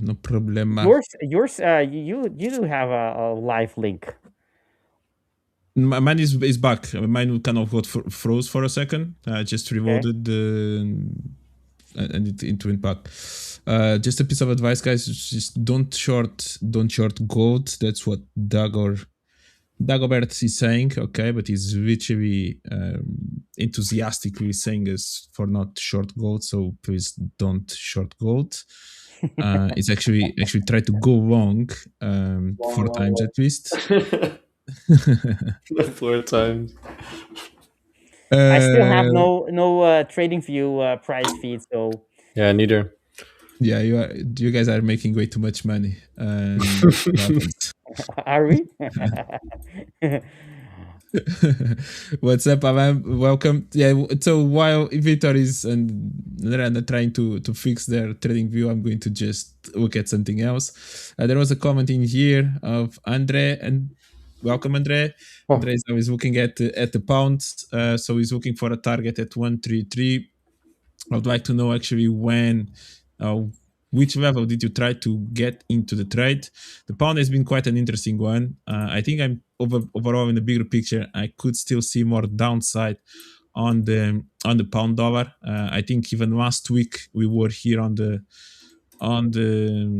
chat with you, Aaron, that you were kind of, I think pound kind of broke these lows and kind of we were looking for price. At least me personally was looking for price to get a little bit closer to this area. You kind of got really close to it, but then price just moved to the upside. But I think overall, I think there's more potential to the downside. But personally, I was actually looking for price to take this double top first and then move to the downside. So that never really happened. So we'll see. Now it's been just stuck in here. We noticed that there were kind of a few indicators, data coming out from the UK this week. We had the unemployment, we had CPI, so there was a little bit more volatility, different volatility when comparing with the euro. Sorry, but yeah, that would be my goal. It would be so I'm still kind of bearish overall, but I'll prefer for price to go higher before looking for shorts. That's where I would like to see the best opportunity. And even again, just zooming out a little bit more into the 4-hour time frame, even if price, once again, if it wants to go even a little bit higher, close to 136 or something like that, I'll be even happier with that, because then maybe can even provide a better opportunity to even look for a bigger setup. And that's a bit more of what I'm looking at. Intraday, if you want to just look intraday, yes, we do have some levels in here. Even maybe there's another one in here where price already bounced from. So intraday, price has been kind of creating some levels of supply, and price has been kind of respecting them. So you can maybe bounce in between that. I do have this rectangle in here, but to be honest, it's nothing special. Price can actually just eventually drop. Somehow it's finding some kind of level of support at around 134, but for me it doesn't really mean anything whatsoever. So that's That's what I'm looking at in there. Have you guys managed to fix your Nothing your yet. trading Mine volume? works. Nothing Mine's yet? working. What? Mine's working. Okay, so what browser are you using? I use Chrome. Okay. Yeah, I'm just using the Eric? app. I'm just using the app. All right, entry saying that his entry was at 134 410 134 For a short. That was a good, yeah, he's short, so that was a Yeah. good entry. Short was somewhere around here. Yeah, so the only thing, so he's looking for a target at below 133. It's possible, however, I'm not really sure if price is ready to go there from where it is right now. Yeah. But he could. So that's sometimes what we need to pay attention in terms of managing expectations for target. So he's looking at least in this level, I think he mentioned 133. It's basically to go all the way to take these lows, which was a target initially that I was looking for even last week. I'm just not sure if this is the zone that price is ready to already move to downside.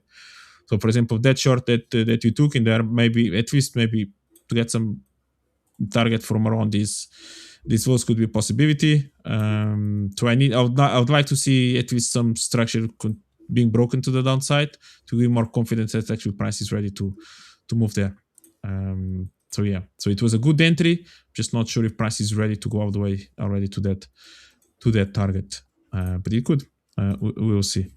But in this case, I'll be playing a little bit more into a shorter target or a more conservative target, personally. Yep, that's true. That's true. That's why Vitor is actually wearing his mask all the time, because he's making way too much money. And when he travels and so on, Vitor is a guy that likes to travel, to visit some countries and spend time in hot weathers. So he needs to be then relaxed while he's on the beach or by the swimming pool. Yeah, so there you go. All right, but you actually asked a good question. So let me just go back to your previous question, Roop. Again, I'm so terrible with names, but where was the question? It was about the yen. The yen. Let me just filter by star. I think I'll get there easier. Sorry for interrupting, Pedro. I do have to go now, guys. It's 3 p.m., right? Okay, yeah, I have to go, unfortunately. It was great to talk to you guys again. I'll be on next week again. And I hope you guys find a trade. Take care. Yes, Take care, Aaron. Thank you. Thank you for your great ideas. Bye-bye, guys. Bye-bye. Bye-bye. Take care. All right. So luckily, my my trading view has come back to life. Have no idea what never happened before that it went like that and took so long to come back. I mean, I've been frozen for some time at some moment. I mean, in the past, but never that long. Yen. Tomorrow we have interest rate decision, right, on the Bank of Japan, and Japan, or actually the bond market, the Japanese bond market, has been on the center stage of the conversations this week. Actually, already at the end of last week. But everyone it's the talk of the town, right? Everyone is talking about these six sigma moves, the oversized outliers, completely extremists kind of a move. What do you do in a case like this, Pedro? Do you dive head first into these high impact moves, or do you wait for the market to show its hand before you start getting some trades on the yen pairs? Yeah, that's a good question. That's a good point. Unfortunately, I don't trade interest rate decision on the end, because I'm sleeping. Right, these guys, they do it like it's 3 a.m. or 5 a.m. in the morning where I am. So I definitely don't. I'm not trading in that moment. If I was in the trade before, maybe I could benefit from the move, or then I will hope that price will still be at a good level when I wake up to try to look for an opportunity. But there you go. It has been a lot of talks. Are they going to increase or not interest rate decision? I think the projection for tomorrow, or the prediction, is that it's going to stay at 0.75. So the increase, I think, the last meeting, and now the projection is to remain at the same. But there you go. There's been a lot of conversations to see if eventually they're going to to continue to hike a little bit more the interest rate. But when you do look at the yen continues to get weaker, and then as a consequence, you see the dollar yen and the other yen pairs, euro yen, Aussie yen, pound yen, and so on and so forth, they're all rising. And this was a good move. Okay, this is actually one of those moves, one of those questions that sometimes you actually ask, Victor, which is, should we try to kind of buy a double bottom in this case or not? Or for example, I had this level in here marked. Initially, when price actually moved to the upside, I was hoping for price to get a little bit deeper into this level to then look for this move to the upside. So that never happened. Okay, so price kind of just remained in here, and then it continued to move from there. It actually manipulated a little bit this move, left this level behind, and then it moved higher. And now, with this move higher, what happened? And this is, again, that conversation of what space is available, or what do I think that eventually price wants to do next. We never broke structure. So when I saw this top in here, we never really managed to break any structure to the upside. Basically, the next key level of structure that we could have in here, it will be to see at least this level to be broken to the upside. Okay, and that never happened. And if actually just zoom out a little bit more, you can definitely see that this yen index has been definitely in a bearish trend. So this could be just a small retracement. I mean, it still took a few days, but in this scale, it's a small retracement for eventual price to just resume the move to the downside. So there you go. As a filter, or in this case, this top being stopping where it was, or where it stopped, and not really managing to break structure, it put me straight away into a more defensive approach in terms of looking for a big reaction from this move to the upside. And then, as we'll see in a bit, exactly euro yen, pound yen, and so on also managed to respect the bottom, the lows, and then eventually starting to move to the upside. Now, as you can see, the level that initially I was looking for, actually price still reacted. It reacted quite perfectly. So there was actually a quite strong reaction from that, exactly from the level that initially I wanted to look for longs in there. However, as I mentioned, price never really got to that level before it made the move to the upside. So now in this situation, taking into consideration that this still may be a level where you could expect some reaction, now it's the moment where I need to start playing a little bit smaller. So, for example, if price had broken this level, maybe from here we could anticipate something like this. Okay, just in theory. But because price actually respected that level, now from here I can only look for this. Okay, which is basically the next key structure that we have on this lower time frame. As price is moving to the downside, that will be basically the target, and then it continues to get even smaller and smaller as price creates a new structure. In this case, then we have potential this level, so any kind of reaction that you might think that price still can hold, and maybe you had this demand zone, now it's kind of a smaller target, and it kind of gets squeezed until eventually price moves to the downside. Or if eventually, if you do then manage to break some important high, then maybe you can start open the position or the door for price maybe to go back into this top. But as you can see, it never happened. Price kept respecting the previous high as it was moving to the downside, and now eventually it just took the low. And this was again, this is a lot of the way I look at charts and I do my analysis in this case. So now we are in new territory. So price now took again at these lows, and once again it's more of trying to identify some kind of reversal pattern at around this level. In this particular case, we don't have any information on the left side, at least I don't have on this chart. So I need to see at least now price to at least break a little bit of something in here, and one of the targets that I need to pay attention at this point, it will be just around here. So there's maybe eventually there's going to be a move of price maybe reacting from here and maybe continue to move to the downside until eventually you may try to challenge again this level. And then you can use all this information on the yen index, and you can then try to look for those trades on the individual yen pairs, which could be eventually for example, transition into dollar yen. Dollar yen is the only yen pair in here that's a little bit different, because we actually had a little bit more of a bearish move on the dollar, which had managed to hold a little bit more the dollar yen to the downside. When looking at the higher time frame, So we are getting really close to this top in here. And again, as the dollar yen continues to go higher and higher, there's going to be more news either from the minister of Japan, either from the president of the Bank of Japan, or whatever, that something needs to be done, because definitely they don't want to continue to see this dollar yen to continue to rally much higher. It creates a lot of pressure into the Japanese economy, and eventually talks of intervention may rise. So in this particular situation, I'm still considering potentially a short at around this level. In this case, we actually managed to slightly break a little bit below this structure, even though when you're looking at this longer trend line, as you can see, price actually managed to hold that level, even though I do see the charts more horizontally instead of diagonally. But in this case, I'm still considering potentially at around this level. I think this may be still a fresh zone in there that we could see a little bit of a reaction. And that can also coincide potentially if we do have this move a little bit more to the this move a little bit to the upside, even to this level, maybe it's enough to eventually also help with the move on the dollar yen, even if it is just back into this level. Maybe there's a good opportunity.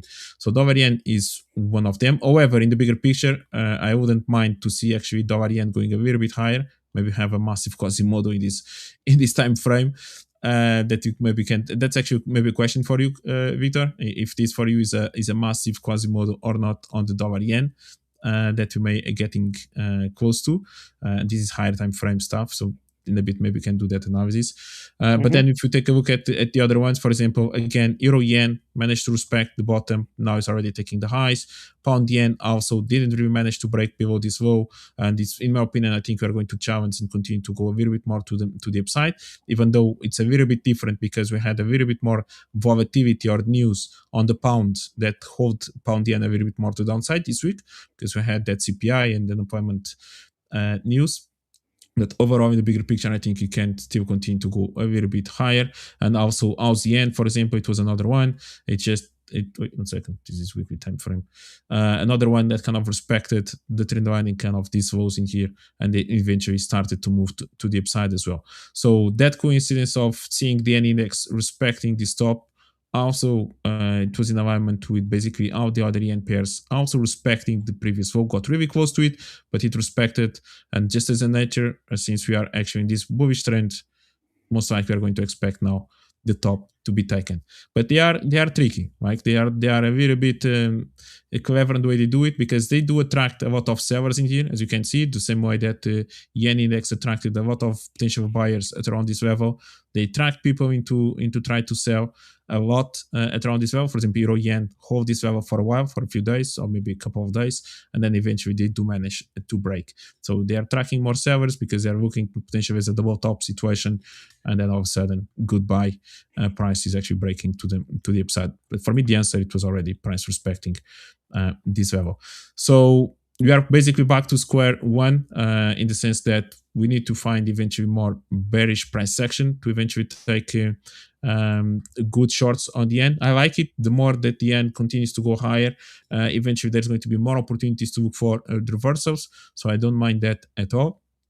For me, you could keep recycling this type of a move, which is basically create a little bit of price action, then eventually make a bigger move to the downside, go and then kind of come back into it. And then personally, I like to short, so I'll try to carry on shorting in here. And anyone that likes to go long, maybe can just look for longs in there, and you can be playing like that. But there you go. That's a little bit of what I'm going to be looking for. Hopefully with tomorrow's volatility, let's see if we're going to have any kind of reversal price action to eventually look for some yen basically strength, which means euro yen, dollar yen, and so on, moving to the downside. But yeah, I'm curious actually about your Quasimodo pattern or not on this weekly or monthly time frame on the dollar yen. Yes, let me switch to mine. Let's take a look. Yes, so on the monthly time frame, I do have a quasi.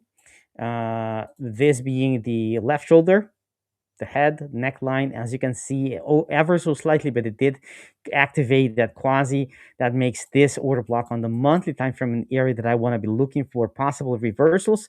It looks very, very bullish. I know it looks very bullish. It looks like a. Let me take that alert out. that already happened. Okay, so it looks like it's going to continue because you can see how it's making higher lows and so on.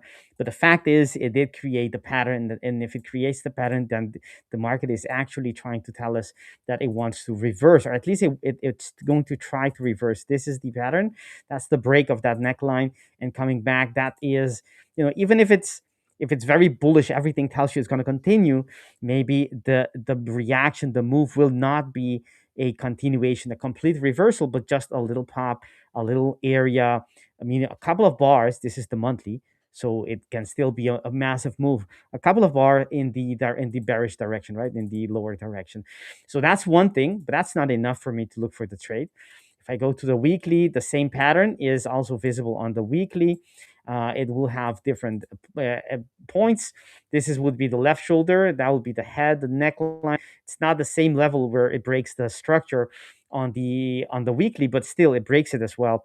And that leaves us with one entry order block, right? One area above here. I don't see the market as clearly indicating a possible reversal area from here, but here it does. So in that case, and if we look closer, we are at the extreme of that move. That takes us, that gives us a very special, only if it starts reversing on the lower time frame, but that gives you a special opportunity, because you're basically at the last line.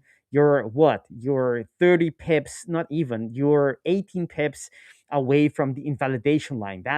It may sound a lot, but we're talking about, if the market is going to reverse from this level, what is the next weekly structure that you're going to be hitting? That's all the way actually right here. That's actually not too much visually, but still, let's mark that. That's the next level.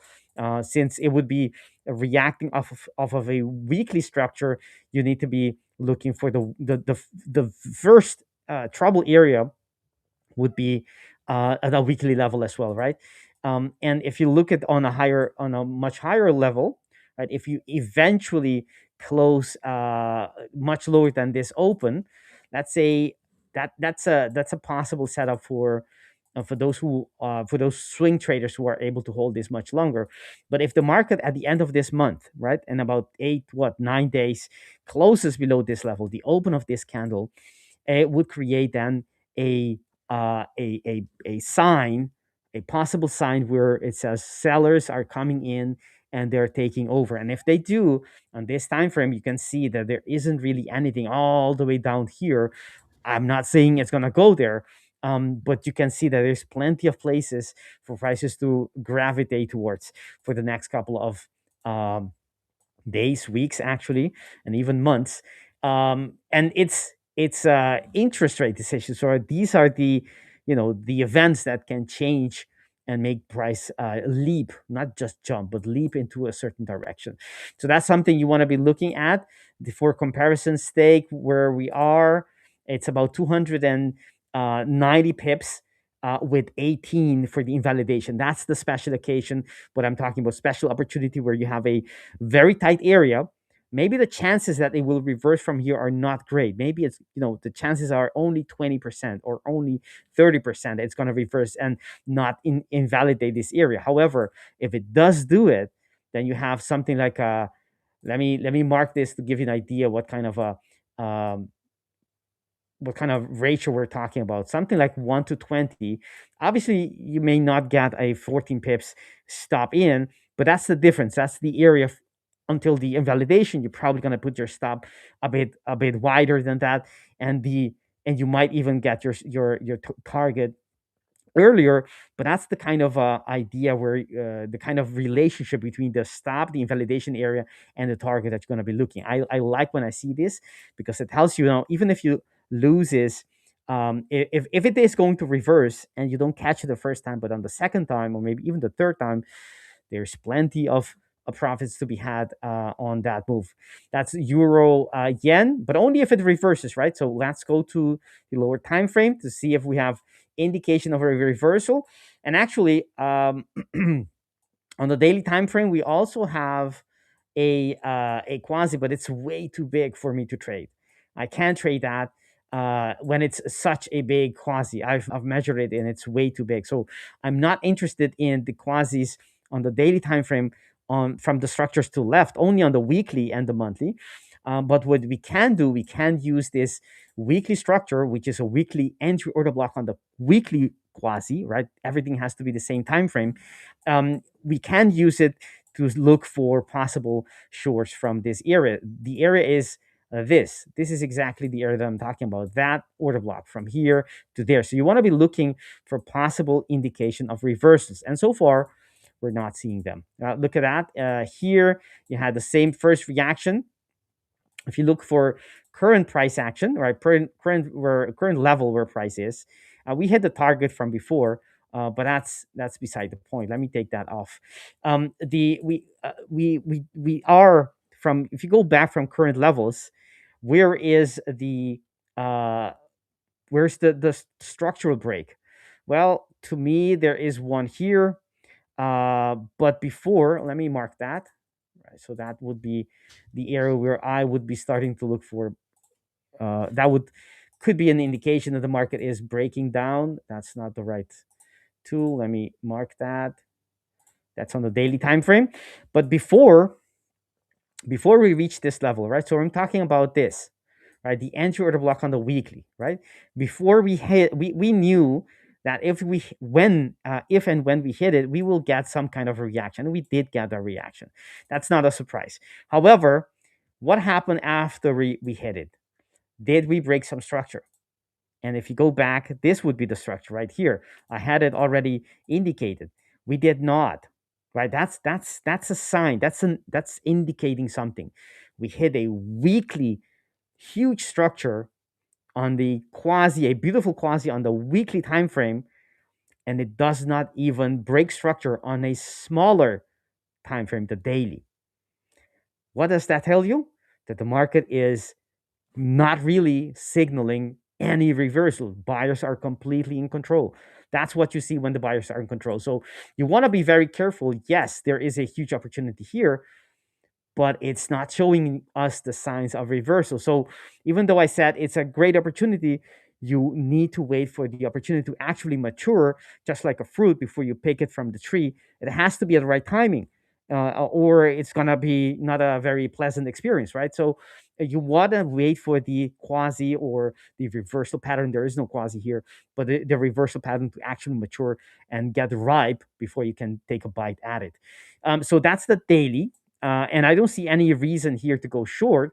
Actually, that's not completely true. There is a order block there, and it's fresh, and that's a reason for me to go short. But the market structure is not telling us that. It's actually getting that reversal starting. But hey, who knows? Maybe this order block is what it needs to get going, to get started. And with the news from the reaction that we get tomorrow, maybe we can start getting our positions in. Who knows? That's a little bit speculative. But there's a daily order block here, so let's go to it's valid. It's fresh, even though the structure doesn't give us the indication that market wants to reverse. We do have one structure to build up on. So that's the daily. Let's go to the H4.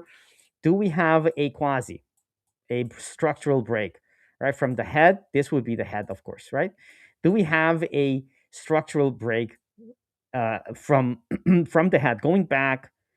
We don't. That would be possibly the first area. Let me check that, but it doesn't matter. Even if it is or it isn't, we haven't broken the level. So that tells me that, who knows, maybe the market needs to, either it's going to break a structure in the future, which would be this on H4, right?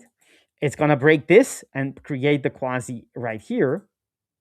These are the options that I have, right? So there are three options, basically. It's going to create the reversal, and not with the external quasi being the biggest one, with this being the possible head, but not with that, with a smaller internal quasi, perhaps coming back with some reaction, and that's where I want to be taking. But the trade-off, that's one.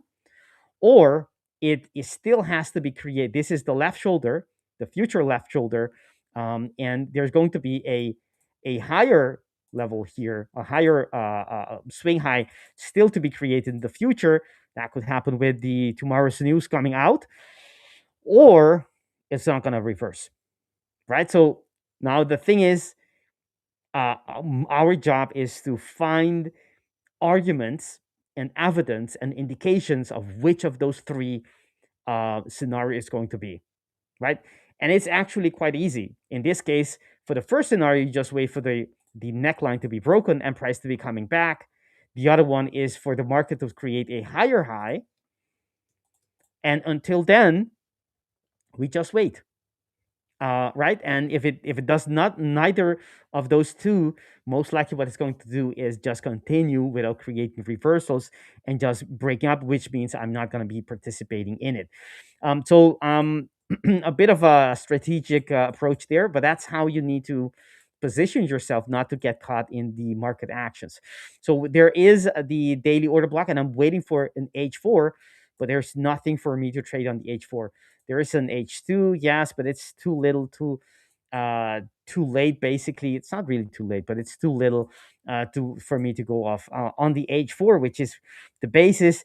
I'm still waiting for that indication of either for the break or a new fresh order block to be created, retested, and then we can take a look, perhaps if it happens within the daily, for a possible short. But it's not happening yet. Maybe it's not going to happen. Maybe that's why it hasn't happened yet, because it's not.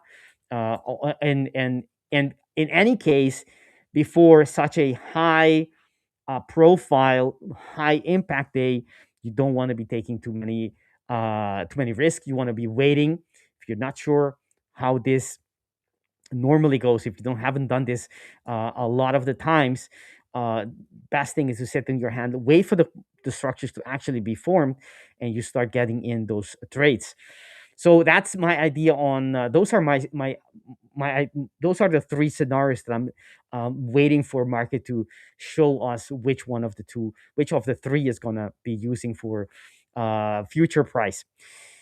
Nothing here yet. I would, considering how the bond market made 6 sigma kind of move, you want to be extra careful, because if it does, that indicates that we might be getting some extreme movements in yen pairs, right? And if that's happening, things might do 3 times, at least 2 times what it usually does, and that's very difficult to trade, because you don't know what the extremes, the current extremes might not be the actual extremes, where price might be going through them and continuing even more.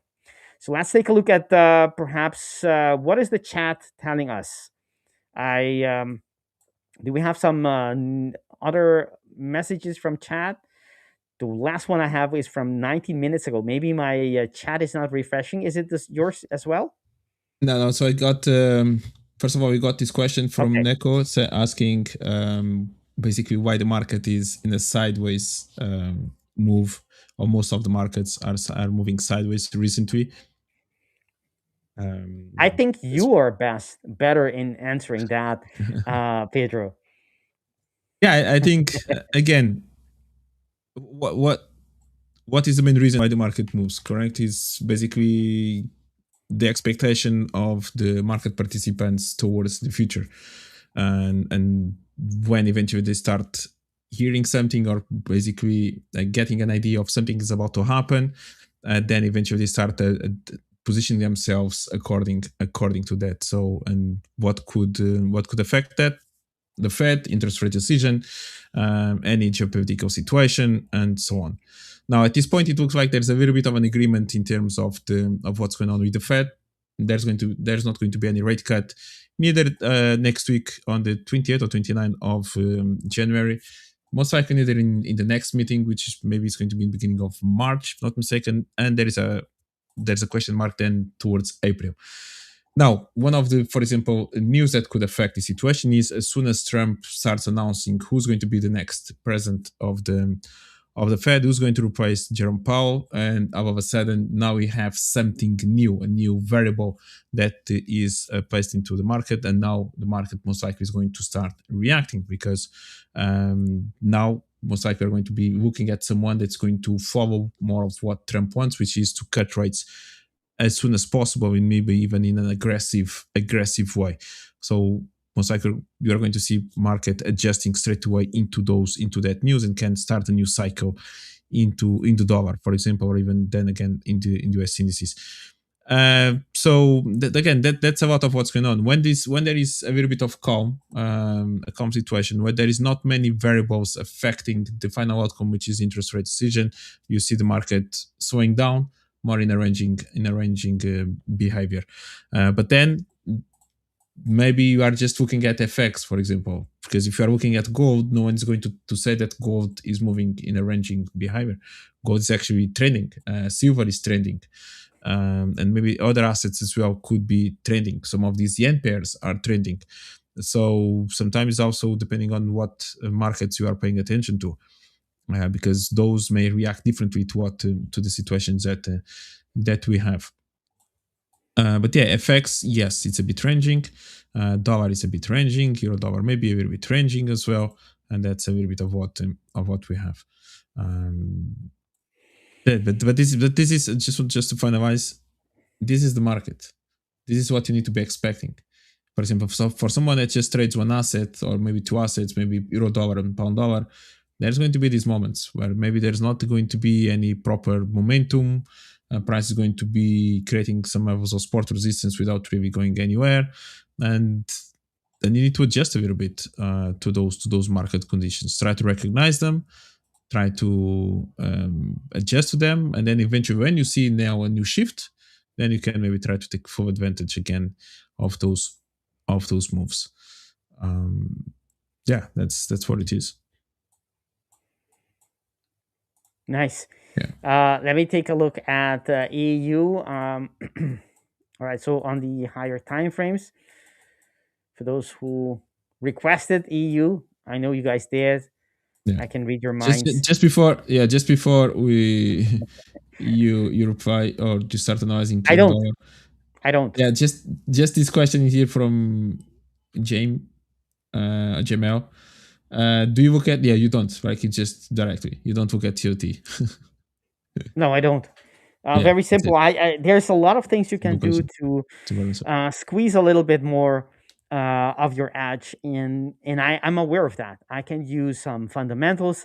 I can use indicators. There are many things I can use to add, and measurably, I know that I've measured that I can improve it a little bit, but I'm always watching and watchful how many moving parts will my system have, and I prefer to have a slightly lower edge but a very simple process and less moving parts than having many more, maybe 3-4 things extra, and I get a little extra 10%. But to me, it comes with a cost. The more things you have, the less simple, the more complex, the more steps there are, and more chances of us making errors or getting noise from these indicators. So I have a very simple. Those who watch our stream know how simple my system is. Even though it doesn't look like simple, it's a very simple concept, and the application is very, very elemental, simple. So that's the reason I don't use it, and many other things that I don't use, like volume. I don't use volume. I don't. Simply. And the thing is, when you're making profit, and you have the data, you have been making profit for some time, and you have consistency. I mean, that was the goal, right? The goal is not to have as many things on your chart or in your system as possible, even though there's valid justification to use them. It's just to have a system that works for you, that is as simple as possible, and I got that. So thank you for the question, by the way, Jamie or Jamel Morandante. All right, you make us make it quite a challenge, but thank you for the question, and keep those questions coming. We love them. And by the way, while you're thinking up your question, don't forget the like button. Like button likes you, so like the like button. Let me check the market. So on EU, we have about 26 minutes to the next news, which is what was it? The core PC. Yeah, the price index, PCE price index. Um, let me take a look at moving that arrow. All right, so we have an area. I'm not going to go into details why that area is an area, but it is an area. It is a monthly area to the left. Actually, that is from the pattern to the left. And the market reacted by creating another one. That's a sign that the market saw it, acknowledged, and reacted upon it. That means that we need to pay attention. That's this area. That's the supply zone. Doesn't mean it's going to reverse from there guaranteed, but it has a good chance of having some kind of a reaction. That's the monthly. We go to the weekly. We have no idea. We have no reaction yet, or actually no indication yet from this area that the structure was created.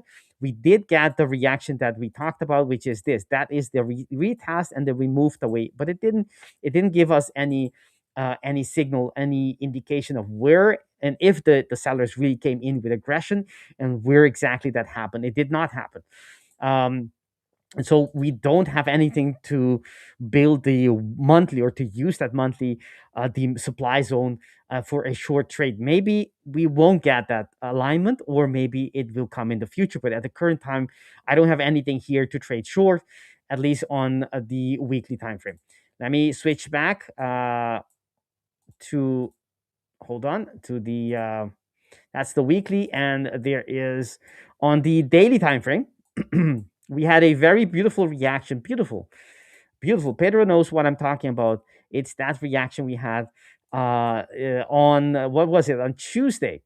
That was when the news, what was it, I think it was the Danish pension fund who said he's going to sell 100 million of U.S. Treasury. I believe. No, it wasn't very specified. So and that caused the market to jump from one level to the next one. Like let me mark it. It was this movement, beautiful movement right here. That movement happened in just a couple of minutes. Let me go back and you guys see it. We were at one level and the market jumped to the next one, just like that. Look at that. We were at one level and it jumped just like that on a bit of news. That's a technical, very technical move, going from one level to the other, and that's actually how we trade. Actually, that's how I trade.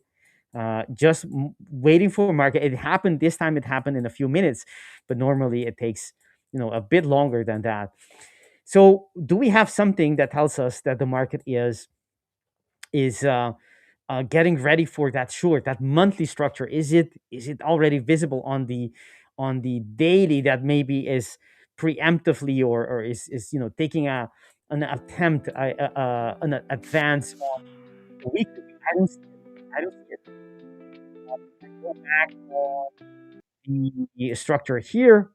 There is no quasi there to me. This is not a left shoulder. That is not a head, etc. So there's nothing here to. Well, there is this order block. Let me count how many bars, how new this is, very quickly. Right. So that would be it was created on the 9th.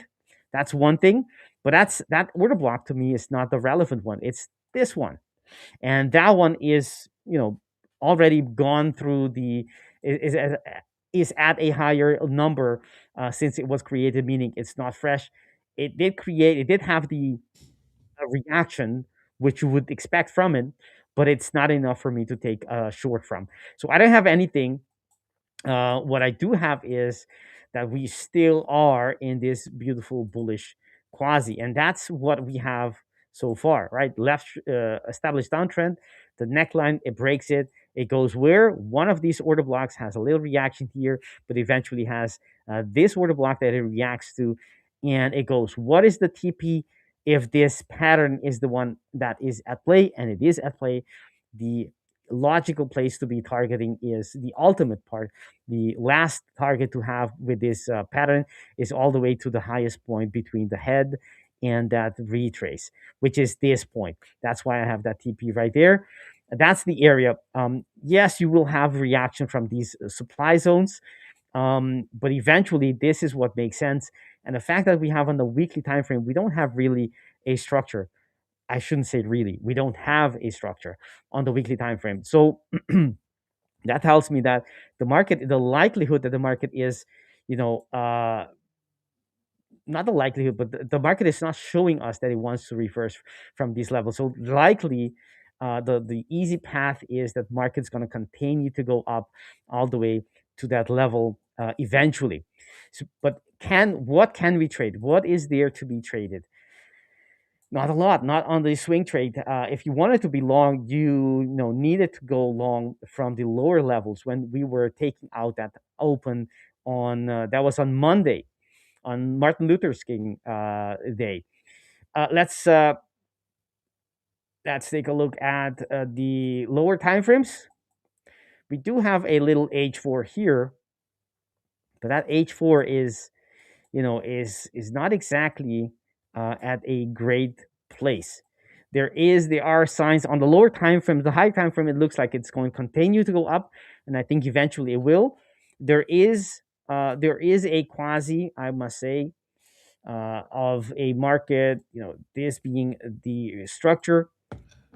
Let's take a look if we have follow through, right? So that it will be on lower time frame. Left shoulder, head, neckline goes all the way down here, and it comes back. There's one structure here on the H4, and the second one, which is higher on the daily. Let's take a look. It did have a reaction, but you can see that the reaction actually came from the one higher. So I'm actually waiting. If you want to take a short, you want to be taking it in relation to this area, not from current levels, not from the order block here, the entry order block, because that's not the one that made the market move.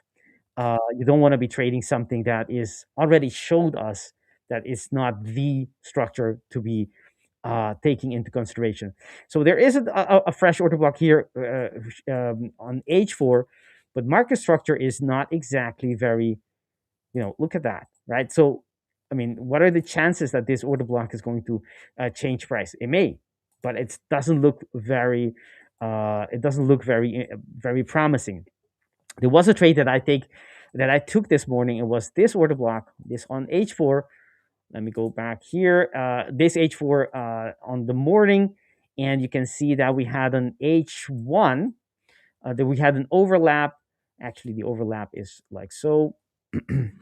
And price, if you go lower time frames, you will see this is the order block. Let me show you. There, that's the H1 that is overlapping, but it's only the overlap that I'm interested in. And if we go there on the lower time frames, you will see that the market made a quasi, and the market respected it beautifully. Something to definitely look back, frame it, put it on your wall, and watch it in amazement. That's this quasi. Look at that. Established downtrend, left shoulder, head, neckline. It breaks it, and you think, yes, it's going to go higher. But no, it doesn't do that. It needs to come back to retrace some structure, not all the time, but a lot of the time, some structure, and then start moving. And obviously, the next level was this H4 order block that was above us. And that's where I took profit. I did leave a portion for my last TP, and that last TP was already hit right here. But this is the first higher probability move from the lower time frames all the way to the next structure on the hourlies. That was a beautiful trade, 1 to 6 and a bit, and the last part was 1 to. Actually, my TP was a little bit lower, but hey, something like this. 20, a little bit below 22, which is 1 to 13 on this screen. So that's it. That's the that's the idea. The trade already happened today on EU, and it was a beautiful London Open trade where market gave us the idea on the H4 combined with the H. You could have done it with the H2 as well, but in this case, the H1 was a bit more, a bit more obvious to be traded.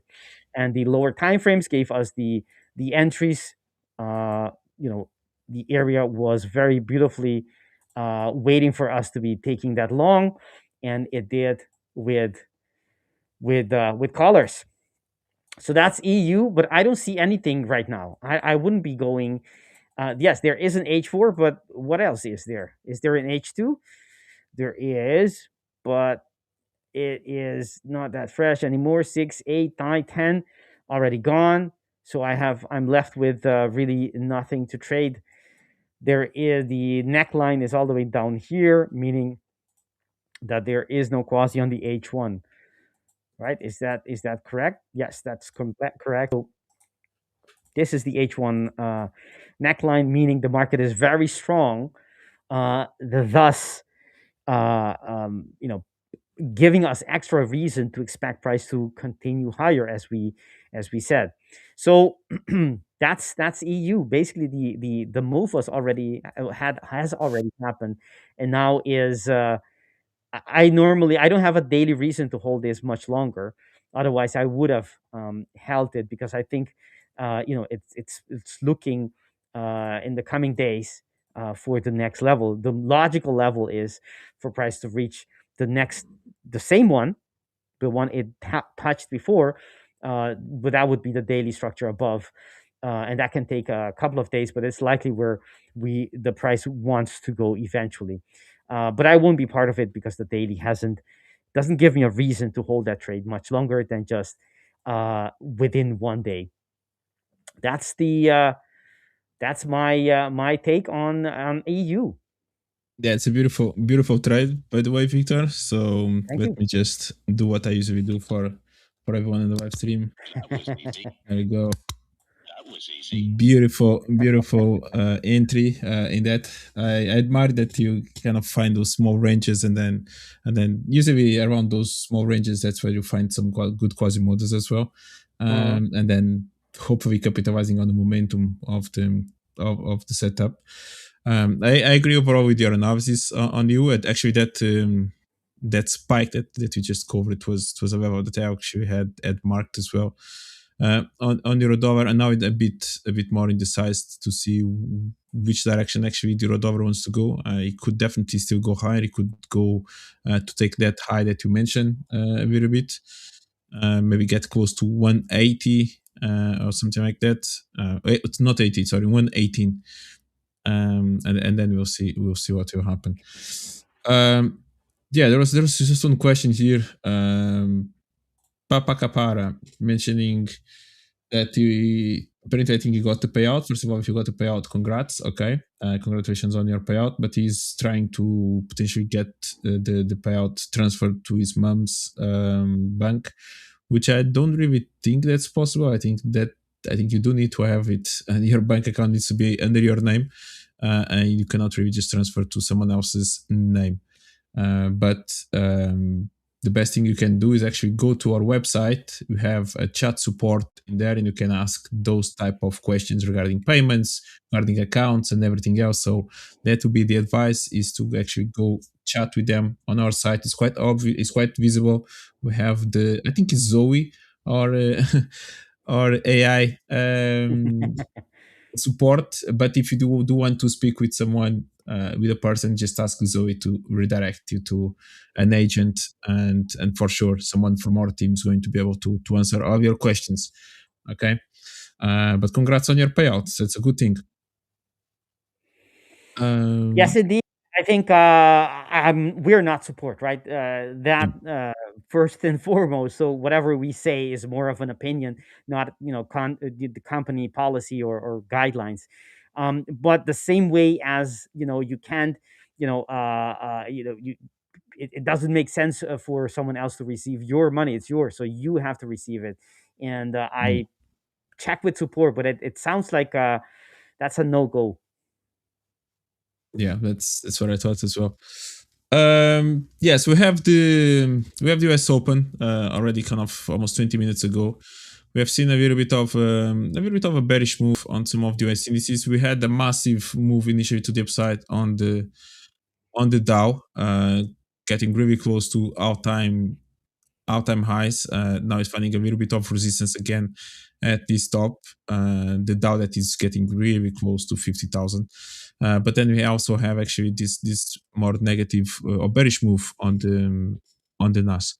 And I'm curious, actually, maybe we can find some buying pressure from here. Again, that's basically what we mentioned. I think we could find some buying pressure, some bearish pressure, selling pressure today on the NAS, and maybe price can continue to just range in between these levels without maybe going anywhere much further, or who knows, is going to retest this move all the way back into this structure. I'm not really into anything right now. Even the S&P got really close to close the gap. Somehow, kind of reacted from this structure. We got really close to close the gap in there. A pair that I'm paying a little bit attention is the Aussie dollar. Aussie dollar that continues to move to the upside. We had some news this morning. I think it was actually the unemployment, if not mistaken. It was actually better than expected. The unemployment, yep, was expected to, it was 4.3. It was expecting 4.4. It's in the reality it's 4.1. So 61,000 new jobs being added, which is great news. And as you can see, Aussie dollar just continues to rally. This was another example of what I just described before on the yen pairs, which was I mentioned that I was expecting some selling pressure from around this level. As you can see, price just kept holding this structure, not really breaking, not really opening any space for price to go down, and therefore price eventually just resumed the bullish momentum that we have seen. And in my opinion, I think that was a bit expected. I think the price could still go a little bit further up. Again, it's another pair that potentially in a really higher time frame have this massive quasi-model around this level. This may be on the weekly, monthly, who knows? But maybe from around this top, there can be some interesting selling opportunities that can pop up. So it's a pair that I will definitely keep an eye on. Let me just do it opens. And so I'll be paying attention. I'm paying attention to see if there's any levels, and maybe there is one kind of around here where maybe price can react from this super level, and maybe even a little bit higher. Can there be also some other levels in there? But that's something that I would be definitely paying attention. I think we are a little bit overextended, and one of the targets eventually for this kind of moves is going to be just even to test this level. So we may have some kind of interesting opportunity to capitalize on the move.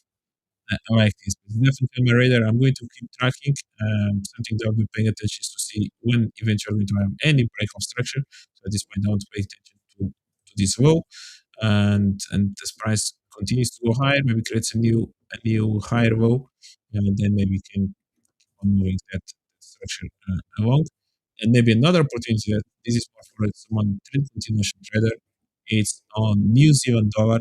I think there is maybe a high probability that we can feel this price at around this level. At around here. So maybe we are actually in a massive move on the New Zealand.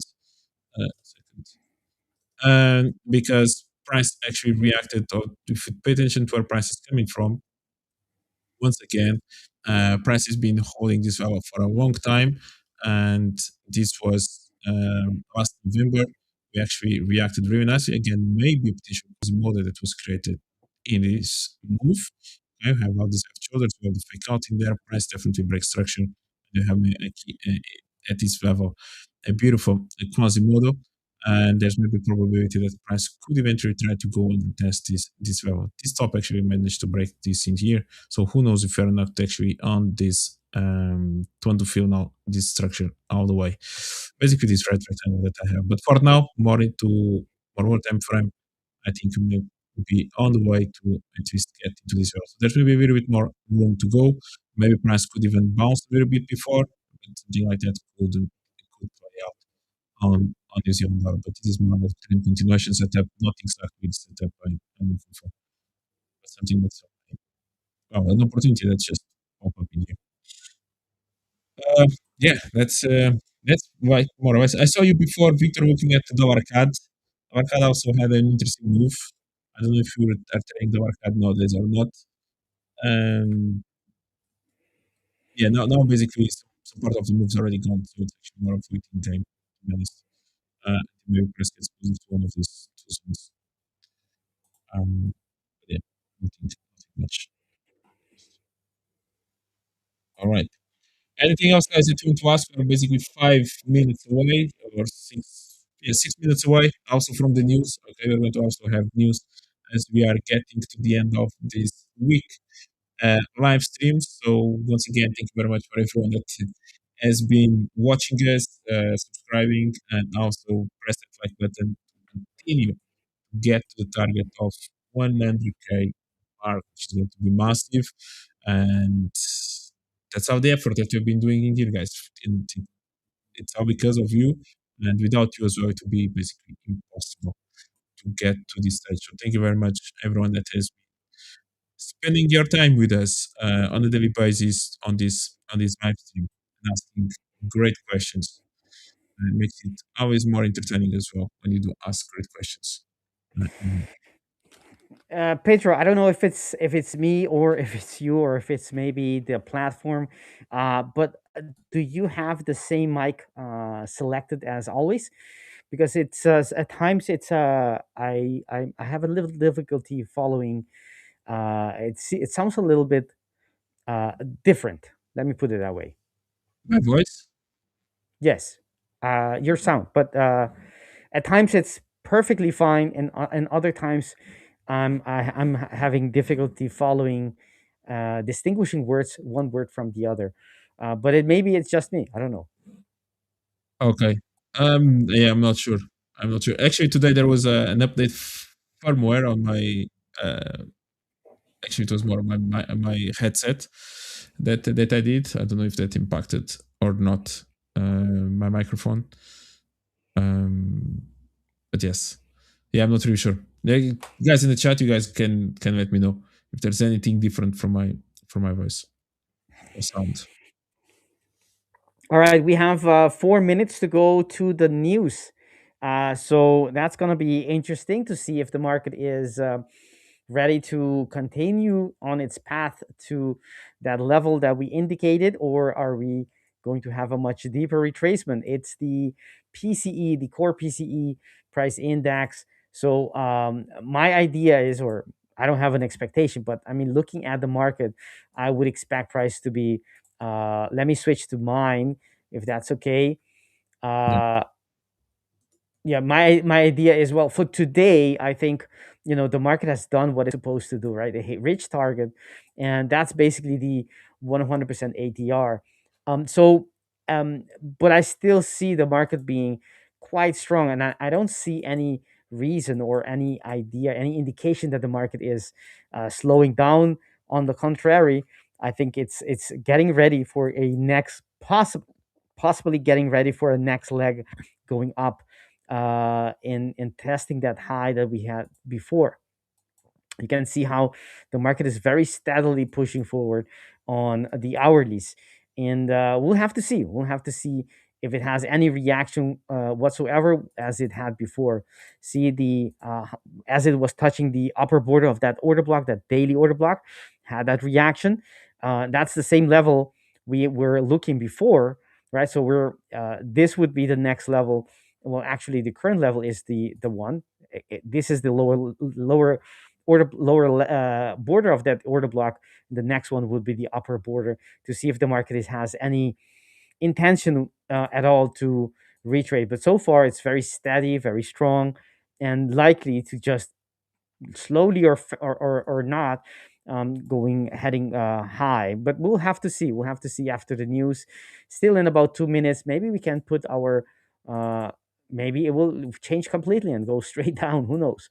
But it doesn't really matter. I'm out of the market already, so it may go down all it wants. But we'll see. We'll see how it. I think the market is poised for. You can see how the strength, right? Every time it comes down, it just a refuel for that continuation, that consolidation, not a push, with a lot of strength, even while it's reaching that 100% retracement, or not retracement, 100% range of the day, the ATR. Normally, when it reaches these levels, it will start slowing down. But that's not what you're seeing, and that's why I say that the likelihood that price wants to go eventually, not necessarily right away, but eventually. Look at that move there. That's not a move of exhaustion. That still looks to me like a move, a strong move. We'll have to see if it can take that little order block. If it does, then maybe okay. Then I can reassess my read on this pair, or this is the 1 minute, so it's not a big deal. But that would be the first area that I would be looking for price, how it reacts to that, and eventually to that swing low to get our reading. Now it's getting pre-news, 30 seconds before the news. So we'll have to see. We'll have to see how it goes. But we are at the end of our stream. Yeah. It's been a lovely, lovely day with you guys, and I enjoyed a lot with the all the other hosts as well. We here at the Fivers, we had many coming in sharing great insights.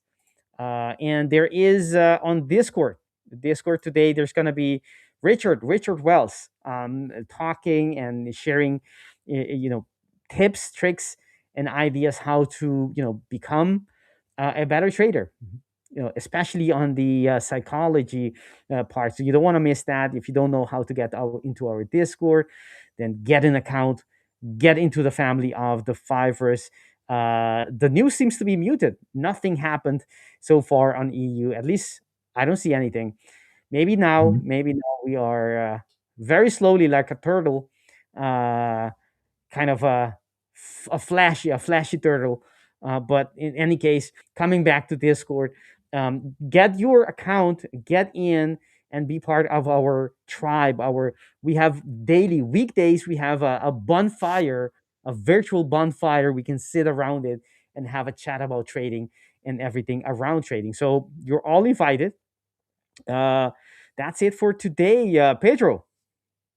Yeah, we have this question here to answer. Maybe we can approach that one on the on a different session, or maybe this is a good question also to ask Rich later on Discord. I don't know if Neko, if you're part of our Discord or not, because I think he's approaching also the psychology and kind of how to get used to eventually get into funded accounts and how to treat them.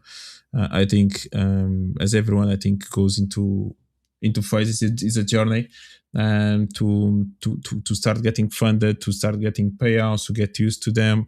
Eventually, maybe lose a funded account again and go and kind of resume the same process again, and everything in between. So, just a simple advice: it is embrace your journey. We are going to only get to a certain level if you also grow as a person and evolve as a person. So just and some things that you only can overcome them by getting experience on them on it. So that's a little bit my advice on that one. Just a quick one. But yeah, aside from that, all good. Thank you very much, guys. All right, that's it. Thank you for picking that out, Pedro. There, keep those questions coming on Nako or Nico. I'm not sure how to pronounce your name, but in any case, whichever way it is pronounced, thank you very much for your question. Sadly, we have run out of time to answer that question in great detail, but please join us on our next session and ask the question to myself or to any other host here, and we will gladly dive in it, marinate ourselves in that question, and see how we can best support you in your journey, because that's what we are here for, right? But it would be on another occasion. Thank you all, and have a wonderful day ahead. Bye bye, Goodbye. guys. Bye bye.